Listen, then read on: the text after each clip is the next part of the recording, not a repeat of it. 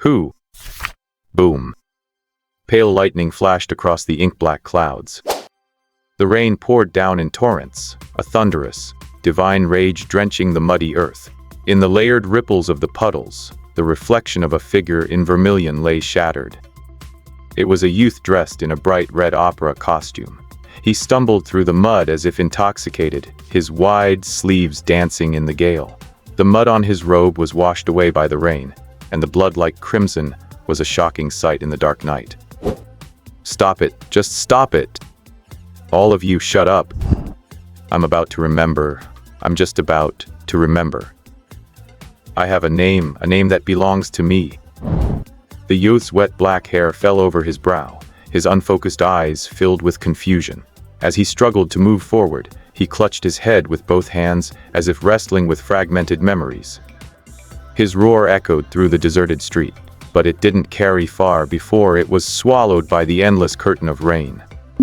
Thud. In the dimness, he tripped over a protruding stone and fell heavily to the ground. A trickle of scarlet blood rolled down from his forehead. He lay there blankly, then suddenly, as if recalling something, a glimmer of light sparked in his cloudy eyes. Chen Ling. A name suddenly flashed across his mind. The moment he whispered those two words, a fragment of memory drifted out from the endless whispers that threatened to burst his skull, merging with this frail body. What is this? Is it a transmigration? Chen Ling furrowed his brows, frantically processing the memories of this body. His brain felt as though it were being torn apart by pain.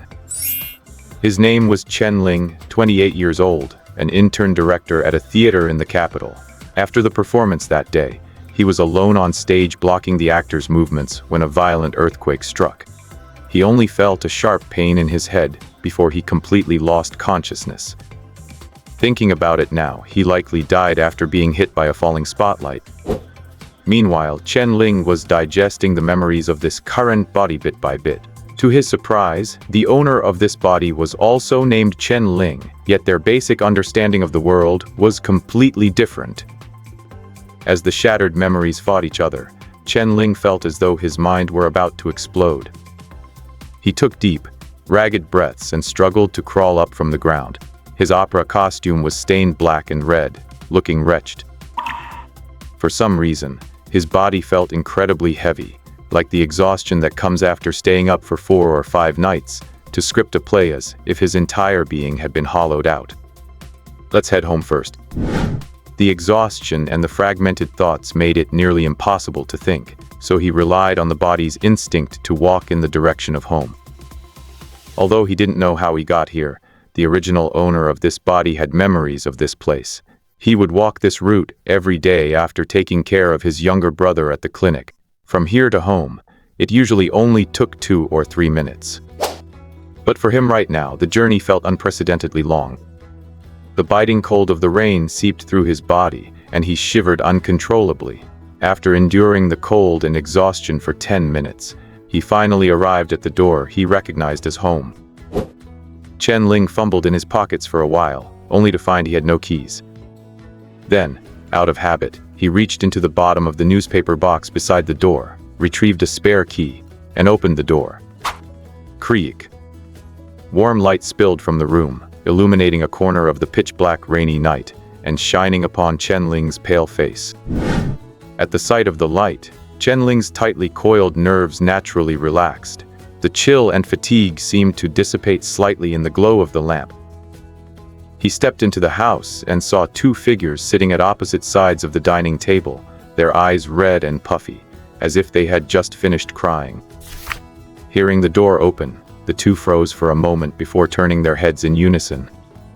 "Damn, I'm home."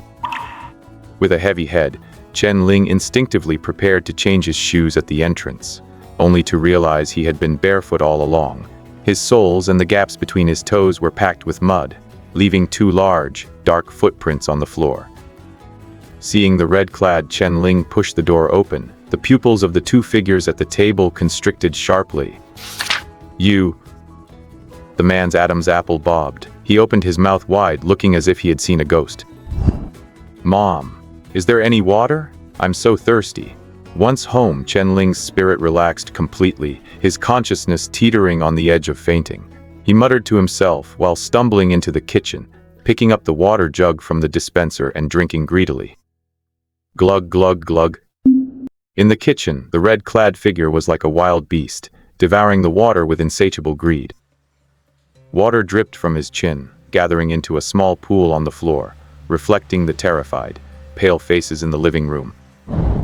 Ling, Ling, the woman said, forcing herself to summon some courage, her voice trembling. How did you come back? Chen Ling was too busy drinking to hear her words. He seemed to find the jug too slow to drink from, so he forced the mouth of the thick plastic container into his mouth and bit it apart. He chewed on the synthetic plastic, and water surged into his mouth, satisfying and refreshing. I walked back. A voice came from behind Chen Ling. Yes, from behind. Even as the Chen Ling in front was immersed in drinking, his voice reached the ears of the two clearly.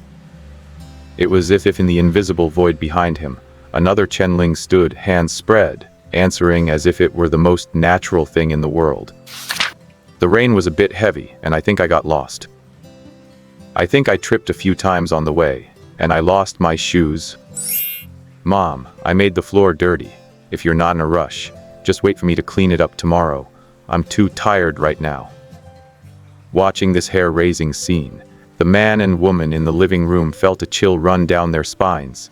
The kerosene lamp flickered, as if an invisible hand were playfully teasing the wick. Their faces were ghostly pale, yet they remained frozen, not daring to move an inch. Finally, the water jug was empty.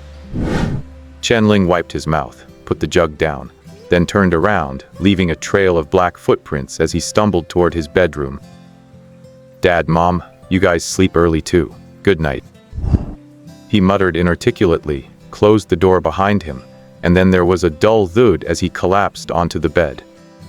The living room fell into a dead silence. I don't know how much time passed before those two figures, who had been like statues, finally turned their heads stiffly to look at each other. The flickering flame stabilized, the eerie light barely illuminating the dim living room. They sat in their chairs, trembling, with not a drop of blood left in their faces. He came back, the man said hoarsely. How is this even possible? If he really is Ling, then who on earth did we kill last night? Is that a ghost? The frantic rain hammered against the cold window, and their hearts flickered like flames in a lamp, unsteady and wavering. I don't know. The woman swallowed hard. Should we notify the enforcers? Are you crazy?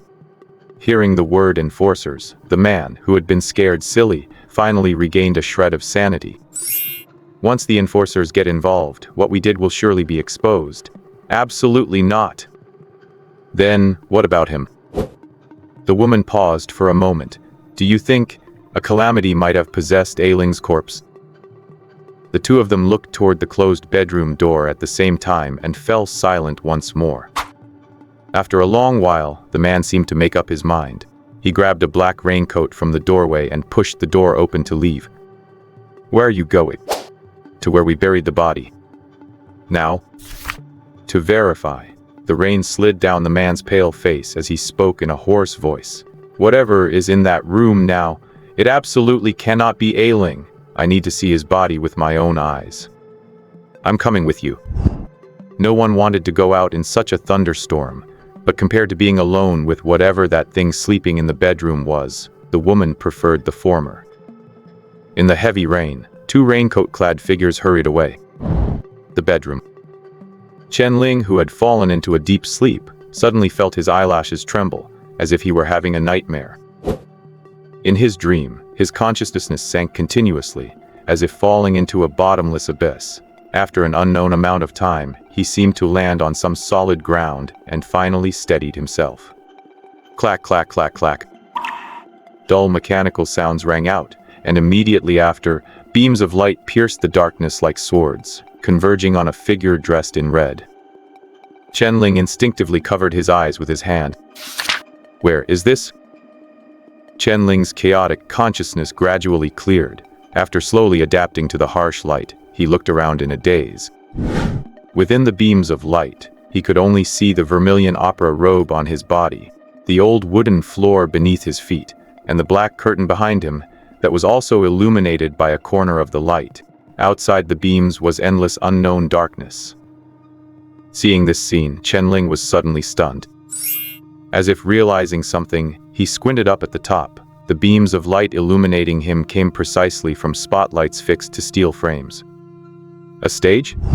As a working director at a theater, Chen Ling was all too familiar with stages. In his previous life, until the moment he was crushed to death by a falling light, he had been obsessing over stage positioning. His knowledge and understanding of the stage even surpassed that of the actors themselves. So his first reaction now was that he had transmigrated back. No. The stage lighting in the theater he worked at in his previous life was much better than this. The curtains weren't black, and the floor wasn't this decrepit wood. Then am I dreaming? Chen Ling stepped out tentatively, the old floorboards letting out a harsh creaking sound. As his figure was about to walk out of the circle of light, another beam followed his footsteps, chasing him into the darkness. A follow spot? Chen Ling's heart jumped, and he instinctively shouted, "Who's there?" If these lights can follow him, there is a very high probability that they are being controlled by someone, unless there's an automated follow spot system here. However, judging by how dilapidated this stage is, that possibility is almost zero. Who's there? Who's there? There. Chen Ling's voice echoed in the darkness, becoming increasingly eerie and sinister. At the same time, an electronic screen at the edge of the stage suddenly lit up. In stage design, this position is usually set up for a teleprompter to prevent actors or hosts from forgetting their lines, but on the screen right now was a string of red characters. Audience expectation 29%. In the lower left corner of the screen, there was some small text. Please do not let the audience's expectation drop below 20%. Otherwise, the theater cannot guarantee the personal safety of the actor. Seeing this screen, Chen Ling was somewhat dazed. Audience. Where did the audience come from? Clack, clack, clack. The familiar sound of lights turning on rang out again. The darkness in front of the stage receded like a tide, and hundreds upon hundreds of wooden chairs spread out into the distance in a tiered formation, crowded together in front of the stage. The auditorium. These three words appeared in Chen Ling's mind. It is reasonable for an auditorium to appear where there is a stage. What truly made Chen Ling's scalp tingle was not this, but the fact that, at some point, these seats were already filled with audience members. They were humanoid creatures shrouded in shadows. Even with sufficient lighting, Chen Ling still couldn't see what they looked like, as if they were incarnations of the abyss. The only exception was their eyes. Countless scarlet pupils opened in the gloom. They sat in their respective wooden chairs, staring at Chen Ling on the stage, like a pack of cats cornering a mouse, their gazes playful and greedy. Chen Ling, stared at by them, felt a chill on the back of his neck. He didn't know what these audience members were, but they were definitely not human. Chen Ling controlled himself not to look at those horrifying eyes anymore, and turned to run frantically toward the other end of the stage. Logically speaking, stage exits are on both sides. As long as he left the stage, he should be able to get rid of those ghostly things for a while. The spotlight locked onto the running red-clad figure as he rushed straight to the edge of the stage, only to be met by a bare, solid wall. Chen Ling froze. Refusing to believe it, he ran to the other side of the stage, but it was the same. This stage simply had no exit. In the dim auditorium, the dense scarlet pupils followed his flight, moving constantly, like a group of audience members immersed in a spectacular performance, focused and attentive. And the protagonist of this performance was Chen Ling, in red on stage. At the same time, the characters on the screen in the center of the stage flickered. The audience expectation jumped from 29% to 30%. Damn it, what kind of shitty nightmare is this? Chen Ling pinched himself hard, trying to wake up from the dream voluntarily, but other than feeling a familiar sting of pain, there was no sign of waking. Intermission is over, please continue the performance. Another line of text popped up on the screen, and immediately after, a crisp bell rang from above the stage. Ding-a-ling. Before Chen Ling could react, the scene before his eyes crumbled bit by bit, and his consciousness quickly blurred. Before he lost consciousness, he saw in a daze that the massive and mysterious black curtain behind him was slowly opening. Bang! Chen Ling sat up abruptly from the bed. The bed sheet was soaked with cold sweat, his chest heaving violently, his eyes full of terror. He swallowed hard and looked around bit by bit. Only after confirming that he was in his own room, and not on that goddamn stage, did he finally relax. Was it a dream? That was one hell of a weird dream. He calmed his nerves, got up, and went to the living room. The rain outside had basically stopped, but the sky was still dim. Chen Ling called for his parents a few times, but no one answered. The whole house was deathly quiet. Left for work so early, Chen Ling muttered to himself. Chen Ling rubbed his empty stomach. The nightmare from last night seemed to have drained too much of his energy. He felt floaty as he walked. With no other choice, he walked into the kitchen to find something to eat. Just as he entered the door, he tripped over something. Looking down, he saw it was the remains of a bucket that looked like it had been chewed on by a beast. What happened to this bucket, cracked from the cold? Chen Ling couldn't remember what happened last night at all. He mumbled suspiciously to himself, then set the bucket upright and threw it into a corner, turned around, found a rag, and prepared to wipe the water stains off the floor. He had just squatted down when he froze in place.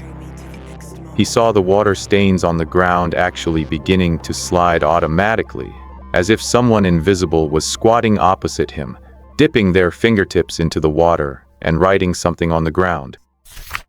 The next moment, the transparent water stains turned blood red before his eyes, and a twisted, eerie string of text was traced out in front of Chen Ling. "We are watching you." Chen Ling's pupils contracted sharply. However, as he blinked, the bloody characters on the ground vanished in an instant, as if they had never existed at all. An illusion? Chen Ling stood still, dazed. Those few words seemed to have burrowed into his mind, impossible to forget. "We are watching you." Chen Ling whipped his head around. In the empty living room, it felt as though pairs of invisible, scarlet eyes were observing him. This feeling of being stared at was identical to the one in his nightmares. He froze in place like a statue for a long time, then began to force himself to take deep breaths. Maybe it's just that I've been too tired from staying up late to prepare for the law enforcer exam, and my nerves are too frayed. But that was the original owner of this body's doing. It should have nothing to do with me. Could it be that something went wrong during the soul fusion, damaging my mind? I've heard that severe schizophrenia can indeed lead to hallucinations that are hard to distinguish from reality.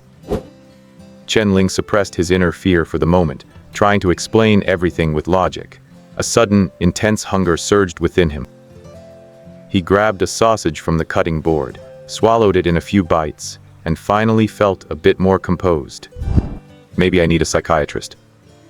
Startled and not even in the mood to wash his face, Chen Ling threw on a black cotton coat and pushed the door open to leave. Even so, the cold air rushing in through the door made Chen Ling shiver. This was the first time Chen Ling had officially stepped out since regaining consciousness. He took a deep breath, preparing himself to face all the unknowns and difficulties ahead. However, when he inadvertently looked up at the sky, he couldn't help but let out an exclamation. The light of early morning spilled from the east, and dreamlike blue ribbons floated above the small city, appearing both within reach and impossibly far away. An aurora. An aurora in the daytime. Chen Ling stood at his doorstep, staring blankly at the sky full of auroras for a long while, muttering to himself. What on earth is this world? Damn it, why is this road so hard to walk on? It's freezing, and it just rained heavily last night, so the mountain path is all frozen over. Be careful. We've been dawdling all the way here, it's already bright out. The man wiped the sweat from his forehead. How much further? That potter's field is just ahead, we should be there soon. Two staggering figures climbed over the mountain peak, and finally saw the mounds of earth scattered ahead. Most were old or new, and the vast majority had no tombstones, just simple wooden markers stuck in front of the graves or items that had belonged to the deceased. But after last night's heavy rain, many of the mounds had been washed away, and the wooden stakes and other items were scattered chaotically, leaving the scene a total mess. To the pair's surprise, the potter's field was now sealed off with yellow police tape, and over a dozen figures were moving within the restricted area with grave expressions. Law enforcers? Seeing their distinct black and red uniforms, the man's eyes widened. How could they be here? Have they already found out? The woman's face turned pale. Is it Ling? Did he go to the law enforcers? Is he really not dead? They thought they had killed Chen Ling, but the very next day he returned, and now law enforcers had suddenly appeared at the burial site. There was hardly any other explanation. No. The man stared fixedly at the figures. Even when dealing with criminal cases, the 3rd District's law enforcers would only deploy 3 people at most.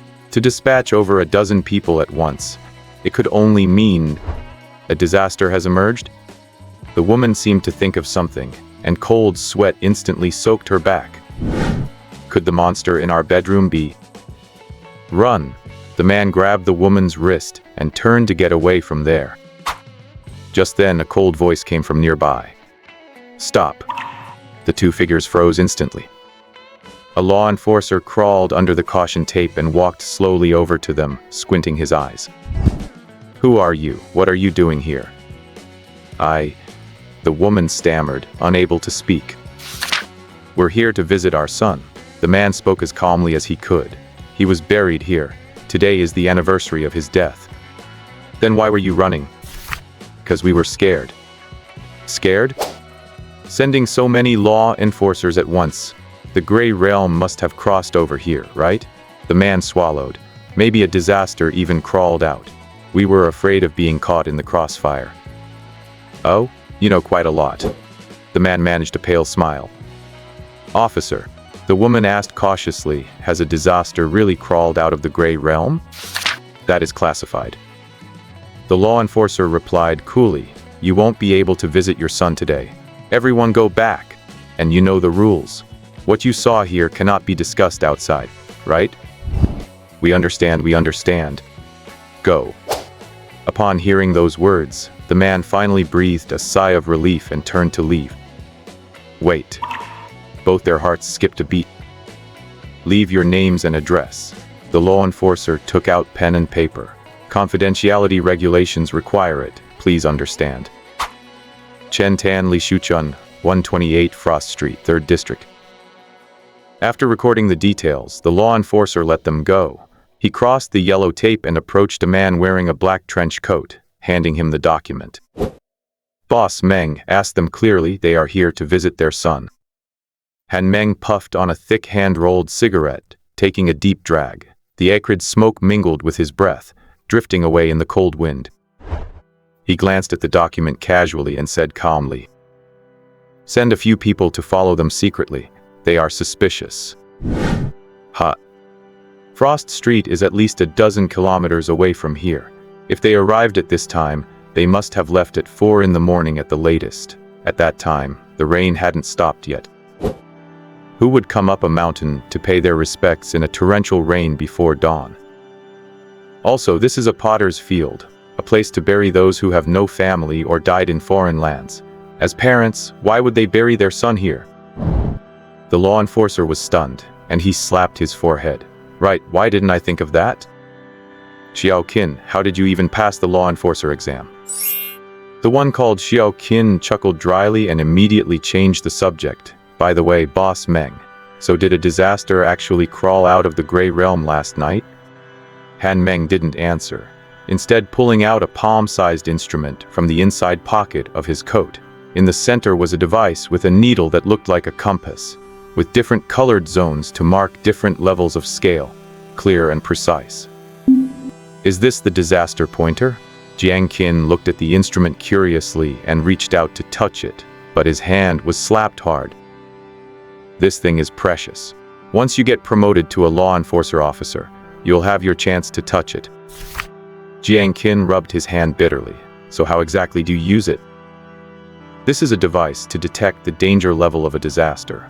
Once turned on, whichever zone the needle points to indicates the magnitude of the disaster fluctuation that occurred in the vicinity. If it's just a simple gray realm convergence without a disaster crawling into reality, it won't react. The higher the disaster level, the more the needle will shake.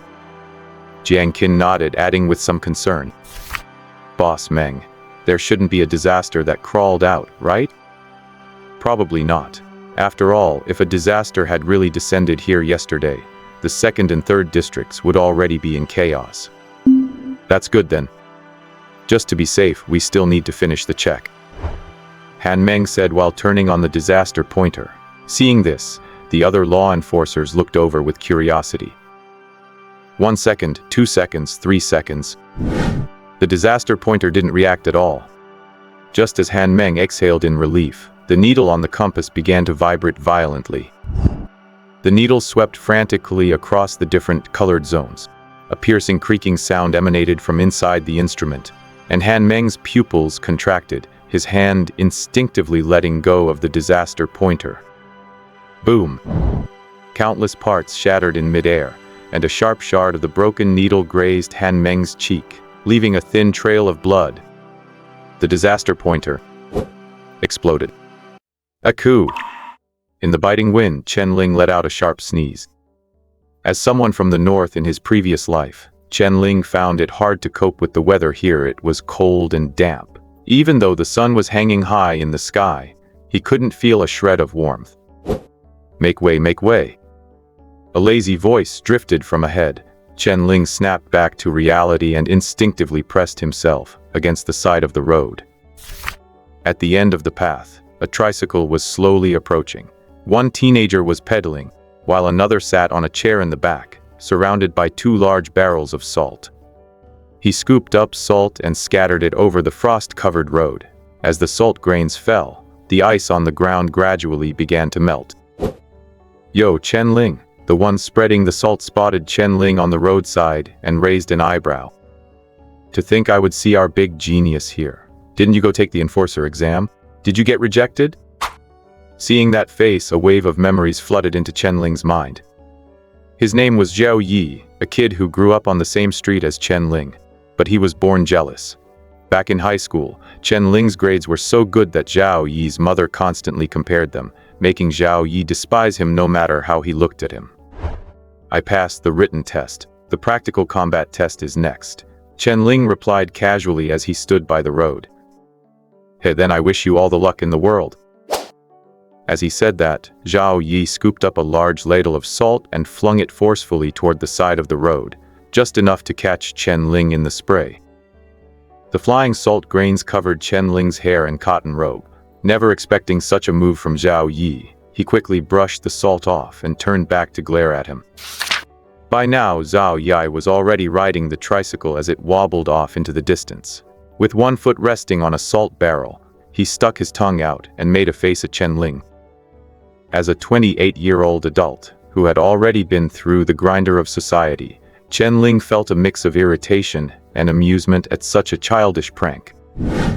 However, he had no intention of chasing the kid down to beat him up. He simply made a mental note of it, as he had much more important things to attend to right now. Just as Chen Ling was about to move on, his peripheral vision caught something on the ground, and he froze. The frost touched by the salt was melting away, leaving a faint white residue. In that instant, Chen Ling saw a line of text weave itself into existence. Audience expectation, 27%. Before Chen Ling could even react, the salt grains melted away completely. The whole scene felt like a fleeting hallucination. Chen Ling rubbed his eyes hard and muttered to himself, "No way." A sense of urgency welled up, and Chen Ling quickened his pace, heading straight for the clinic. A few minutes later, Chen Ling pushed open the clinic doors. Though called a clinic, it was essentially just a residential house on Frost Street. 2 stories high, square and dusty gray, it instantly reminded Chen Ling of his family's home back in the countryside.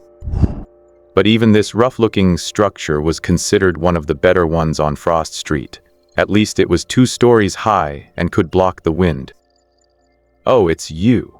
A man in a white coat behind a wooden desk turned slightly.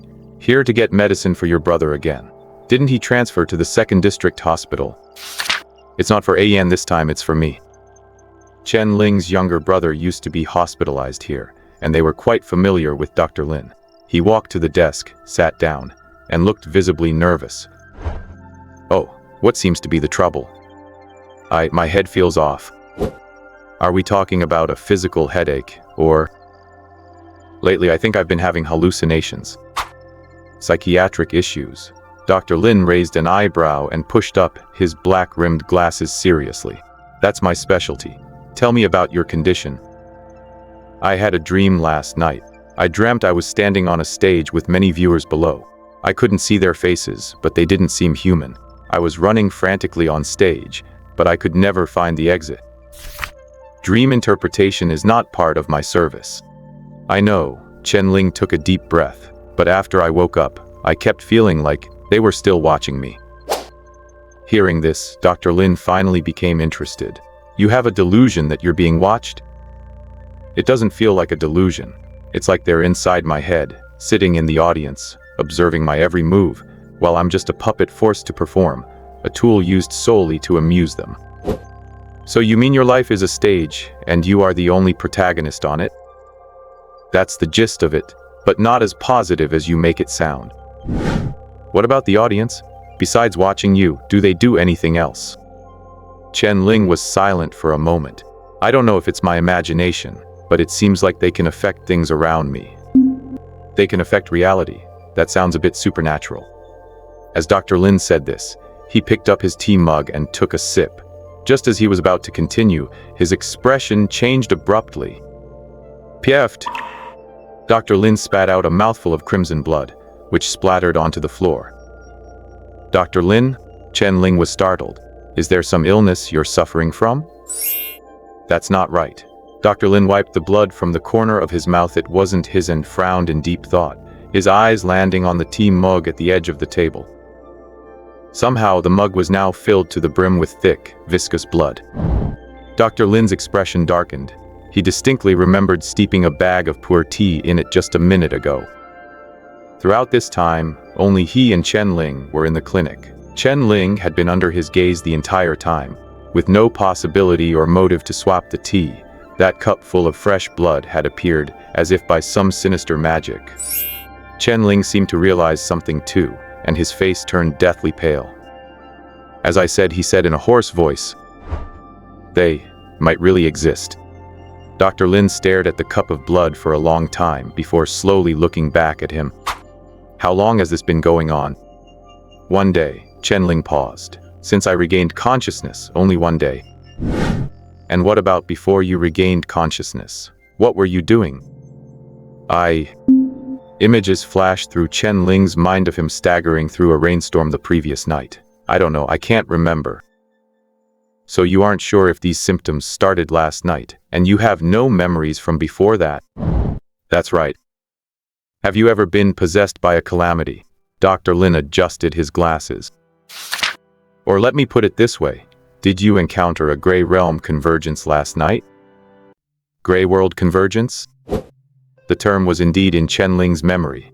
The original owner must have seen it somewhere. Don't tell me you've forgotten the gray world too. Dr. Lin stood up, poured the blood from the tea canister into the drain, and spoke slowly.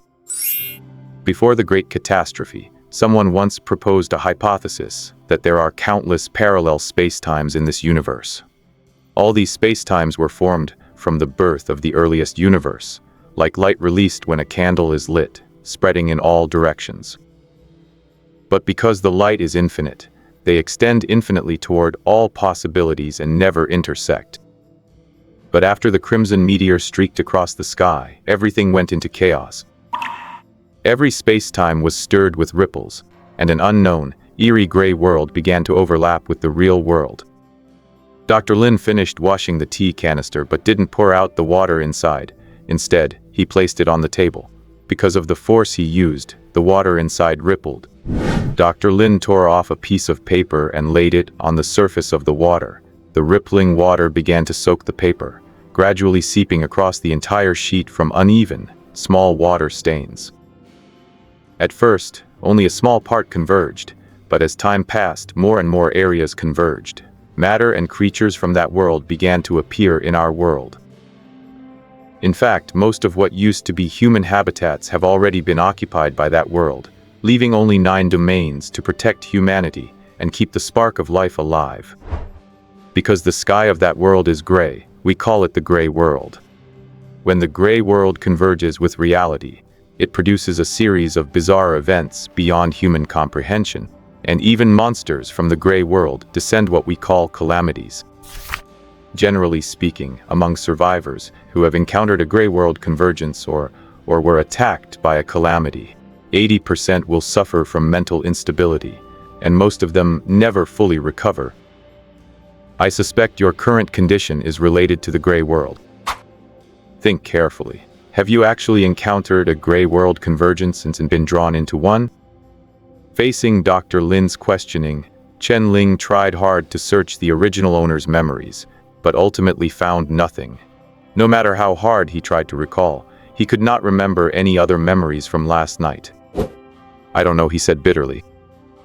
Dr. Lin pondered for a moment, took a piece of letterhead from a drawer, and began writing quickly. Your situation is no longer as simple as a mental illness. I am just an ordinary person and cannot cure you. However, I know someone who might be able to help with treating the after effects of gray world contamination. After all, he is a true doctor. Hearing this, a faint light appeared in Chen Ling's eyes. Where should I find him?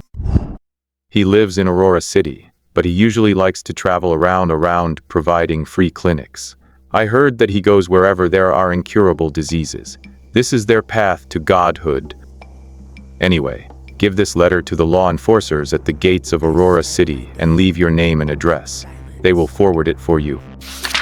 At most 3 days, that doctor will come to see you himself. Thank you. Chen Ling took the envelope and thanked him sincerely. In fact, when he saw the salt crystals melting on the road, Chen Ling already felt something was wrong. What had happened to him seemed impossible to explain as just an illness. Coming to this small clinic was partly because he was already halfway there, and partly because he truly didn't know where else might be able to help him. Judging by Dr. Lin's tone, this doctor seems special, and he even mentioned a path to godhood. Could it be that this world also has a unique human cultivation system? Otherwise, according to Dr. Lin, all of humanity should have perished during the so-called Great Catastrophe and the Gray World Convergence. Chen Ling even felt that the distorted level of science in this world might also be related to the Great Catastrophe. No need to thank me. Send my regards to your brother. Dr. Lin smiled slightly. He is still hospitalized in the 2nd district. I will make sure to pass it on next time I visit. Chen Ling stood up to bid farewell to Dr. Lin and pushed the door open to leave. As that figure gradually disappeared under the sky where Aurora flowed, Dr. Lin's eyes narrowed slightly. An actor, huh? The first time I saw the screen in my dream, the audience expectation was 29%. When I tried to escape from my life, it jumped to 30%. On the way here, it dropped back to 27%. Just now, when Dr. Lin was pranked, it rose back to 29%. Assuming the audience is truly in my mind, and these numbers are not hallucinations, what exactly affects the rise and fall of this expectation value? The cold wind was biting. Chen Ling wrapped his thick cotton coat tighter and thought deeply as he walked toward home. Stage, audience, expectation value.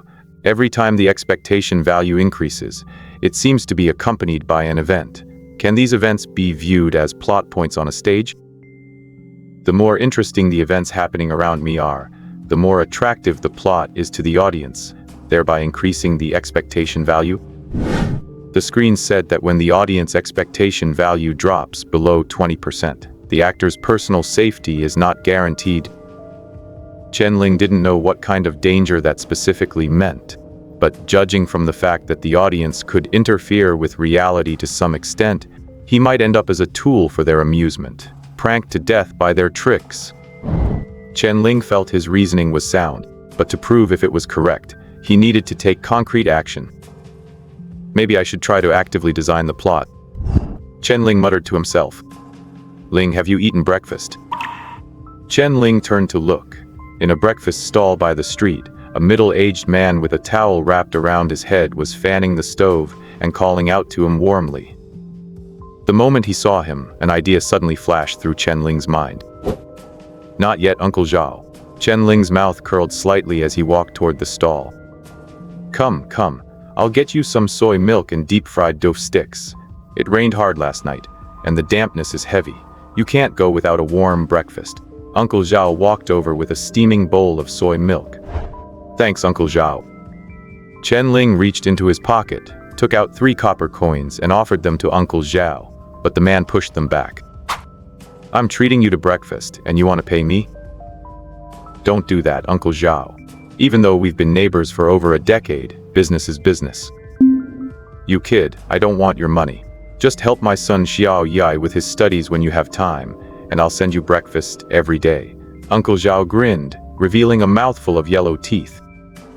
Hasn't he already graduated? He still needs tutoring? With those grades of his, he can't even get a job assignment. I'm planning to make him repeat a year. He can't just be doing odd jobs forever, can he? Oh. Ling is the best after all, so smart and filial. If Xiao Yi could ever become a law enforcer like you, I'd die smiling in my sleep. Uncle Zhao sighed heavily. It's just a pity that the boy is so unpromising. Chen Ling's hand holding the chopsticks paused for a moment. After hesitating, he said, Uncle Zhao, do you know why Xiao Yi's grades are so poor? Huh. Chen Ling was about to say something, but fell silent for a long time. Finally, he shook his head. Never mind, Uncle Zhao. Just pretend I didn't say anything. I promised him I'd keep it a secret. Don't say that. Uncle Zhao's heart rate spiked. He added a marinated egg to Chen Ling's bowl and scratched his head in a panic. Ling, I know you're Xiao Yi's good friend, but there are some things. Well, as his father, I should at least know a little, right? I raised Xiao Yi all by myself, working from dawn till dusk to pay for his school, just so he could have a better life in the future. If you know something, you must tell me. We're all doing this for his own good. Seeing Uncle Zhao so anxious, Chen Ling was slightly moved. After struggling for a moment, he seemed to make up his mind. You're right, Uncle Zhao. As his friend, I really can't stand to watch Xiao Yi keep sliding downhill like this. Sliding? Sliding downhill? What exactly is wrong with him? He's dating. Huh? Uncle Zhao was stunned. That kid actually has that kind of charm? Chen Ling took a bite of the dough stick with a straight face and calmly spat out 3 words. With a guy. Chen's directing principles, rule number 9. The core of creating and developing a plot lies in setting up conflict. If the story itself lacks tension or isn't gripping enough, then manufacture a misunderstanding to drive the narrative forward. As those rules he had secretly compiled during his previous life as a director flashed through Chen Ling's mind, a hint of a smile appeared in his eyes. Audience anticipation +3. Current anticipation level, 32%. The moment he saw those 2 lines flicker in his vision, Chen Ling knew he had guessed correctly. Uncle Zhao's expression went visibly rigid. He stared at Chen Ling in bewilderment, his face shifting from confusion to shock, and finally into a deathly silence. Uncle Zhao, I promised Xiao Yi I'd keep it a secret, but he's your only son. You must be hoping he'll carry on the family line. Besides, he's always hanging around with that other boy, and it really is going to affect his studies. Chen Ling sighed. Today, I even saw him sitting on the back of that boy's bike, smiling happier than I've ever seen. Uncle Zhao's body began to tremble slightly. His hands balled into fists, and his breathing grew heavy and ragged.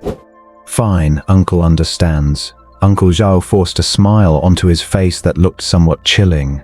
Thank you, Ailing. By the way, Uncle, I promised Xiao Yi I'd keep this quiet, so you must never tell him it was me who told you. Rest assured, Uncle knows. Chen Ling finished the last of his soy milk, said goodbye to Uncle Zhao, and left the shop. Uncle Zhao, as if he hadn't heard, buried his head in his work, rummaging through the room. A few minutes later, he pulled a club as thick as a fist from the corner and sat slowly on a bench at the store entrance. A cold wind swept through the street, lifting Uncle Zhao's sparse hair and the sweat-soaked towel draped over his forehead. He sat there silently, one hand bracing the club against the ground, his bloodshot eyes fixed intently on the end of the street, looking every bit like a battle-hardened general brimming with murderous intent. Chen Ling appeared to leave the street, but he had actually circled back through an alley. Standing in the shade of a tree in the corner, he had a perfect view of the shop. A few minutes later, a tricycle came wobbling from the end of the road. Zhao Yai sat on the edge, legs crossed. The 2 buckets of salt behind him were already completely empty. He toyed with a few copper coins he had just earned, his gretching nearly from ear to ear. Hey, making money isn't so hard after all. Big brother, yeah, of course it's not hard for you. I'm the one who's been pedaling all day. The boy in front stood up, pedaling the tricycle with all his might, panting as he spoke. We're all brothers here, don't worry about who's who. Zhao Ye took 2 coins from his palm and stuffed them into the boy's pocket. Here for you. Not far away, Uncle Zhao saw Zhao Ye casually touch the boy's waist, and his eyelid couldn't help but twitch. Brother Yi, I pedaled for you all day, and you're only giving me 2. The boy's eyes widened. Didn't you get 20 from the Road Management Bureau? Pedaling is manual labor, but spreading salt is a technical skill. Obviously, I deserve a bigger share. Zhao Yi replied lazily, then hopped off the tricycle. With a squinted smile, he waved at the boy. I'll wait for you at the usual spot tomorrow. If you dare not to show up, I'll beat you every time I see you, understand? With that, he gripped the remaining 18 coins in his hand and walked toward his shop with his head held high. The boy who had been pedaling looked at him with rage, but when Zhao Yi shot him a fierce glare, he immediately withered, drooping his head as he continued pedaling home alone. Zhao Yi, the schoolyard bully of Frost Street, was feared by almost everyone in his generation. Even after being exploited for a whole day, the other boy could only swallow his anger. Dad, I'm home. Zhao Yi strode forward, clutching the 18 coins. He had never walked home with such confidence. But for some reason, the moment he reached the shop door, he felt a chill wash over him. The figure holding the wooden club stood up slowly. The atmosphere plummeted to freezing point. Uncle Zhao's angry eyes locked onto Zhao Yi, and he marched toward him with the imposing air of a general wielding a spear. Dad? Zhao Yi instinctively stepped back when he saw the club. It's him, isn't it? Uncle Zhao pointed a finger at the boy pedaling away in the distance, his hand trembling with rage. You little brat, you don't focus on your studies, but you sneak around doing this? If you were actually dating a girl properly, that'd be one thing, but you're hooking up with a man? Can a man bear you children? Can he carry on our Zhao family line? Do you want to end our family's lineage? Uncle Zhao cursed at the top of his lungs while chasing Zhao Yi, club in hand. The latter shrieked in pain as he was struck. Hearing the shouting, neighbors along half the street perked up their ears. They gathered curiously to watch the chase, whispering to each other, their faces filled with shock. Audience anticipation +1, +1, +1. As Zhao Yi yelped under the beating, the numbers before Chen Ling's eyes began to jump incessantly. If he could look into the theater within his mind again, he would see those dense, shadowy audience members watching the scene with great interest, subtle smiles on their faces. The conflict is right, but the cast isn't enough yet. Chen Ling's gaze landed on the tricycle in the distance. Xiao Liu. Hearing Chen Ling's call, the boy, who had been watching the commotion in bewilderment, turned his head. Brother Ailing, you're here too? How much did Xiao Yi give you when you went to melt the snow today? 2 coins. At the mention of this, resentment filled the boy's face. He went back on his word. He originally promised that if I pedaled, I'd get the lion's share, but he only gave me that much, and even threatened to make me work as his labor again tomorrow. Do you want revenge? Chen Ling stared into his eyes. Or rather, do you want him to never dare bully you again, to even give you a wide berth when he sees you coming? I do. Then let me teach you. While the two were whispering, Zhao Yi had already been chased until he was exhausted. Dad, stop hitting me. I really am not gay. Zhao Yi finally caught on, desperate to explain. I swear, I have only ever liked women, especially the curvy, charming kind. The onlookers' mouths hung open, their expressions thoughtful. Uncle Zhao froze, his steps slowing down. Then what's your relationship with that boy who peddles for you? We're just normal friends. Are you telling the truth? Of course I'm telling. Brother Xiao Yi, a young figure pushed through the crowd, rushing madly toward Zhao Yi. He threw his arms around him, shielding Zhao Yi's body with his own back against the wooden club. Zhao Yi was stunned. Uncle Zhao was also stunned. You. Zhao Yi felt his mind go completely blank. Before Zhao Yi could speak, the boy, with his eyes flushed red, shouted at Uncle Zhao. If you want to hit someone, hit me. Don't you dare touch Brother Xiao Yi. The atmosphere fell into a deathly silence. Audience anticipation +2, +2, +2, +2. That afternoon, the screaming on Frost Street barely ceased for a moment. Yet the culprit behind it all, Chen Ling, sat quietly under a tree, propping his head up and watching the show along with the crowd while keeping an eye on the fluctuations of his audience expectation level. At first, every time Uncle Zhao spanked Zhao Yi, the audience expectation level would increase slightly, but after a few rounds, the growth stagnated and finally settled at 48%. After watching for a while longer, the expectation level actually dropped by 1% down to 47%. It seems the audience is starting to get bored. Are the viewers in my head just here for the thrills? Chen Ling couldn't help but think. Through this experiment, Chen Ling confirmed that the audience expectation level changes based on his own actions. If what he is going through is exciting enough, the level rises. But if there is no entertainment for a long time, it drops as time passes. Doesn't that mean if he wants to keep the expectation level above 20%, he has to constantly create exciting plots?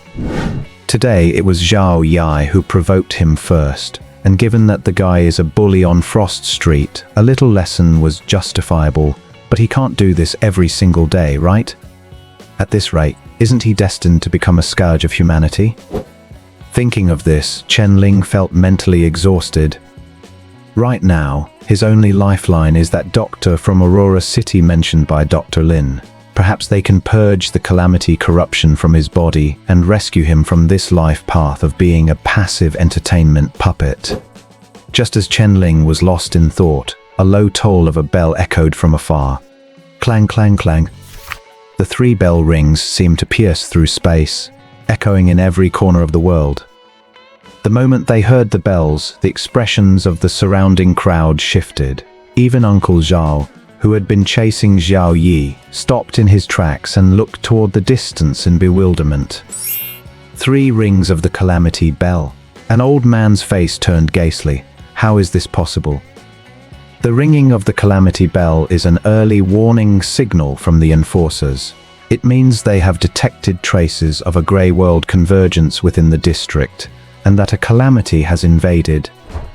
Didn't they say the Aurora realm is protected by Aurora and rarely converges with the grey world? Over the past 10 years, calamities haven't appeared more than 3 times. Where is that calamity now? Who knows? Just hurry home. Don't come out unless necessary. Hearing the 3 tolls of the calamity bell, everyone's faces turned stark white. Zhao Yi, who had just been howling in pain from his beating, felt his legs go weak and knelt straight onto the ground.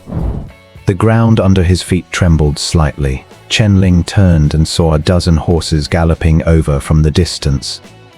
On each horse sat a figure in a black and red uniform, with a pistol holster slung across their waist and expressions equally grave.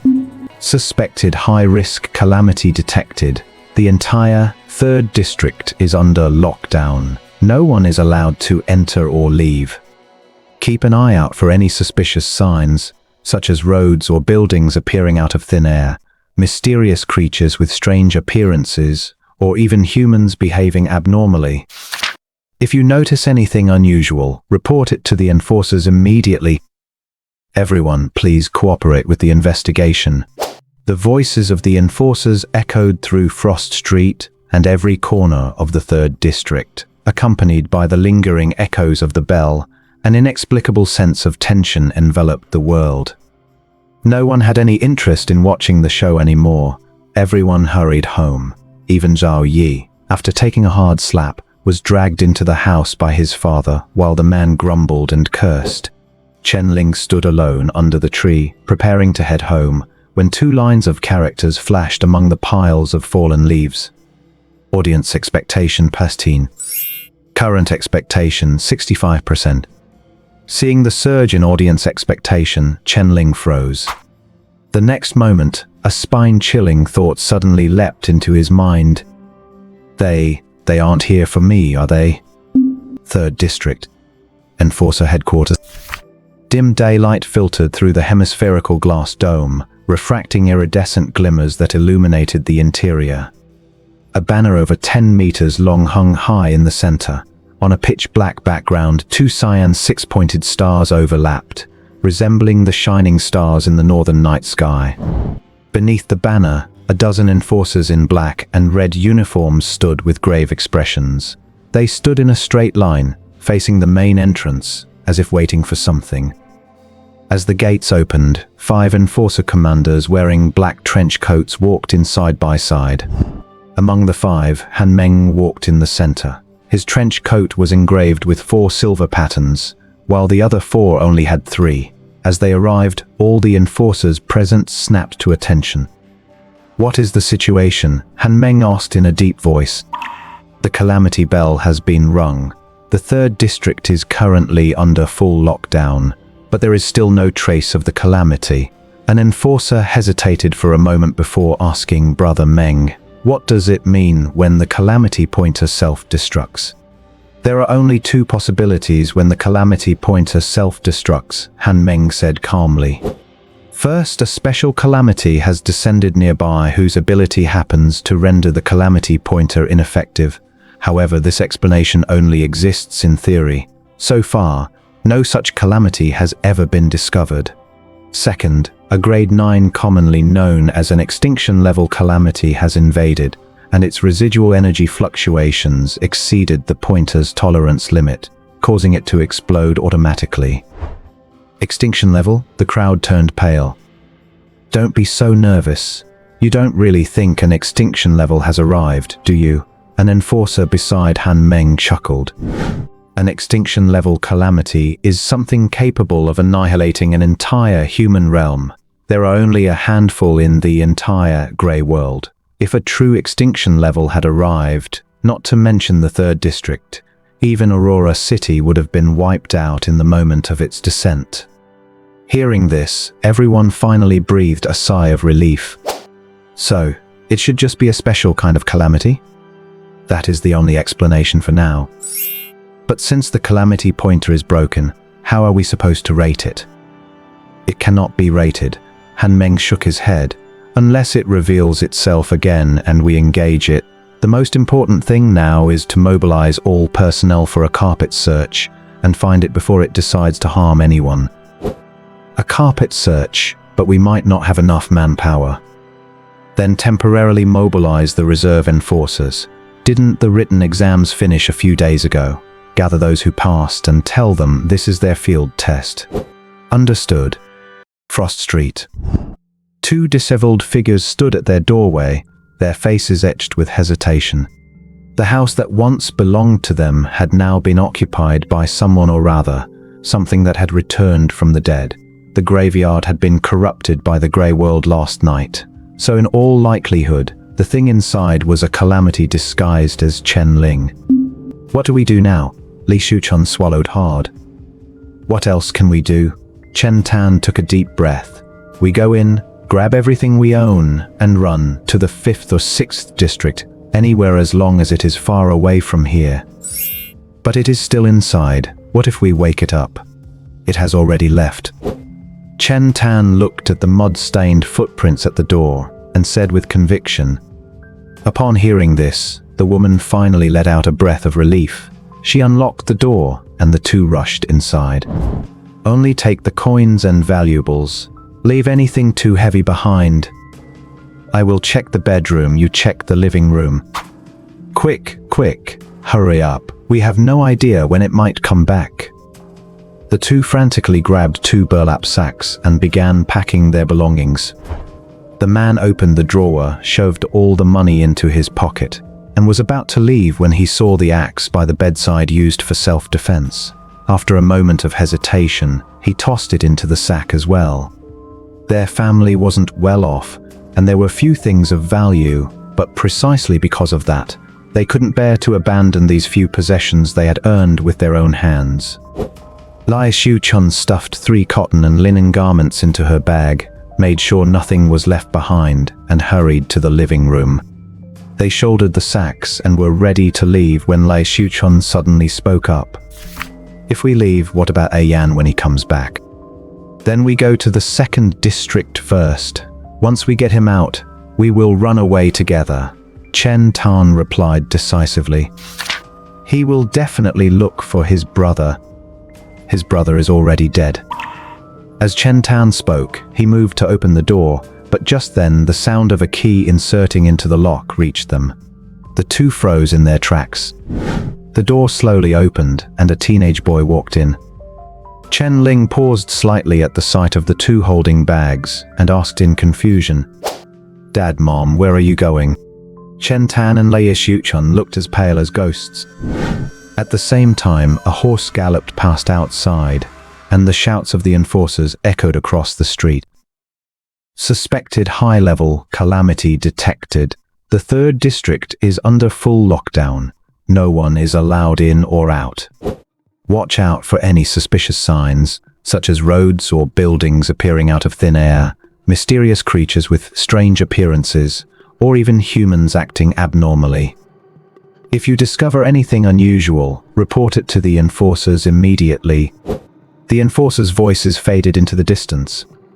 Inside the cramped house, the atmosphere fell into an eerie, deathly silence. Hearing the noise outside, their legs began to tremble.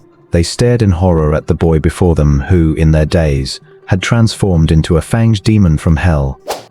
Chen Ling's gaze fell on the 2 large sacks, and linking this to what the enforcers had shouted, he spoke up to reassure them. "Don't be too worried. This so-called calamity doesn't seem to be in this area. Isn't this the street doing just fine?" Chen Tan. Li Xiuchun. Chen Ling felt helpless too. He hadn't thought much when he first heard about the world-ending calamity invasion, but seeing the audience's expectation points skyrocketing, he suddenly felt that something was very wrong. Zhao Yi had been beaten for an entire afternoon and only earned a dozen expectation points, yet just because of one shout from the enforcers, the points had surged to over 60. Based on what Chen Ling knew, this meant they had found some highly stimulating entertainment. Unfortunately, that entertainment was likely himself.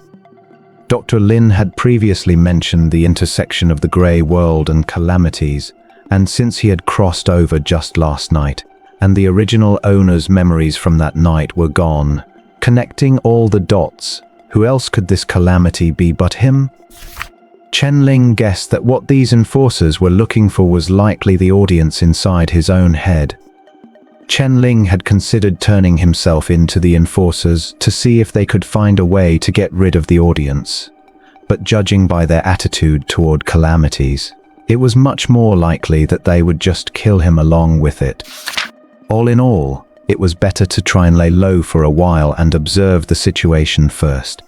Seeing that they were still stiff with fear, looking extremely nervous, Chen Ling sighed and reached out to take the sack from Lai Xiuchun. "Mom, where do you think you can run to at a time like this? Both the 2nd and 3rd districts are locked down. We can't get out. Do you want to sleep on the streets?" Lai Xiuchun had been terrified by the first sentence, but after hearing the rest, she finally managed to collect herself and chuckled dryly. "Right, you are right. Dad, you should put it down too. Don't be so nervous. If we flee, what about Yan?" Chen Tan swallowed, his eyes locked on Chen Ling, trying to find even a hint of abnormality or killing intent, but he failed. Everything Chen Ling did was unlike a calamity. He was no different from the Chen Ling in his memory. But Chen Tan knew deep down he was not Chen Ling. Chen Ling was dead. You two should sit down for a while. I will go to the kitchen and pour you some water." Seeing them still pale, Chen Ling pulled out the chairs by the table and turned to walk into the kitchen. Lai Xiuchun and Chen Tan exchanged a glance and finally sat down obediently.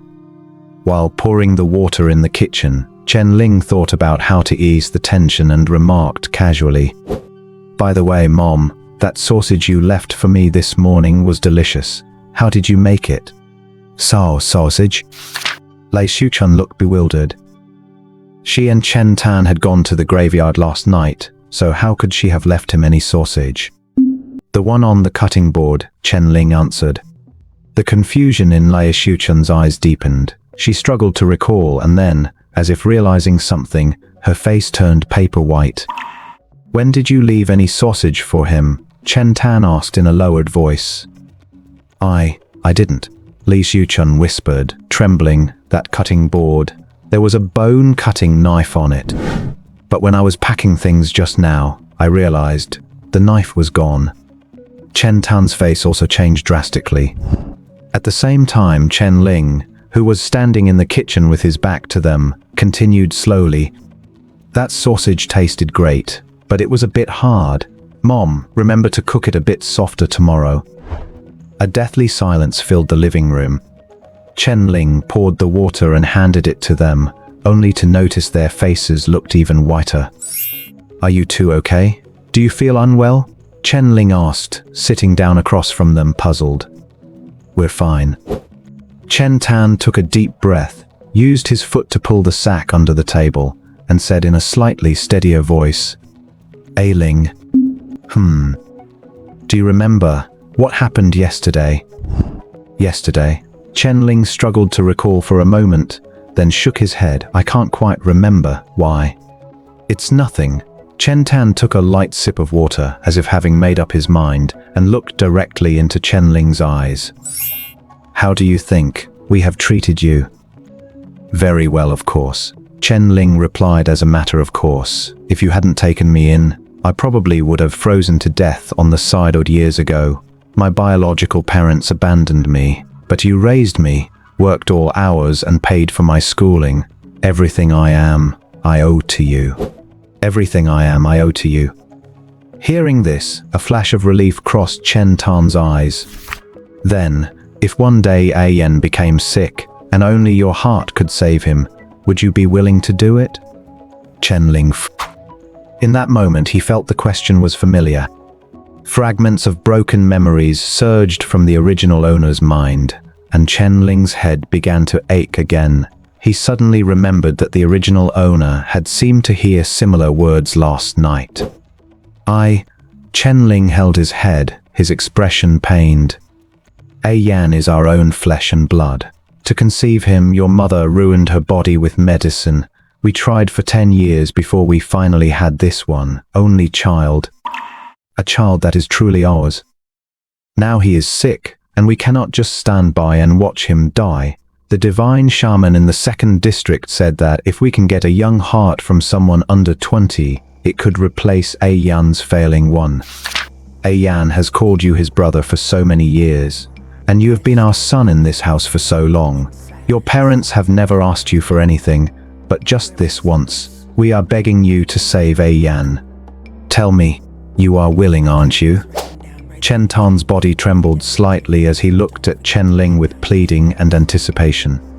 He looked like a child who had done something wrong, waiting for a long overdue forgiveness. At this moment, the fragmented memories buried in the heavy rain from last night finally returned to Chen Ling. As he fought through the pain in his head, he took a deep breath and spoke in a raspy voice. "So, it was you who killed him." "Him? Does A Yan know?" "He doesn't know. If he knew that the heart he was about to receive was yours, he would rather die than accept it." Chen Tan recovered from the struggle and guilt in his heart, reached into the sack at his feet, and slowly pulled out a sharp axe. "Ailing, you are already dead. You shouldn't be here." Chen Tan's eyes were bloodshot. He gripped the axe tightly and spoke with a rasp. "No matter what thing is occupying your body, I will set you free." Low thunder rumbled across the dim sky.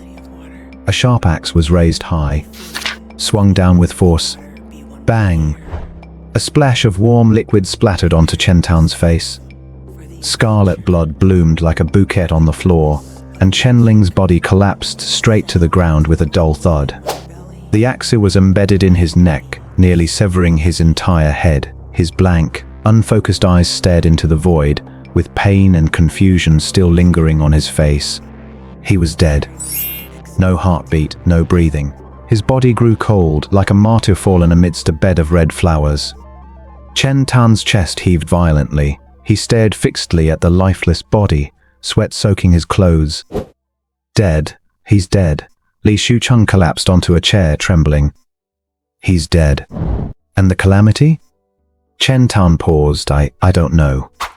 Li Shuchun looked blankly at the corpse, then suddenly added, do you think it's possible that he wasn't a calamity, but that God gave us another chance at atonement? If that's the case, Chen Tan let out a bitter, wretched laugh, then we really deserve to go to hell. Maybe that calamity was just too weak. One axe chop, and it was completely done for. Li Shuchun offered another possibility. Chen Tan didn't answer. He stared at the figure in the pool of blood for a long time before turning to grab a kitchen knife. What are you doing?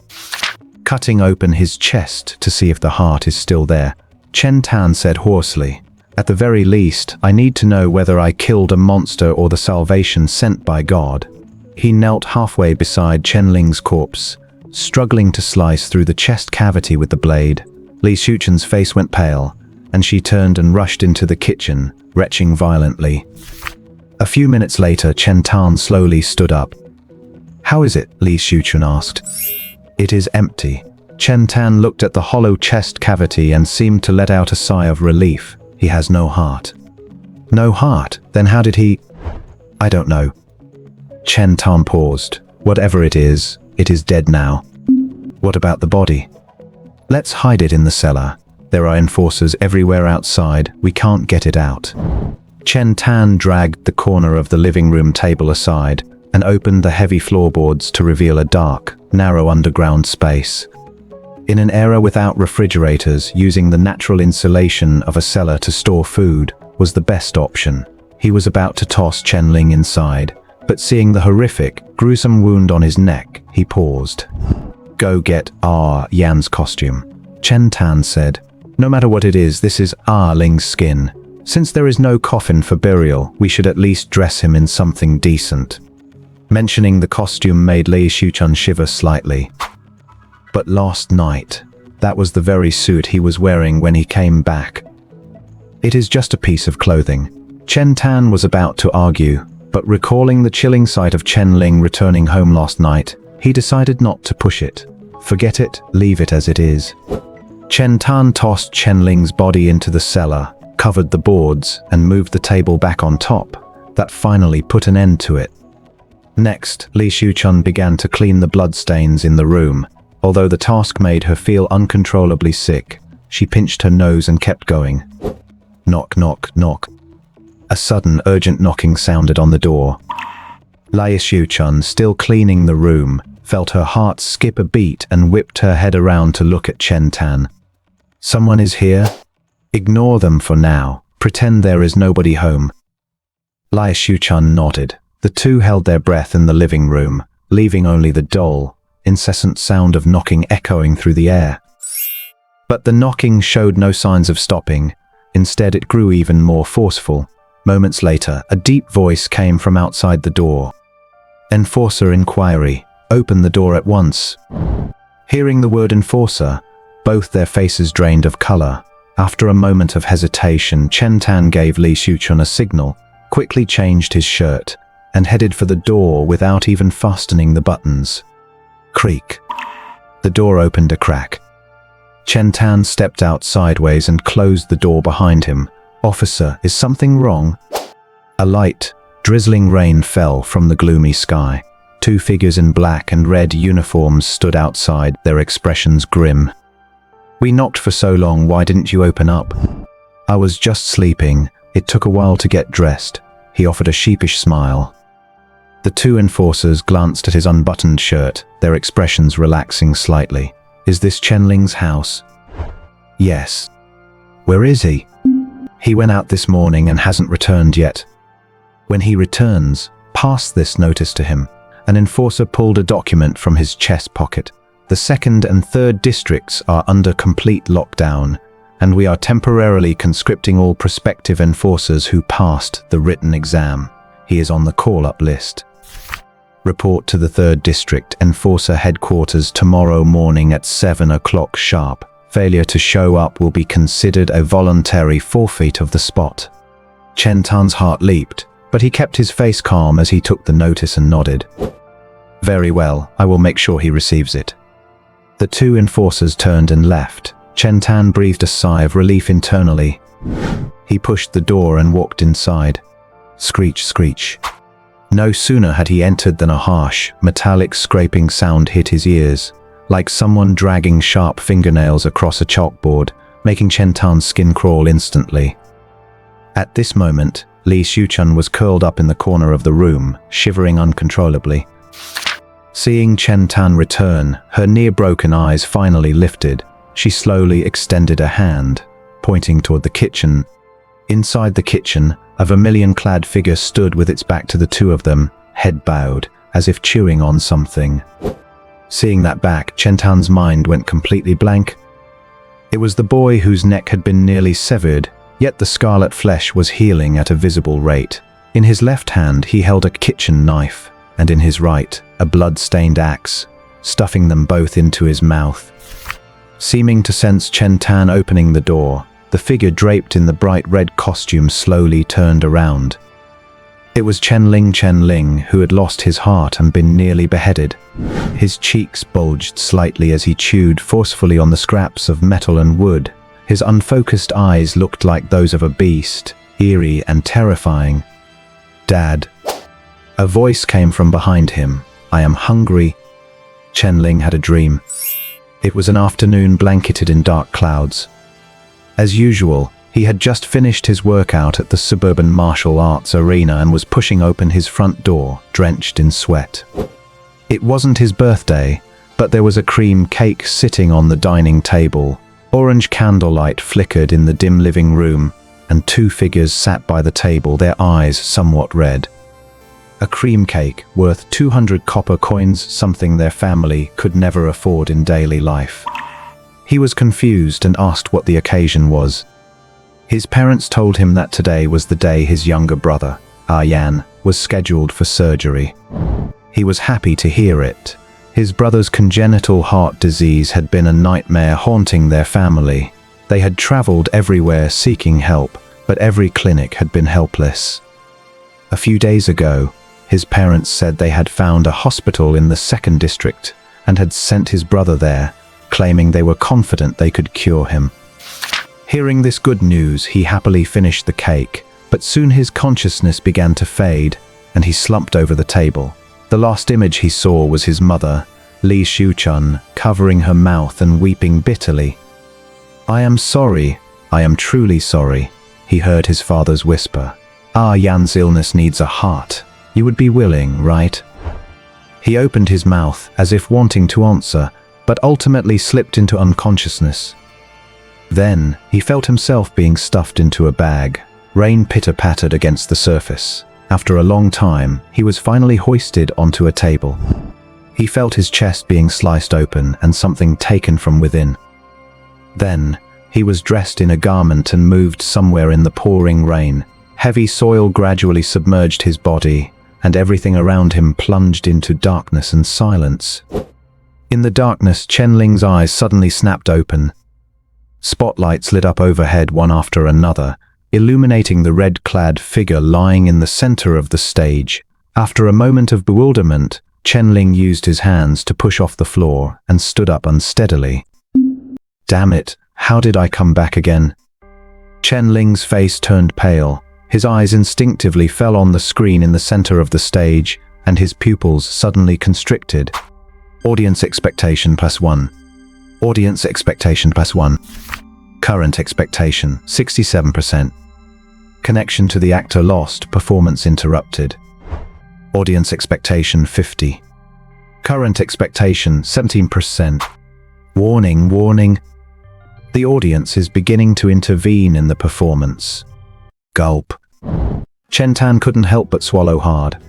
How is this possible? He rasped, his voice hoarse. No heart, head cut off, and yet it can still move. Where did the costume come from? We didn't even put it on him. I don't know. Li Shuchun replied incoherently, completely overcome by terror. When he crawled out from underground, he was already wearing that costume. It's the one we wrapped him in when we buried him last night. He's a ghost. He really is a ghost. A ghost coming to take our lives. Bullshit. There's no such thing as ghosts in this world. The scene before him was just too bizarre, and Chen Tan's legs felt weak with fear. But he eventually mustered his courage, picked up a table knife from the floor, and lunged at Chen Ling's face. He had already killed Chen Ling twice. He could kill him a third time. Whatever it was inside him, it didn't seem as terrifying as the rumors about calamities suggested, just scary to look at, and that gave Chen Tan a significant boost of courage. The sharp table knife cut through the air, but just as it was about to touch Chen Ling, it stopped abruptly in mid-air. Chen Tan froze, pushing hard with the hand holding the knife, but it wouldn't move an inch further, as if an invisible giant hand had gripped the blade and held it tight in the air. Hee. An eerie giggle sounded from behind Chen Ling. The next moment, the table knife in Chen Tan's hand vanished into thin air, and in its place was a long, thin strip of red paper. With vacant eyes, Chen Ling chewed and swallowed the axe and kitchen knife in his mouth, staring fixedly at Chen Tan as he stepped forward, repeating the same words in a mechanical, hoarse voice. "Dad, I'm hungry." Those three simple words made Chen Tan's scalp tingle. He didn't doubt for a second that in the next moment, Chen Ling would grab his head, stuff it into his mouth, and crush it to pieces. His bones wouldn't be any harder than the axe and the knife. "Run, get out and find the enforcers." Chen Tan turned and sprinted toward the main door. Chen Tan knew this was beyond anything they could handle. The only way to survive now was to find the enforcers for help. Those powerful officials must have a way to deal with a calamity. As for how the enforcers would judge them for premeditated murder and organ theft later, that was a problem for another day. In any case, prison was better than losing one's life. Lai Suchun, trembling on the side, was snapped back to reality by the shout and scrambled toward the closed door. While Chen Ling's attention was on Chen Tan, she made it to the door and reached for the handle. But she grabbed nothing. Lai Shuchun looked down in a daze, only to find the door handle was gone. No, not just the handle. The entire door had become a painting on red paper, shifting from three-dimensional to two-dimensional. She couldn't open a door painted on paper. He. Densely packed voices layered from every direction, as if the room were now filled with countless invisible figures. They were watching the two, their scarlet eyes full of mockery. Red paper strips fluttered around Li Shuchun, and in her daze, she saw face after eerie face. She kept screaming, backing away, her eyes filled with nothing but pure fear. Finally, her eyes rolled back, and she collapsed to the ground, unconscious. Audience expectation 1. Current expectation 16%. At the same time, Chen Tan felt the floor vanish beneath his feet and fell hard to the ground. He turned back, startled, only to see the entire floor turn red, undulating like waves.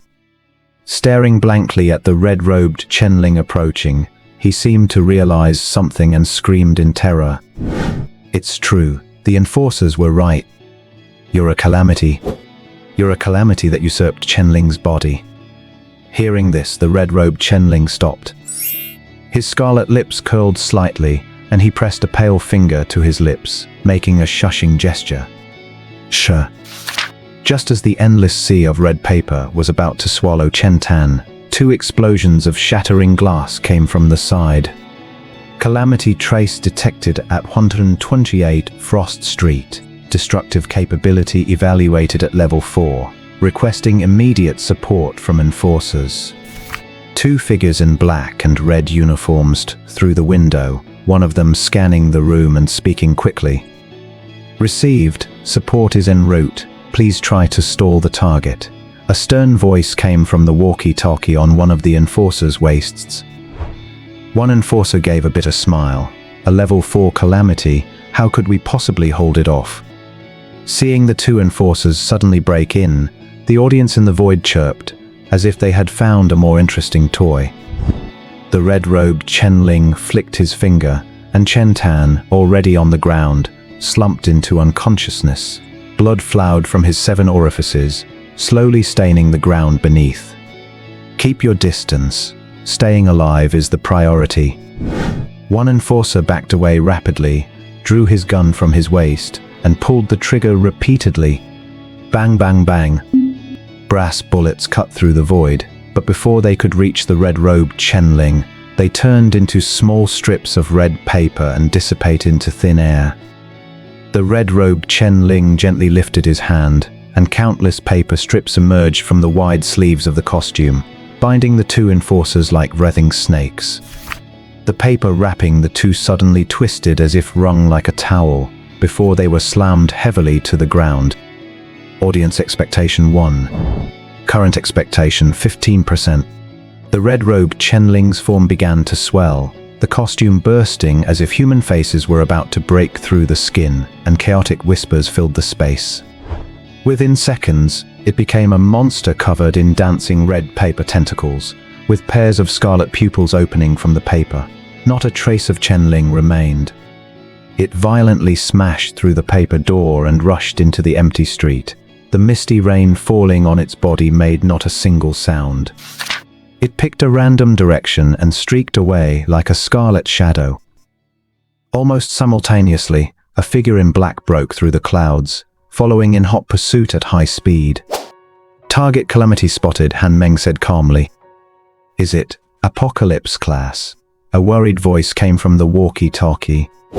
Judging by its aura, it's at most level 5. It seems a calamity did descend last night, but the indicator misjudged its energy intensity. Level 5 is still quite dangerous. Be careful, Brother Meng. Han Meng said nothing. He followed the red shadow until they reached the wilderness at the edge of the 3rd district, and then he slammed down like a cannonball. Boom! The black meteor crashed into the wilderness, creating an invisible shockwave. Flying sand and grit sprayed in all directions, forcing the red shadow to a stop. Dense red paper tentacles swayed in the wind, and all those pupils turned to stare at the place where the dust was rising. A figure lowered his head to light a cigarette, then walked out slowly. Beneath his black trench coat, 4 silver lines glowed faintly.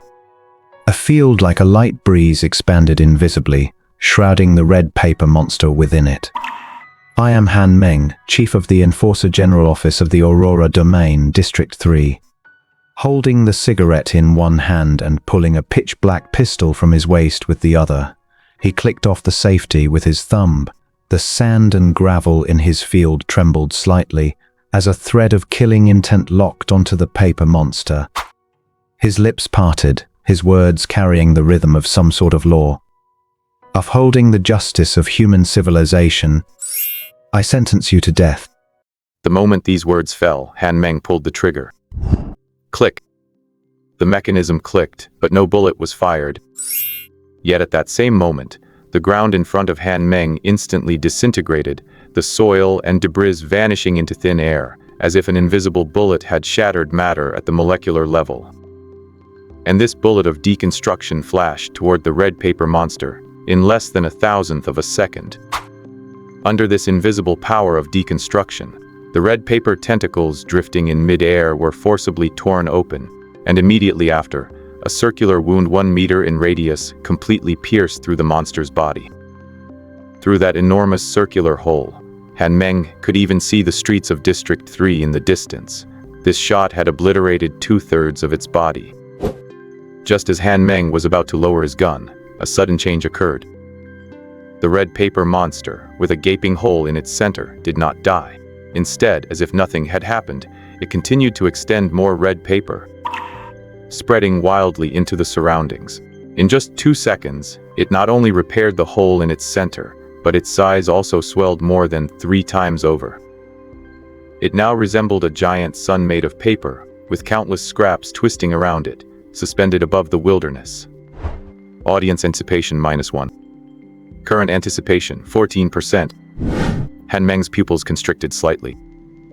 He immediately raised his gun and aimed upward, pulling the trigger 3 times in succession, the power of deconstruction blasting 3 large holes into that red sun. A light drizzle fell from the 3 holes, pattering against Han Meng's grim face, bone-chillingly cold. Swish. Dense sheets of paper swarmed down like a deluge of red rain, piercing the entire wilderness into a honeycomb. Han Meng fired frantically, only barely tearing a gap through the red rain to save his life. Damn it, Han Meng's back was already soaked with sweat. He could feel that he was no match for this calamity. For some reason, the creature's aura seemed to have surged again, leaping from an initial level 5 to the peak of level 5, just a fraction away from stepping into the terrifying realm of level 6. At that moment, a hand wearing a theatrical robe emerged from the paper monster and pressed lightly and precisely onto the top of Han Meng's head. Hee hee. A soft giggle echoed in Han Meng's ear, and the next moment, his entire body was pinned down by the palm, his head slamming heavily into the ground. Boom. The earth cracked and Han Meng, at the center of the force, spat out a mouthful of blood and lay motionless like a pile of mud. The battle died down. The red paper across the sky returned to the monster's main body, and a light mist sprinkled over the scared earth. Just as the red paper monster was about to leave, the theatrical robed arm that had emerged suddenly gripped the main body of red paper and tore at it forcefully, as if something were about to crawl out from within. 5 minutes ago. The audience is starting to intervene in the performance. Chen Ling saw the last line of text, and his heart turned cold. He looked up sharply toward the front of the stage. Countless scarlet pupils were still watching him from the darkness, but in the corner of the audience seating, a row of wooden chairs stood empty. A portion of the audience had disappeared. Thump, thump, thump. The dark shadows in the audience seating kept stomping their feet on the theater floor, creating a synchronized and dull sound. In the narrow space, this sound was like continuous thunder. Their scarlet pupils locked onto Chen Ling, filled with anger and accusation. Thump, thump, thump. Under their rhythmic stomping, Chen Ling even felt the stage shaking and the spotlight above him trembled, seemingly unable to hold out much longer. Chen Ling basically understood. Because he had been killed by an axe in reality, the performance on stage had come to an abrupt halt. The performance was interrupted, and the audience was furious, but they couldn't communicate directly with Chen Ling, so they could only express their dissatisfaction and threats in this way. So, I didn't actually die. Chen Ling looked at his own hands in a daze. But if my consciousness is here, then who is the one controlling my body right now? Chen Ling seemed to have thought of something. He looked back and saw a large black curtain covering the back of the stage. He pulled it open by a corner, and a series of images flooded into his mind. He saw himself turning a table knife into paper, frightening Li Xiuchun and Chen Tan, and fighting 2 law enforcers. This feeling was very strange, as if he were sitting in front of a big screen watching his own actions from a third-person perspective. Of course, the protagonist at this moment was no longer him, but the audience that had usurped his body. The audience is intervening in the performance. Audience anticipation -1. Chen Ling saw the characters on the screen flicker in his peripheral vision, and the next moment, another group of figures in the audience vanished without a trace. The more the anticipation drops, the more audience members will intervene in the performance, Chen Ling said, lifting his own hands. He saw his body gradually becoming transparent. At the same time, my existence will also be gradually erased. It makes sense. If the audience completely becomes the protagonist, then what does it need him for? Chen Ling's heart sank to the bottom. He knew he had to do something. Standing before the big curtain, Chen Ling took a deep breath, tentatively reached out his hand, and stretched it toward the images flickering behind it. Either regain his body and become the protagonist again, or die. Chen Ling's fingertips passed through the curtain, as if touching a barrier, and were forced to slow down. This barrier was not incredibly hard. Rather, it was more like a membrane, soft and possessing great elasticity. Chen Ling tried a few times and finally managed to push one finger through. There is a chance. Chen Ling's eyes brightened slightly. He used all his strength to push his palm through the barrier, followed by his forearm, his elbow joint. At that moment, the characters on the screen flickered again. Audience anticipation -1. As the anticipation dropped to 14%, another batch of audience members disappeared. Chen Ling felt the barrier becoming increasingly hard, and seeing his already translucent body, a thought flashed through his mind. It wasn't that the barrier had become firm, but that his own body had grown weaker. Chen Ling gritted his teeth, but he could only push his arm through the curtain bit by bit, moving several times slower than before. He felt extremely anxious. With the current resistance, he estimated that if the anticipation dropped to around 10%, he would no longer be able to pass through this curtain. Finally, through his unremitting efforts, one arm passed completely through the curtain. He saw Han Meng in the image struggling under the red rain. After a moment's hesitation, he casually slapped him on the forehead, using the red paper monster's power to knock him unconscious to the ground. This way, no one would witness him passing through the curtain and returning to reality. Using his arm from the reality side, he gripped the curtain and pulled hard, tearing open a narrow gap. His second hand reached out from the gap, prying it open wide enough for his body to pass through. Chen Ling took a deep breath and lunged inside. Rip. A figure clad in theatrical robes pushed its upper body out from within the red paper monster, hanging upside down in midair. Sensing that Chen Ling was about to return, the red paper monster began to struggle frantically. Its body started to grow transparent, thinning out like paper soaked through by rain. Caught in its grasp, Chen Ling swung through the air close to the ground, his head spinning with dizziness. The torn gap in the paper surface writhed, as if trying to swallow Chen Ling back in, while he gripped hard with his upper body, struggling against the force despite his intense vertigo. Just then, a figure drenched to the bone came running across the ravaged landscape, heading straight toward them. "Brother!" A hand grabbed Chen Ling's arm and pulled him downward with all its might. Feeling a sudden surge of strength, Chen Ling's lower body broke free from the paper. He passed through the gap between the theater and reality, landing hard on the ground. The moment Chen Ling broke loose, the paper monster in the sky melted away entirely, as if it had never existed. Chen Ling, draped in his bright red theatrical robes, lay face up on the muddy ground, breathing heavily. The rain clouds above were gloomy and oppressive, with scattered droplets sliding down his hair. Amidst the spinning world, Chen Ling saw a familiar face appear before him, shaking his body with anxiety. Brother, are you okay?" As the dizziness gradually faded, Chen Ling focused his gaze and blinked in surprise. "Hey Yan, why are you here?" The boy before him was none other than his younger brother, Chen Yan. In the original owner's memories, Chen Ling had only two things to be proud of in this life. First, becoming an enforcer through his own efforts. Second, having a brother like Chen Yan. This didn't mean Chen Yan was particularly smart or talented. On the contrary, he wasn't bright at all. His grades were at the bottom of the class, and he struggled with his speech, making him the easiest child to bully at school. But ever since he was a toddler, he had followed Chen Ling everywhere. He did whatever Chen Ling told him to do. Even when Chen Ling was mischievous as a child and buried him in the sand, almost suffocating him, Chen Yan's first reaction after being revived wasn't to cry, but to giggle at him. Ever since then, he took Chen Yan wherever he went, and no matter what he did, Chen Yan trusted him unconditionally. Chen Ling was ordinary, but in Chen Yan's eyes, he saw a different version of himself, a version that was looked up to. The drenched boy stammered incoherently. "I kept waiting for you to come pick me up at the hospital after I woke up from surgery, and then I heard outside that there was a world-ending calamity, and I was so worried about you."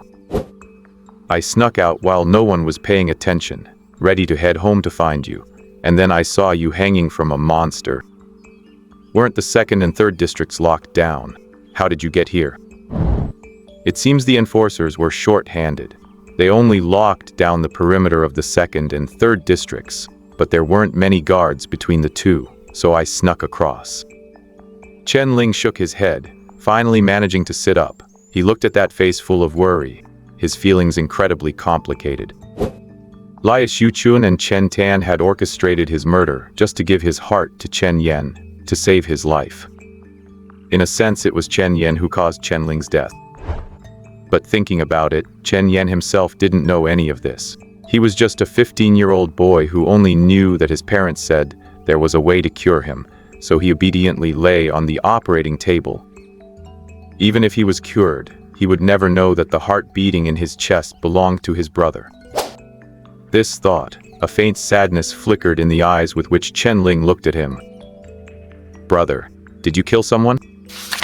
Chen Yan looked at the blood-covered Han Meng, his young face pale as paper. "I didn't kill him," Chen Ling replied instinctively. "That wasn't me, it was..." But before he could finish, he froze. He didn't know how to explain all of this to Chen Yan. Chen Yan had seen him emerge from the red paper monster with his own eyes, and now he had a gruesome wound on his neck, and was covered in blood. He didn't look like a normal human being at all. Was he supposed to tell him there was a group of audience members in his head? That he had just been possessed? Chen Ling's mind was in chaos. He had inherited the original owner's memories and his feelings for his brother. Deep down, he was even afraid that Chen Yan, like their parents, would see him as a monster. But Chen Yan just watched him quietly with no fear in his hazel eyes.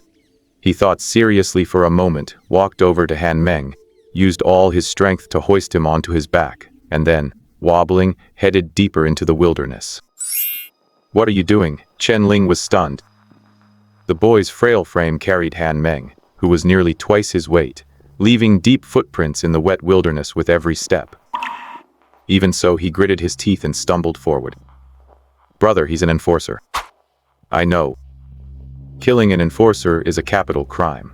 Once they find out, regardless of whether you killed him or not, they will come to kill you." "I know, Brother," Chen Yan said softly.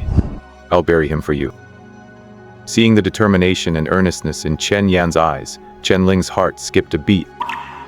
He froze for a long while before finally finishing his sentence. "No, Yan, what I meant was, he's not dead yet." "Chen Yan?" Bewildered, Chen Yan turned back, just in time to see Han Meng's eyelids twitching as he let out a faint murmur, seemingly about to wake up. He gasped, lost his balance, and fell to the side, sending the unconscious Han Meng tumbling to the ground with a thud. In his daze, Han Meng's eyes slowly cracked open.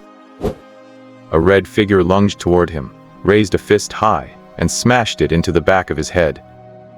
Bang! Han Meng, just about to regain consciousness, felt a sharp pain in the back of his head and rolled his eyes back, passing out once more. Chen Ling shook his aching hand and let out a long sigh. Almost got countered by this guy. Just now, through the stage curtain, Chen Ling had witnessed the entire battle between Han Meng and the red paper monster. Although he didn't know what kind of special ability this man used, he knew that without the red paper monster, he was no match for him. Go. After knocking Han Meng out, Chen Ling glanced at the intensifying rain and immediately pulled Chen Yan away from there. Han Meng wasn't the only enforcer in the 3rd district. His appearance here might just mean he was the fastest. If they delayed any longer, they wouldn't be able to escape once the other enforcers arrived. Han Meng lay straight in the pit, unconscious, as the two teenagers gradually moved away. The heavy rain washed over the ravaged wilderness, turning the ground to mud and erasing all traces. A few minutes later, a group of figures in black and red uniforms rushed over. The aura of judgment has vanished. The aura of the calamity has vanished as well. If nothing went wrong, Meng should have succeeded. Han Meng is just too fast. Even if we wanted to snag some credit, we couldn't keep up. Under the rainy night, 4 figures in black trench coats galloped toward the desolate battlefield. They were the other executors from the 3rd district. Their eyes swept over the devastated wilderness, and they were secretly shocked. Just how intense must the battle have been to reduce this place to such a state? This calamity seems to be quite something. As they spoke, they looked toward the other side of the battlefield, where a blood-soaked figure lay face up, motionless like a corpse. Meng? An executor immediately rushed forward, lifted Han Meng, and nervously began to check his pulse. The other 3 executors stood where they were and exchanged glances, their eyes flickering with a strange gleam. "Is he dead?" one of the 3 asked. He was Ma Zhang, the second-ranked executor of the 3rd district. "He is not dead, he is still breathing." A fleeting look of disappointment crossed the faces of the 3 men.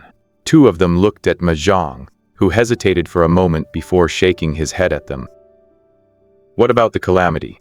How come there is no corpse? Did it escape? I do not see a body, so it must have run away." Everyone immediately searched the surroundings, but under the washing of the rain, there were no clues left. The calamity that had been fighting Han Meng here not long ago seemed to have vanished into thin air. Brother Ma. At the same time, an executor in a black and red uniform came running hurriedly from the distance. "What is it? Why the rush?" Ma Zhang asked, raising an eyebrow. "We just received intel from the 2nd district. Last night, there was a calamity attack in the 2nd district as well. Half a street was bloodbathed, with a total of 36 deaths." "What?" Ma Zhang asked in surprise. "Was it the same one?" "It is said that the one that attacked the 2nd district was a Tier 3 calamity, so it should not be the same one. 2 calamities crawling out from the same gray realm convergence at once. That is not common," Ma Zhang said thoughtfully. "Was it killed?" "No. They said that after the calamity finished killing, it headed toward the back mountain. We cannot rule out the possibility that it crossed the mountain and entered the 3rd district. And the 2nd district hopes we can send some reinforcements. They have too many casualties, and the executors are overwhelmed." "Understood, leave this to me." The executors carried the unconscious Han Meng and moved quickly to the hospital, while Ma Zhang's gaze fell on the ruins of the battle and the outline of the back mountain hidden in the night, his mind deep in thought. 1 gray realm convergence, 2 calamities. Interesting. Brother, shouldn't we run? The night deepened as the 2 youths followed an empty path, heading straight toward Frost Street. "Why would we run?" Chen Ling retorted. Chen Yan was stunned. He scratched his head for a long time, wanting to say something but stopping. "Besides, even if we did run, where could we go?" Chen Ling said helplessly. "The Aurora domain is only so big. 1 city, 7 districts. Most people definitely can't enter Aurora City, and between the other 7 districts, the 2nd and 3rd are locked down. Then how about we just find a mountain gully and hide?" "Hiding is useless. They will find us sooner or later.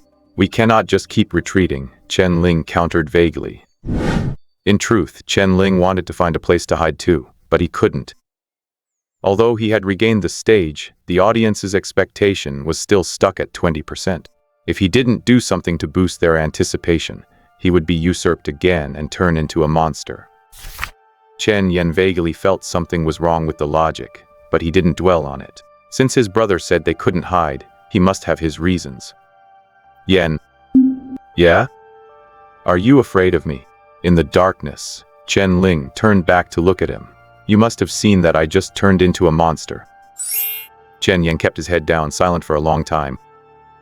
"Brother, it doesn't matter if you turn into a monster, as long as you are still you."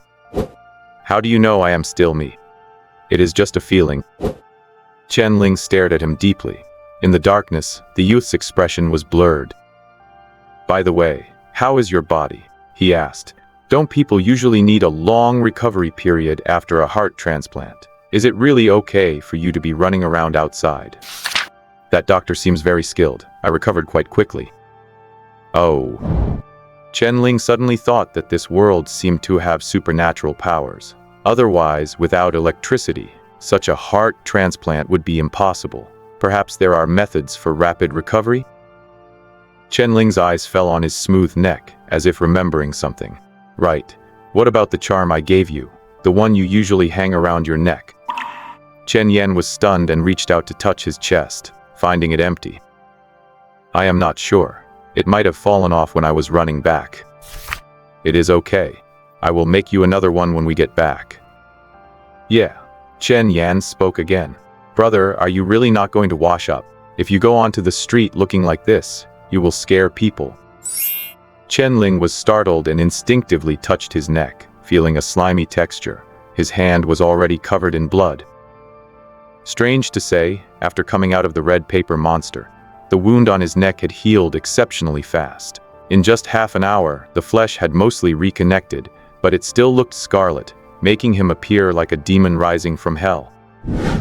With no other choice, Chen Ling found a nearby stream, took off the crimson opera robe, and began to wash the blood off his body. Brother, there is something I wanted to ask you earlier, Chen Yan said, puzzled. Why are you wearing my opera robe? I do not know. Chen Ling looked at the robe on his body blankly. He remembered that when he was hacked to death by the axe, he wasn't wearing this thing. Thinking back, when he returned home that night, he was wearing this red opera robe. Judging from the words of Chen Tan and Lai Xiuchun, this was the garment they used to wrap his body after murdering him. But why didn't they put it on him this time, and how did it return to him by itself? Chen Ling couldn't figure it out, so he decided not to dwell on it. Ever since he transmigrated to this world, there had been more and more bizarre occurrences. He had wanted to burn the ominous robe, but seeing Chen Yan's pitiful gaze, he sighed and silently washed it along with the rest. This theatrical robe really does belong to Chen Yan.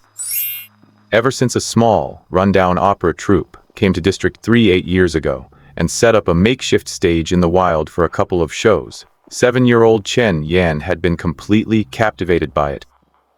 In this world, theatrical culture isn't popular. The troupe spent 2 hard days setting up the stage, but only 5 people showed up. Chen Ling and Chen Yan, who were playing nearby and were drawn in, a passing porter who was pulled in to fill the crowd, a beggar who came to ask the troupe for food, and one more, a teacher from District 2, who came specifically for his love of theatrical culture. Of the 5, only Chen Yan and the teacher listened to the entire performance. Chen Ling fell asleep halfway through. The porter left in a hurry as soon as it started, and as for the beggar, he rushed the stage during the intermission to beg for food, only to be kicked off by a martial arts actor and sent off grumbling. But Chen Ling saw the light that filled his brother's eyes as he looked at the stage. After that day, Chen Yan began to teach himself theater. He found 2 books from somewhere, and every morning he would wake up to practice his singing, copy scripts, and even learn needlework to sew his own costumes. The one Chen Ling is wearing is what Chen Yan sewed himself, featuring a tiny blue flower he embroidered on the corner. Here, I'm giving it back to you. After washing the robe, Chen Ling handed it to Chen Yan. He looked at his reflection in the water, noticing that the wounds and bloodstains had almost completely vanished.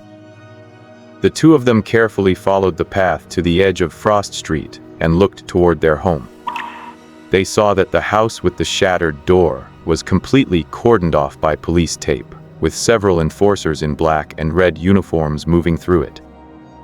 2 stretchers were sitting at the entrance, each holding a corpse covered by a white sheet.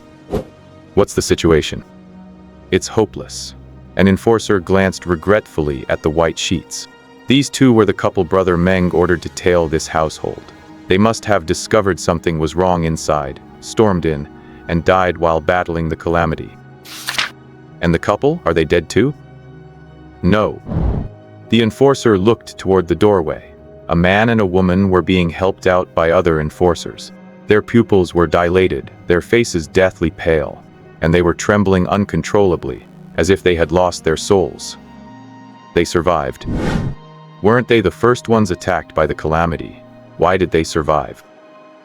We suspect that while they were the first ones attacked, they didn't put up a fight. Those 2 enforcers triggered the calamity by opening fire, which is why they were killed. You mean the calamity was playing with them? That seems to be the case. Any other leads? Almost none. That calamity's abilities were bizarre. It tore up most of the house, leaving behind no valuable information. We can't even tell which direction it entered from. Frost Street is so large, Yet it happened to break into this specific house. Is it just a coincidence? It's hard to say. Frost Street is already on the very edge of District 3, and right behind it is the mountain, followed by the old mass grave at the Grey Realm Junction, and then District 2. Pathwise, if that calamity came out of the Grey Realm, went on a rampage in District 2, escaped into the mountain, and then moved on to Frost Street, it would be logical enough. Was the incident in District 2 also near the mountain? Yes, these spots aren't far apart and follow a single line. The enforcer nodded slightly. Just as they were about to continue, a shrill roar rang out from nearby. Calamity! Calamity! Lai Xiuchun suddenly shook off the enforcers beside her, looking as if she had seen something terrifying. She glared at them while scrambling backward. Get away from me. Don't you dare hurt me. As she backed up, she slammed into the people supporting Chen Tan. The impact caused Chen Tan's pupils to contract sharply. He immediately curled into a ball, clutching his head and muttering nonsensical strings of words, his eyes filled with nothing but fear. The surrounding enforcers exchanged glances with a look of resignation. They weren't particularly surprised. They routinely tied them up, stuffed rags into their mouths to keep them quiet, and marched them straight toward the District 3 headquarters. Seeing this, Chen Ling felt a wave of relief. Dr. Lin once said that 80% of survivors from Grey Realm junctions or calamity attacks suffer from mental breakdowns, most of which are incurable for life. It seems that symptom has manifested in Lai Xiuchun and Chen Tan as well. For Chen Ling, this was fortunate. Only 4 people had seen him become a calamity. The 2 enforcers had already been killed by the audience. If Li Xiuchun and Chen Tan talked, he would be a wanted man immediately. Fortunately, now that they were both insane, his secret remained safe, and he could continue walking the streets in broad daylight as Chen Ling. Of course, that was assuming the enforcers didn't dig deeper later. Still not safe enough. I need to find a way to completely block their investigation. Chen Ling didn't like taking risks, and he hated having his fate in others' hands. His brain raced, searching for the most foolproof solution. Just then, a figure dashed out from beside him. "Dad!" Chen Yan shouted and sprinted toward the 2 figures being taken away, his haggard face full of anxiety. Chen Yan didn't know what had happened. He was only 15, and seeing his parents dragged out of the ruins was like his whole world collapsing. Chen Ling's eyes narrowed. Instinctively, he wanted to grab Chen Yan, but after a moment's hesitation, he followed closely behind him, calling out for their parents as well. Hearing their cries, the enforcers turned around, looked at the 2 boys running toward them, and then lowered their heads to check their records. This couple has 2 children, one 18 and one 15. We didn't find the bodies in the house earlier. I was just about to send people to look for them, but here they are. Sigh, poor kids. The enforcers whispered among themselves. Yan rushed up to Li Xiuchun, just about to speak, when her pupils contracted violently. She somehow spat out the gag and stared ahead, screaming. "Calamity! You're a calamity too! You want to kill me too!" Chen Yan froze in his tracks. Meanwhile, Chen Ling walked slowly behind him, his gaze cutting through the crowd of enforcers to meet Li Xiuchun's eyes. The moment she saw him, Li Xiuchun's pupils contracted once more. "You! It is you!" Li Xiuchun struggled madly to break free from the ropes, only to be held firmly in place by other enforcers. "You should be dead! You should have died long ago! Calamity! You are a calamity!" Lai Xiuchun's roar echoed under the night sky. Chen Ling stood there quietly, his eyes filled with complexity as he looked at her. Yan, he whispered to Chen Yan beside him. "Go wait over there first. I will handle this." Chen Yan stared blankly at the raving Li Xiuchun, then snapped out of it at the sound of Chen Ling's voice. After a long silence, he nodded. He walked alone to a deserted corner in the dark, huddled up with his arms around his knees, his body trembling uncontrollably. "What is going on? Can you not even plug her mouth properly?" An enforcer glared at his colleague, immediately bent down to pick up the white cloth, and stuffed it back into Li Xiuchun's mouth. Then he sighed deeply and comforted, "Kid, don't take it to heart. Your mother has lost her mind. She doesn't even know what she is saying. For public safety, we will send them to a mental hospital for stable treatment. There is still hope for them to regain their sanity. Of course, you can visit anytime during their stay. He gave the other enforcers a look, and they understood immediately, quickening their pace to transport the two to headquarters. Chen Ling watched this scene calmly, unable to describe the feeling in his heart. These two people raised the original owner and then took his life. From the original owner's perspective, their debts had long been settled. Chen Ling inherited the original owner's memories and his emotions. He could vaguely sense that the original owner didn't actually hold much resentment, largely because he truly loved his younger brother, Chen Yan. If Li Xiuqun and her husband had explained everything clearly to the original owner, he would have been willing to trade his own life to get his brother back. It is just a pity that the original owner believed in them, but they did not believe in him, all because he was an adopted child. "You must be Chen Ling, right?" A figure approached Chen Ling. "Where did you go just now?" Chen Ling turned around, looking stunned for a moment before speaking in a hoarse voice. "Officer, what happened here?" "I am the one asking you now." He frowned slightly, but considering what the boy was going through, he hesitated and added, "A calamity broke into your house and frightened your parents. Fortunately, they didn't resist. Rest assured, there is no immediate danger to their lives." "Oh." Chen Ling acted as if waking from a dream. "Today I took my brother out for practice." "Practice what?" "Traditional opera." Chen Ling raised his hand, holding a neatly folded set of opera robes in his arms. Seeing this, the caution in the enforcer's eyes relaxed a little.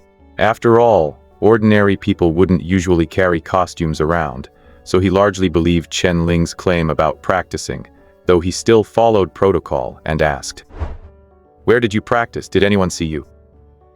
"Just at that wasteland at the east end of Cold Frost Street. No one saw us. My brother is just thin-skinned and doesn't dare to sing in public, otherwise we would have practiced right in front of our house." The enforcer nodded. "It's not safe outside lately, don't wander around. If you find anything suspicious, remember to look for me.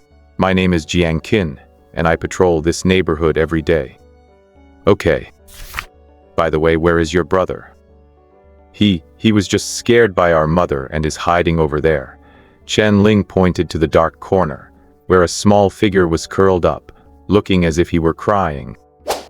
Jiang Qin glanced over and nodded slightly. Just then, he seemed to remember something. "Right, how many children are there in your family in total?" "2. Jiang Qin narrowed his eyes to. Sensing the subtle shift in Jiang Qin's tone, Chen Ling's heart sank. Having practiced acting for years, he was highly sensitive to such nuances. He immediately steadied his mind and asked with feigned innocence, "What's wrong?" "The records say there are 2 children in your family, and you say the same," Jiang Qin said slowly. "But last night, we ran into your parents at the potter's field, and they said they were there to pay respects to their son." "If both of your sons are alive, then who are they paying respects to?" The atmosphere suddenly froze. "Oh, so that's what you're talking about." Chen Ling's mind raced, and a look of realization appeared on his face. "Many years ago, after our parents had Yen, my mother was pregnant again. But my mother's health wasn't good then, and the baby died of illness a few days after birth. Our parents had no choice but to bury him on the back hill, and since then, they go to pay respects every year on his birthday. When it happened, Yen was only 2 years old and didn't understand anything, and I only have a vague memory of it." The last sentence was a safeguard Chen Ling prepared to prevent Jiang Qin from separating him and Chen Yan for questioning. That way, even if Jiang Qin became suspicious, he could reasonably explain things, even if he interrogated Chen Yan. Of course, he could also avoid deep inquiries from the enforcers by claiming he was too young at the time. An infant death. No wonder it wasn't recorded in the files. It turned out Chen Ling had overthought it. The enforcer named Jiang Qin wasn't that vigilant after all. He nodded, made a casual note, and turned to leave. Chen Ling let out a long sigh of relief in his heart. He hadn't expected that Li Xiuqun and her husband would go to the potter's field on the night he returned, and get caught red-handed by the enforcers. That was a close call. Oh, right, Jiang Qin turned back again. Chen Ling, will you ever stop? Just as Chen Ling's heart leaped to his throat again, Jiang Qin pulled a letter from his chest and handed it to him. We found this on Chen Tan's body. It's a recruitment letter from the enforcers for you. Report to headquarters tomorrow morning. Don't be late. With that, Jiang Qin left, and this time he was gone for real. With the departure of the enforcers, Cold Frost Street fell quiet again. Chen Ling walked toward the dark street corner, his heart heavy with conflicting emotions. Yen. Chen Ling looked at Chen Yan, whose head was bowed, not knowing what to say. Things had reached this point. Even if Chen Yan were foolish, he would know that the calamity that attacked their house was himself. Although his body was taken over by the audience at the time, he didn't know how to explain that to Chen Yan. Chen Ling, who was always best at weaving lines, found himself uncharacteristically at a loss for words. Brother, Chen Yan spoke softly, I'm tired. Chen Ling was stunned. He had never imagined that Chen Yan would only say those 3 words. No anger, no questioning, no confusion. Chen Yan's hazel eyes looked at Chen Ling, as clear and quiet as usual. Chen Ling froze for a long time, realizing he couldn't see through what the boy was thinking. He leaned down gently and stroked his hair. If you're tired, just sleep. I'll be right here watching over you. Their once cozy home now had 2 large holes, and the living room was in shambles. If any thieves or robbers were to pass by, it would almost be a disservice to their profession not to snatch something. Chen Yan returned to his familiar bed and silently curled into a ball under the covers. Chen Ling walked to his side, leaned his back against the broken wall, and sat down slowly. Through the ruined roof, he could see endless blue auroras dancing in the night, like soft ribbons covering the sky. This was the first time Chen Ling had quietly watched the auroras of this world. It seemed that the moment he saw them, all distracting thoughts in his heart vanished, leaving only eternal peace. Brother, are you cold? Chen Yan's voice came from under the covers. No, I'm not. Oh. Chen Yan didn't speak again. A long while later, only the sound of steady breathing lingered in Chen Ling's ears. I don't know how much time passed, but Chen Ling's eyes also gradually closed. He fell asleep. Opening his eyes once more, a familiar glow flooded his vision. Back again, are we? Chen Ling adjusted to the brightness of the spotlight, his gaze slowly sweeping across his surroundings. The old stage, the black curtains, the seats packed with spectators. He had returned to this nightmare. It seems that whether I fall asleep or die, I end up back here, Chen Ling concluded based on his past experiences.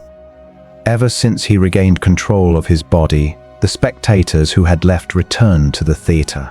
Though their gazes seemed somewhat displeased, at least they showed no intention of attacking again. Chen Ling's eyes slid naturally toward the screen at the center of the stage. Audience anticipation rate, 24%. Looking at the history, his anticipation rate automatically bounced back to 20% the moment he regained his body. After his battle of wits with the law enforcers, it increased again and finally stabilized at 24%.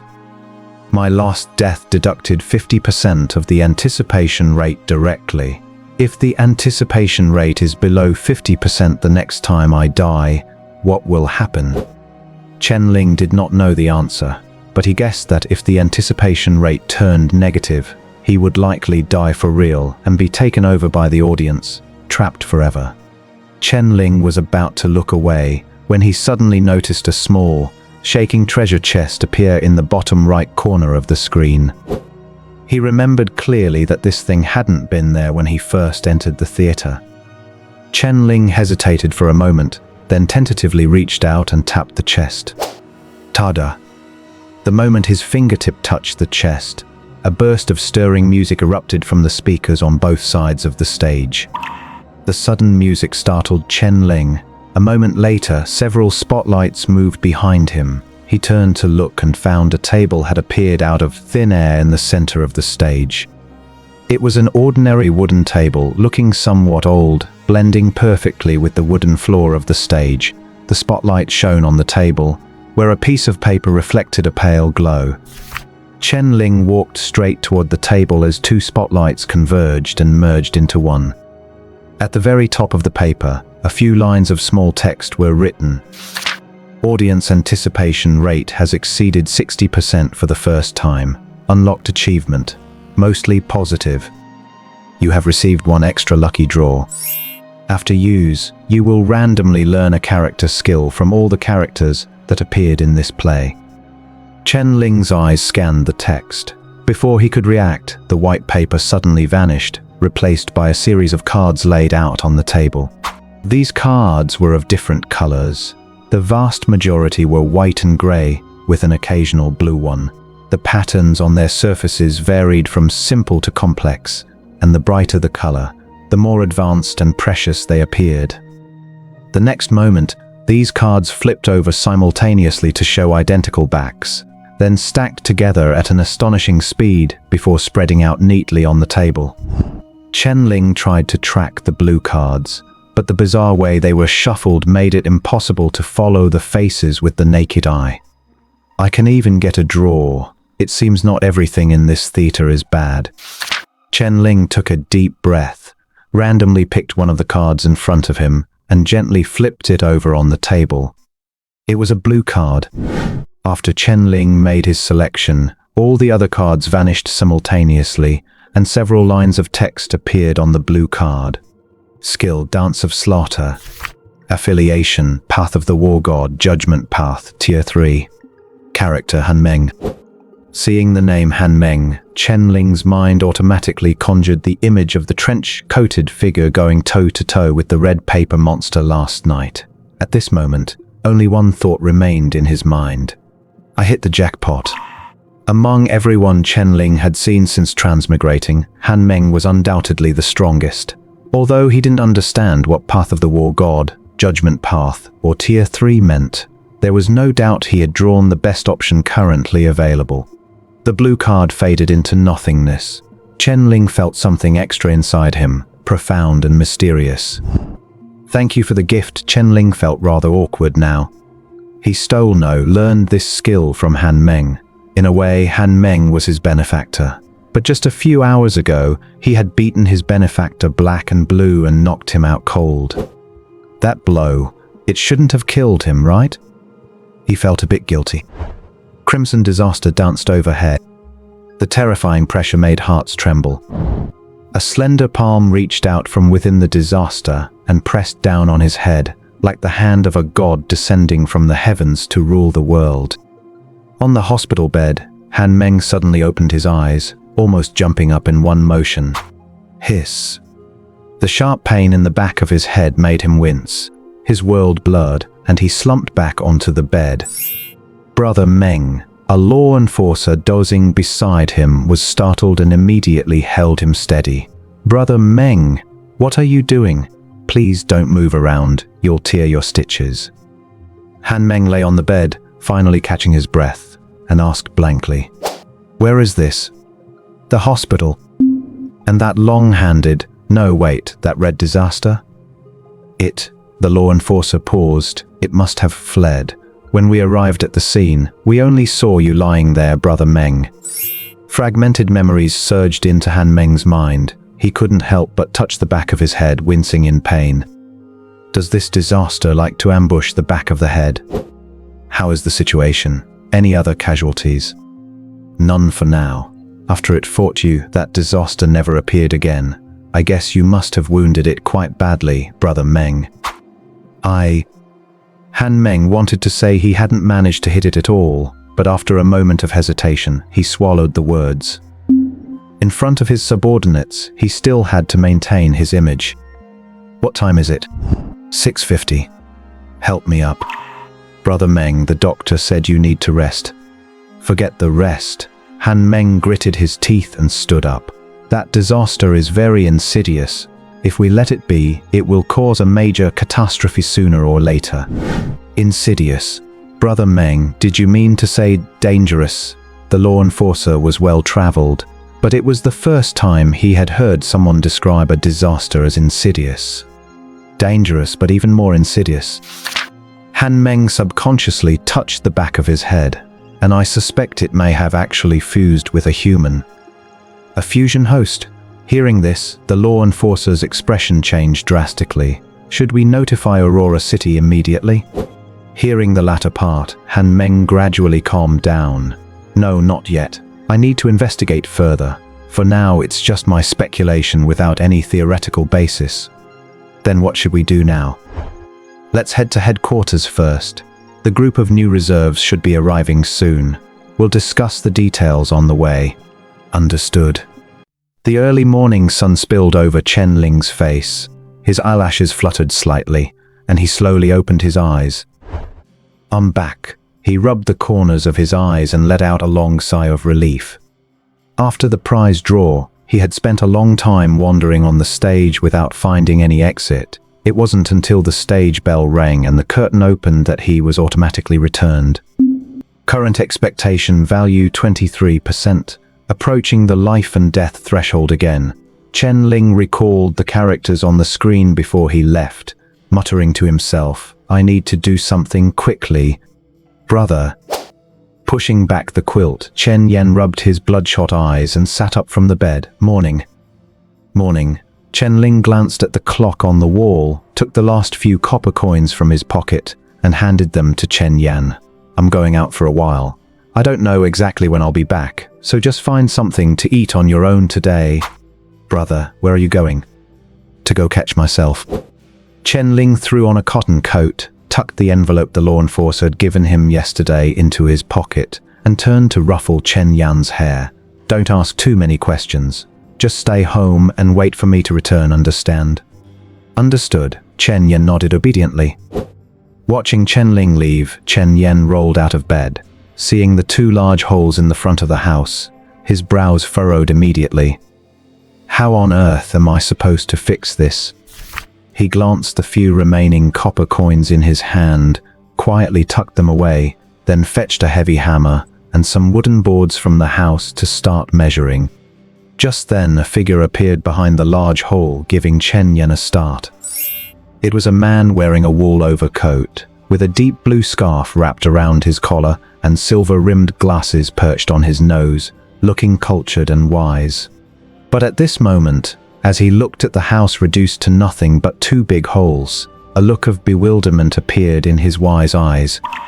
He wanted to say something, but felt it would be impolite, so he tried to knock on the door, but after circling the house, he couldn't find where the door was. He returned to behind the hole and peered inside. Can I help you? Chen Yan tilted his head. Excuse me, is Mr. Chen Ling here? Hearing his brother's name, a flash of worriness crossed Chen Yan's eyes. He eyed the man for a moment and asked again, can I help you?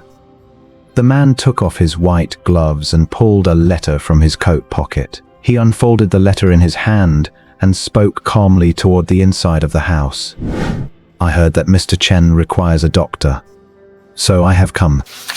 The biting cold wind blew in through his collar, making Chen Ling shudder. Hey buddy, where are you headed?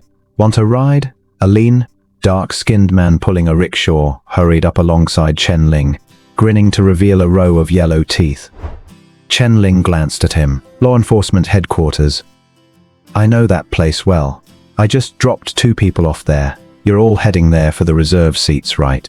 Tell you what, I feel like we have a connection. I charge them 10, but I'll charge you 7. Deal? Forget it. 6. How about 6? I can't go any lower than that. I don't have any money on me. No money? The man's brow furrowed. He glanced at him a few times, then dragged his rickshaw away while grumbling. What kind of law enforcer has no money? Bad luck. Chen Ling? Chen Ling thought to himself that the people in this world really lacked basic manners. He rubbed his frozen hands and involuntarily quickened his pace toward the center of the 3rd district. Before last night, Chen Ling had been pondering how to avoid the law enforcers discovering the clues and tracking him down again. Now, he had the answer. That is to become a law enforcer. Become a law enforcer, participate in every operation to investigate catastrophes, and then interfere with them so they can never pin anything on him. I join, I participate, I stir up trouble, I run away. This was Chen Ling's current strategy. Chen Ling passed through several streets and finally stopped in front of a giant building that looked like a glass dome. "It's really grand." Chen Ling looked up at the dome and couldn't help but exclaim, "How much funding must have gone into this?" In a district filled with two-story mud houses, a building as unique as this stood out as conspicuously as an art gallery suddenly appearing in a rural village from his past life. At this moment, several other young people holding letters were hurrying toward the headquarters. They made eye contact with each other, smiling and nodding politely. The total number of people who passed the written exam in the 3rd district was about 70. Generally speaking, the elimination rate for the physical test is about 50%, so only about 30 people become law enforcers each year. Even though this year's physical test has changed in form, the final elimination rate won't change. In short, everyone walking into this building right now is actually a potential rival. Chen Ling walked into the headquarters main entrance. Beneath the glass dome, several rows of people were already standing neatly. Like Chen Ling, they were all dressed in ordinary civilian clothing. They stood in rows of 10, each with their heads held high and chests out, every muscle in their bodies tensed, looking like warriors waiting for the call at any moment. Chen Ling had arrived rather late, so he had to stand on the edge of the last row. Once he was in position, a law enforcer scanned the list and nodded slightly. "Everyone is here." Another law enforcer picked up a pre-prepared speech and was about to begin when the headquarters' main doors were pushed open with force, and two figures walked in slowly. Han Meng flicked his burnt-out cigarette butt to the ground and crushed it. The 4 silver stripes on his black trench coat shimmered. He scanned all the reserve candidates with a calm gaze, and an inexplicable pressure instantly enveloped everyone's hearts. Except for Chen Ling. Chen Ling raised an eyebrow in surprise, his eyes subconsciously falling on the back of Han Meng's head. "I hit him so hard yesterday, and he's already fully recovered today? Is this guy's head really that hard?" "It's Han Meng." "It really is him. Is he here too?" "Who is Han Meng?"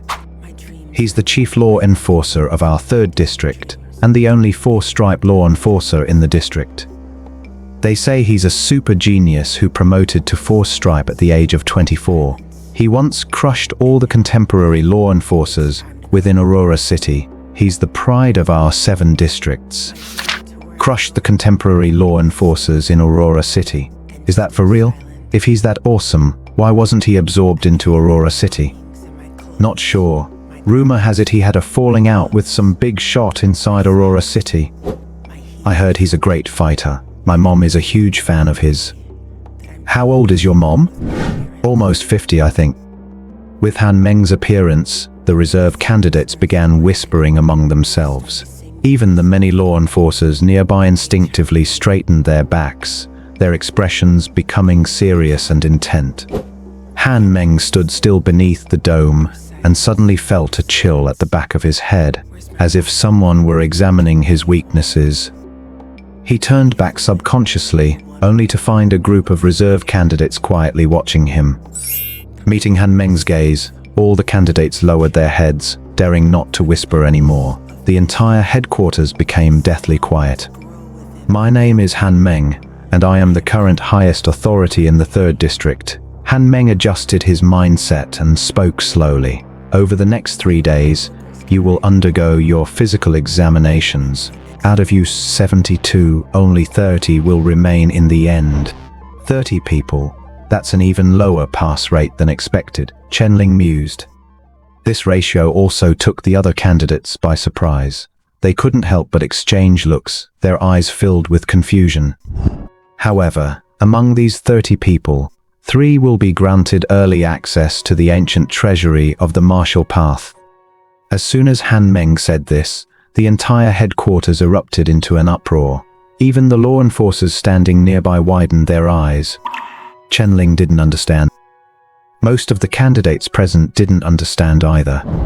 Seeing this, Han Meng explained calmly, "Do you know the difference between a law enforcer and a law officer?" Everyone shook their heads.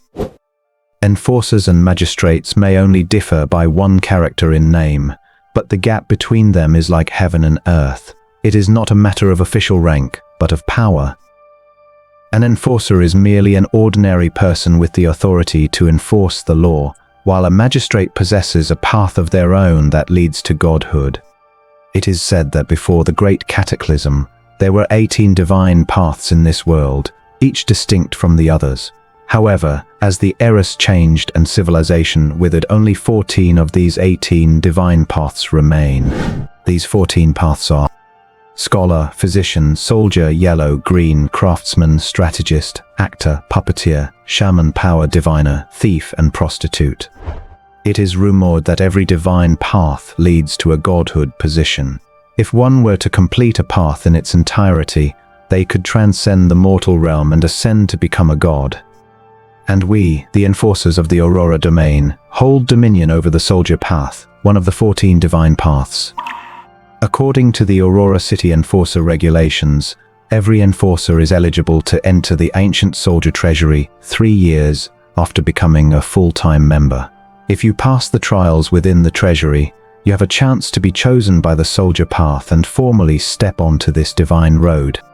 Once you step onto a divine path, Aurora City will change your status, promoting you from an enforcer to a magistrate.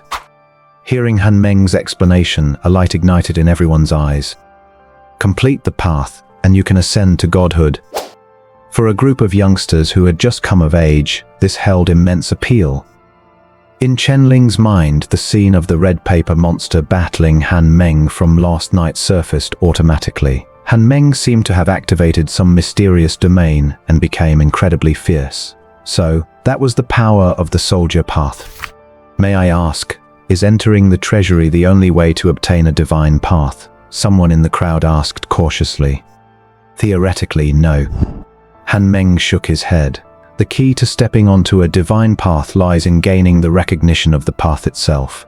If you possess extreme talent in a certain path, or if the path believes you are destined to walk it, it will naturally guide you. We call these people the God-touched.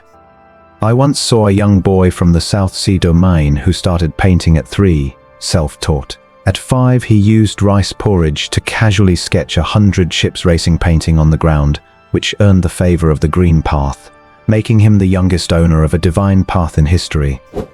The entire room was in an uproar. But those chosen by a divine path are as rare as phoenix feathers and unicorn horns. For most people, the only way to walk a divine path is to enter the ancient treasuries. Of course, not all treasuries are within the human domains. Some are located at the intersection of the grey world and reality, making them extremely difficult for ordinary humans to reach. This means very few people can enter and pass the trials.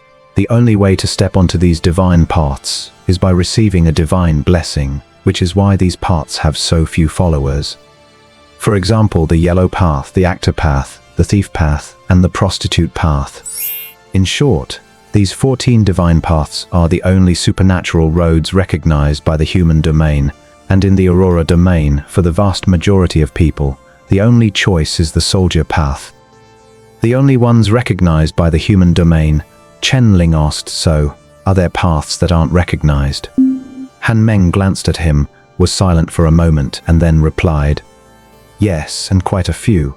For instance, the fusion faction, who try to abandon their human identity and actively merge with calamities. Or the cultists who worship the red star of disaster, the Jiangxin cult. But you must never touch these paths. Once someone walks these paths, there is only one outcome, to be hunted by all human domains, and then exterminated. Hearing the word exterminated, Chen Ling's heart skipped a beat. If he guessed correctly, the audience inside him was a calamity. So, did that mean he had merged with a calamity? Chen Ling didn't know, and he dared not ask. He suddenly felt that his decision not to seek help from the enforcers earlier was a very wise one. If he truly counted as a merger, the first reaction of the enforcers would likely be to kill him along with the calamity inside him. Looking at the solemn and imposing enforcers not far away, Chen Ling's palms began to sweat. Audience expectation +10. Current expectation 33%.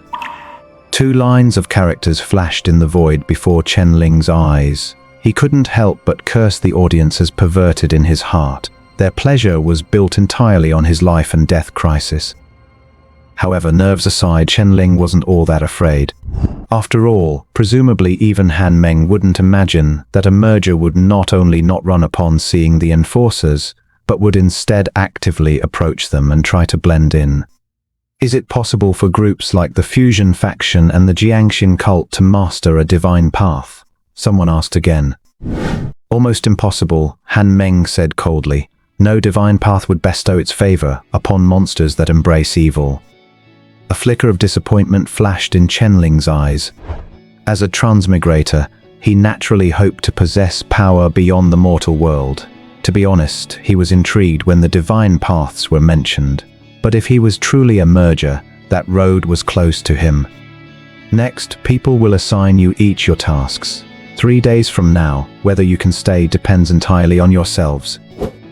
Han Meng finished saying this calmly, then turned and left. The crowd began to discuss again. Soon, several enforcers stepped forward and began to announce the upcoming tasks for each person. Jiang Liping and Ni Yining, assigned to assist in patrolling Hanian Street in the 3rd District. Deng Feiliang and Gong Heng, assigned to assist in patrolling Hangzhou Street in the 3rd District. Those present were all reserves who lacked the ability to patrol independently, so they could only help official enforcers with chores. Those named at the beginning were fine, but as it went on, the assigned streets became more remote, and in the end, there were even people assigned to cross-district support in the 2nd District. Wu Yedong, Chen Ling, assigned to assist in patrolling Bingquan Street in the 2nd District. Hearing his name mentioned for the 2nd District, Chen Ling was slightly stunned. He clearly remembered that Hanshuang Street in the 3rd District hadn't been assigned anyone yet, and he lived there himself. Why was he specifically being transferred to the 2nd District? Although the 3rd and 2nd Districts weren't far apart, the daily commute would take at least 4 hours. That way, all his own time would be gone. The assessment starts today. Everyone has 3 hours to go home and prepare. In 3 hours, you must be at your posts. After the enforcers finished reading the list, they dismissed everyone. Chen Ling felt vaguely that something was wrong, but he couldn't put his finger on it. "Brother, are you Chen Ling?" A skinny, small boy approached Chen Ling cautiously. "Who are you?" "I'm Wu Yedong. I'm assigned to go to the 2nd District with you." "Oh, hello." Wu Yedong looked around, lowered his voice, and asked, "Did you bribe them?" "Bribe?" Chen Ling was stunned. "That enforcer named Ma Zhong who read the list just now. He's in charge of personnel transfers. Where we go and what we do is all up to him." Wu Yudong sighed helplessly upon seeing Chen Ling's reaction. "It looks like you didn't bribe him either. No wonder we're both having the worst luck." Hearing this, Chen Ling finally understood. He suddenly remembered what the rickshaw puller had said on the way here. Why be an enforcer if you don't have money? "It seems the enforcers aren't such good people either," Chen Ling sneered in his heart. Even a street porter knows what the enforcers are like, which is enough to show how serious the internal issues of this organization are. "Where do you live?" "Hanshuang Street, number 128. "What a coincidence, I live on Hanshuang Street too, just at the other end." "Brother, we're in this together now. When we get to the 2nd District, let's help each other out." Wu Yudong spoke with Chen Ling for a few moments before rushing home to pack. Chen Ling was the last to leave the headquarters. Just as he stepped outside, a cold voice rang out from the doorway. "Stop." Chen Ling's body stiffened. He slowly turned his head to see Han Meng leaning against the wall, a cigarette dangling from his mouth, his eyes fixed on him like a viper. "Are you Chen Ling?" "Officer Han Meng." The moment Han Meng called his name, a flash of guilt crossed Chen Ling's eyes, but he quickly regained his composure. "Is there something you need from me, sir?" A fusionist, actually daring to infiltrate the enforcer ranks. "You've got guts, kid." Han Meng spoke slowly. "Tell me, what is your objective?" The words landed in Chen Ling's ears like a thunderclap. "He found out?" "No, impossible. The one who fought him last night was the red paper monster. He never saw my face from start to finish. How could he recognize me at a glance? Huh? Chen Ling's eyes were filled with confusion. Officer Han Meng, what are you talking about? Do you really not understand what I mean? I don't understand. Where were you last night? Sleeping at home. And before that? Practicing opera in the fields with my younger brother. Your brother was practicing opera, so what were you doing there? He's timid. He needed me to keep him company. Which play were you practicing? Farewell, my concubine. What is the final line of dialogue? Oh my. And the second to last line? Let me see. Han Meng asked questions at incredible speed, leaving Chen Ling no time to react.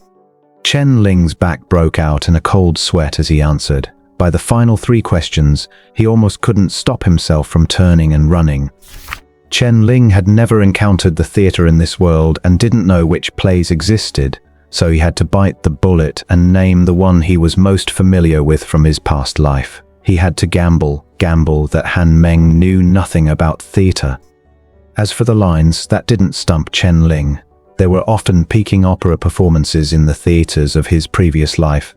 He had listened to Farewell, My Concubine at least 20 times, and he remembered that scene clearly where Xiang Yu turns around to find Yu Ji has taken her own life. As it turned out, Chen Ling had won his gamble. After the last question, Han Meng stared straight at Chen Ling, his eyes seemingly trying to see through his soul.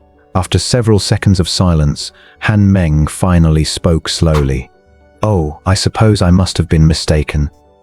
This guy was definitely bluffing me. Looks like that strike to the head last night wasn't hard enough. Chen Ling took a deep breath. Officer Han Meng, if there's nothing else, I'll be heading back now. Wait. Han Meng stopped him. Which street are you being transferred to? District 2, Ice Spring Street. Don't bother going home for now. Head straight there. Huh. Didn't you say we had 3 hours to prepare? That's an order. Those 4 simple words from Han Meng silenced every objection Chen Ling had. Chen Ling and Han Meng stared at each other in the cold wind, their cotton robes and trench coats fluttering. The world fell into a deathly silence. After a long while, Chen Ling finally replied, I understand. It takes at most 2 hours to get from here to Ice Spring Street in District 2. 2 hours from now, I will verify over there whether you've arrived. Is that clear? Chen Ling gritted his teeth. My legs are tired. It might take a bit longer. I'll call a rickshaw for you.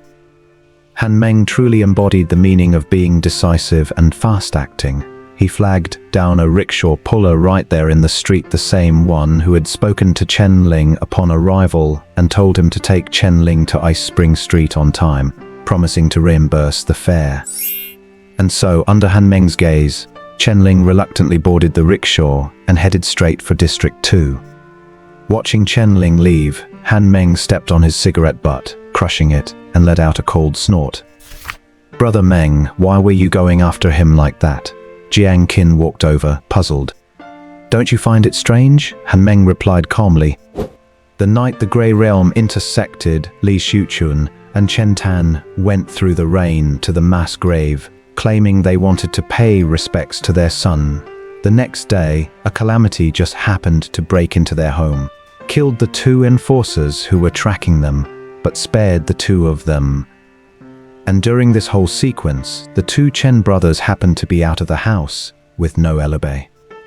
But they already explained about paying respects to their son. They had a child who died early many years ago. You're missing the point. Huh. The point isn't that they went to pay respects. The point is that they went before dawn, in the middle of the most torrential rainstorm the Aurora realm has seen in a decade. Do you think a child they had no real attachment to is worth that kind of trouble?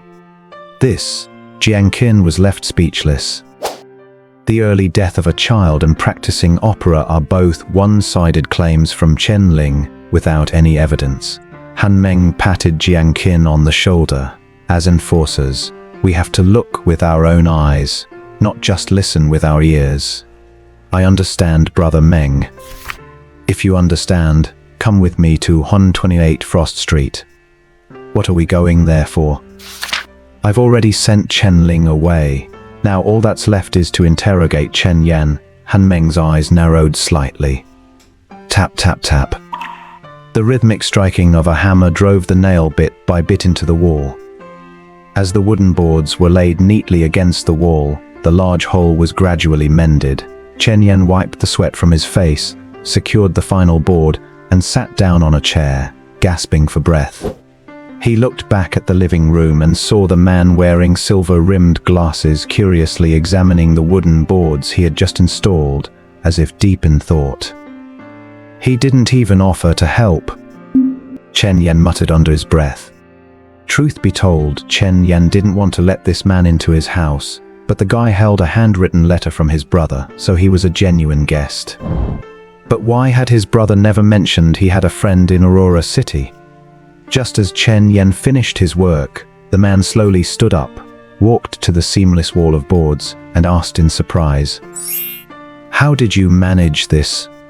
Fixing a house isn't hard. When we were kids, my brother even taught me how to build a wooden shed, though it was for little birds." Chen Yan raised his head proudly. "I heard you people in Aurora City are all quite delicate. I bet you wouldn't have this kind of craftsmanship for home repair, would you?" Before the man could respond, a series of urgent knocks echoed at the door. "Enforcer inquiry. Open the door immediately." Upon hearing those words, Chen Yan's face turned ghastly pale. He didn't know why enforcers had suddenly shown up at his door, but his gut told him that them showing up at this exact time definitely meant trouble. Chen Yan's mind raced, and he said to the man, "When you open the door, just tell them there's no one home." Having said that, he immediately ducked into the bedroom to hide. Enforcers, huh? The man frowned slightly, hesitated for a moment, then stepped forward to open the front door. Standing outside the door were Han Meng and Jiang Qin. Seeing a stranger answer the door, Jiang Qin was taken aback, then checked the house number and asked in confusion, "Strange, we didn't get the wrong place, did we?" Han Meng's eyes narrowed slightly upon seeing the man. "What are you doing here?" "I was wondering who it could be. It's you." The man smiled, pushed up his silver-rimmed glasses, and continued unhurriedly, "I should have realized. District 3 is your territory."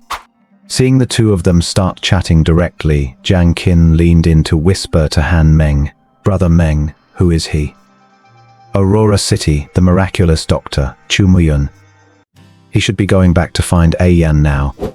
The rickshaw moved along the gravel road, and Chen Ling sat on it with a grave expression. He didn't know which link had failed, leading Han Meng to suspect him so quickly, even going so far as to pay out of his own pocket to send him away just so he could question Chen Yan alone. But the problem was all his paths were blocked now. Even if he turned back to find Chen Yan, setting aside whether he could reach home faster than the enforcer, the moment he left the rickshaw, Han Meng would soon know, and at that point, clearing his name would be nearly impossible. From here on out, he could only see how Chen Yan would handle it. However, Chen Ling had already made up his mind. If his identity were exposed, he would flee the second district immediately. After all, it would take time for Han Meng to travel over from the third district. As for Chen Yan, he was an ordinary person who didn't even know about his status as a merger, nor did he even know what a merger was. Even if something happened to him, Chen Yan wouldn't be implicated. "Brother, and you said you had no money?" The man pulling the rickshaw chuckled and looked back. "Even Enforcer Han Meng is reimbursing your travel expenses. Your status must be something special." "Hey, it is indeed quite special." An image of Han Meng appeared in Chen Ling's mind, and feeling a surge of stifling rage, he asked, "How much longer until we arrive?" "Almost there, maybe another 10 minutes or so." "No need to go that fast. Just run around this street a few more times." "Huh? If I tell you to run, then run. You're getting paid by the kilometer anyway," Chen Ling sneered. Since he has so much money, I might as well help him spend it. Then I'm really going to run? Run through the crowded areas. Let people see you, that way he can't back out on the bill. You got it. The man pulled Chen Ling for over 10 laps through the most crowded streets of the 2nd district. It was obvious the man was also very excited, as the extra distance alone was enough to equal 2 or 3 days of regular fares. When Chen Ling got off, the man was grinning from ear to ear, wishing he could kowtow to this god of wealth right then and there. Since he was the only one forced to depart early, with Wu Yudong not arriving for several more hours, Chen Ling had to head to Ice Spring Street alone to rendezvous with the 2nd District enforcers patrolling there. Just as he reached Ice Spring Street, Chen Ling's brows furrowed. Yellow police tape had sealed off almost the entire street. The scent of blood still lingered in the air. The small, dilapidated buildings on both sides were empty and devoid of figures, and only a few scarlet bloodstains splattered on the white walls were truly shocking to behold. Chen Ling ducked under the caution tape, his feet crunching on broken stones as if a vicious beast had appeared here, slaughtering the entire street. Confusion appeared in Chen Ling's eyes. In the ruins further ahead, a few figures in black and red uniforms were moving about. When they saw Chen Ling stepping past the caution tape, they walked straight toward him. "Is this a reserve member from the 3rd District? Why are you here so early?" Chen Ling handed over his transfer order and put the blame on Han Meng, saying he had demanded his immediate departure. The enforcer nodded. "Good to be here early. We happen to be short-handed. I'm Qian Fan, the enforcer in charge of Ice Spring Street for now. You'll be working with me for the next couple of days." "All right." Chen Ling paused. "Brother Fan, what exactly happened here?" "You haven't heard?" Qian Fan spoke in surprise. "The night before last, the day the Grey Realm converged, a calamity came into the 2nd District and killed everyone on half the street." Chen Ling froze. "The night before last?" "Correct." Qian Fan nodded. "Didn't your 3rd District enforcer Mahjong tell you? There's a high chance 2 calamities escaped this time, one grade 5 and one grade 3. The one that appeared in your 3rd District was the grade 5, though it didn't seem very destructive, and the casualties were low. But this grade 3 one in our 2nd District, while not high-ranked, was truly bloodthirsty." Upon hearing this, Chen Ling's brain couldn't process it all. He had always believed that the one in his mind was the only calamity that had escaped from the Grey Realm, but now another one had appeared. What about that grade 3 one? Was it caught?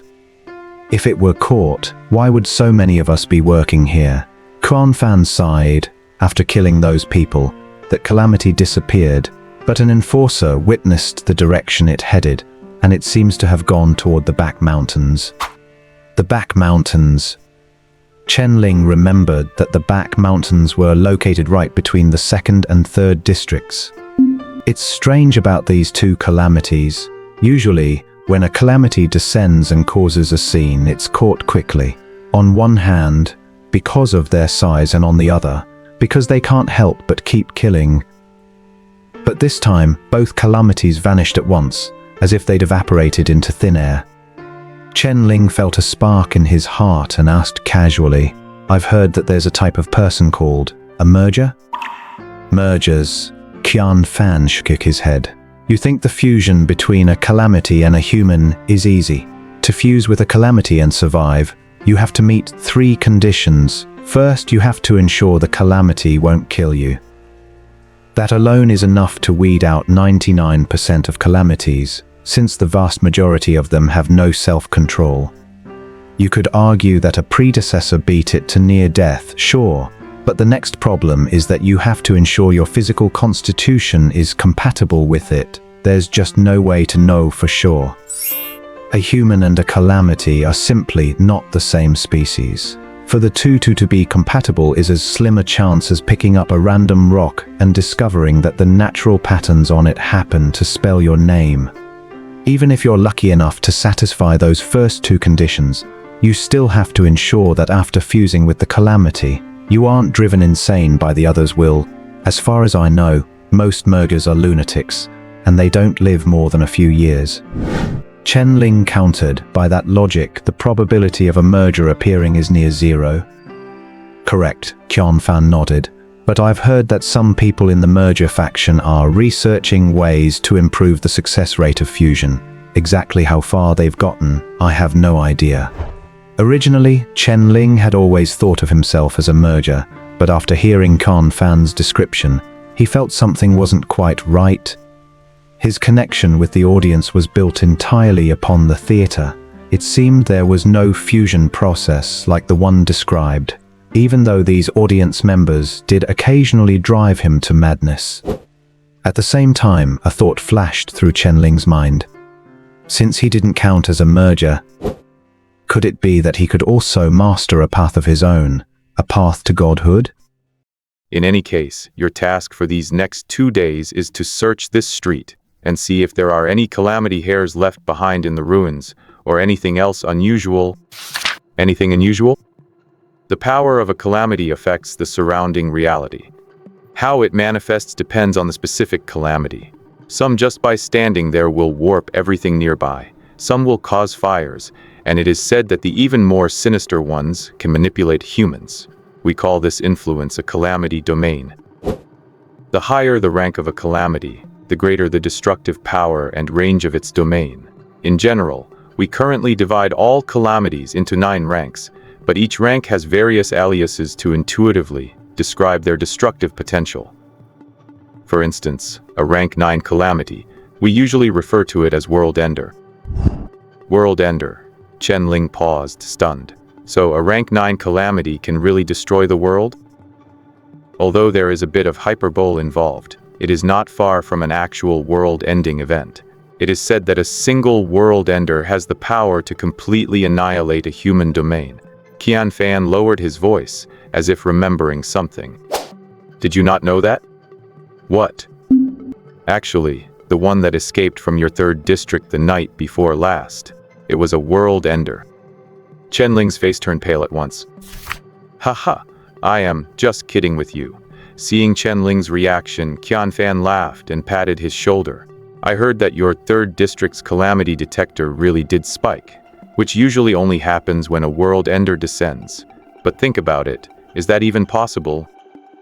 It has been nearly 100 years since the last world ender, and if it truly were a world ender, the 3rd district would have been wiped out instantly. How could it still be perfectly fine until now? So, I assume it was just a calamity with a domain that happened to interfere with the detector. Didn't your enforcement officer Han Meng fight it yesterday? They confirmed it was only a rank 5 calamity, not some world ender. So, take it easy. Qianfan stood with his hands on his hips, his face full of smiles. But Chen Ling could not laugh. As the culprit who gave Han Meng a beating, he knew better than anyone what that rank 5 calamity Qianfan spoke of really was. The rank 5 that Han Meng encountered was not really a rank 5. It was simply because at that time the audience expectation value happened to be stuck between 14 and 15%, so the usurping audience was equivalent to the combat power of a rank 5 calamity. And Chen Ling clearly remembered that the number of audience members who escaped was less than 1% of the entire auditorium. What if the audience escaped en masse? Would that mean a complete world ender would descend? Thinking of this, a cold sweat broke out on Chen Ling's back. He had thought the calamity in the auditorium would be strong, but not this strong. That is a super calamity capable of ending the world, a ticking time bomb enough to destroy a human domain. All right, hurry up and get to work, Qianfan said, looking quite satisfied. Right. As Qianfan left, Chen Ling was left alone on the ruined street. He took a deep breath, suppressing the fear in his heart for the moment, and lowered his head to start searching among the rubble. No matter what rank the audience members were, they seemed to have to follow the theater's rules. As long as he kept the audience expectation value above 20%, nothing would go wrong. Audience expectation value -1. Current expectation value 32%. 2 lines of text outlined themselves among the rubble, then vanished in an instant. Ever since he went undercover as an enforcement officer, the audience expectation value had jumped by 10%, but over time, it was still falling at a steady frequency. At the current rate, if he did nothing, it would drop back to 20% in 36 hours at most. Chen Ling spent the next few hours searching the ruins carefully, but even after several hours he found no sign of any hair or traces left by a calamity domain. To be honest, Chen Ling was also curious about what exactly this calamity that had escaped with his audience was. Chen Ling! A voice came from not far away. Chen Ling, who was searching for clues, looked up and saw his fellow sufferer, Wu Yudong, walking towards him. I heard them say you came here first thing this morning. Wu Yudong was covered in sweat. If he wasn't mistaken, he must have walked all the way from the 3rd district.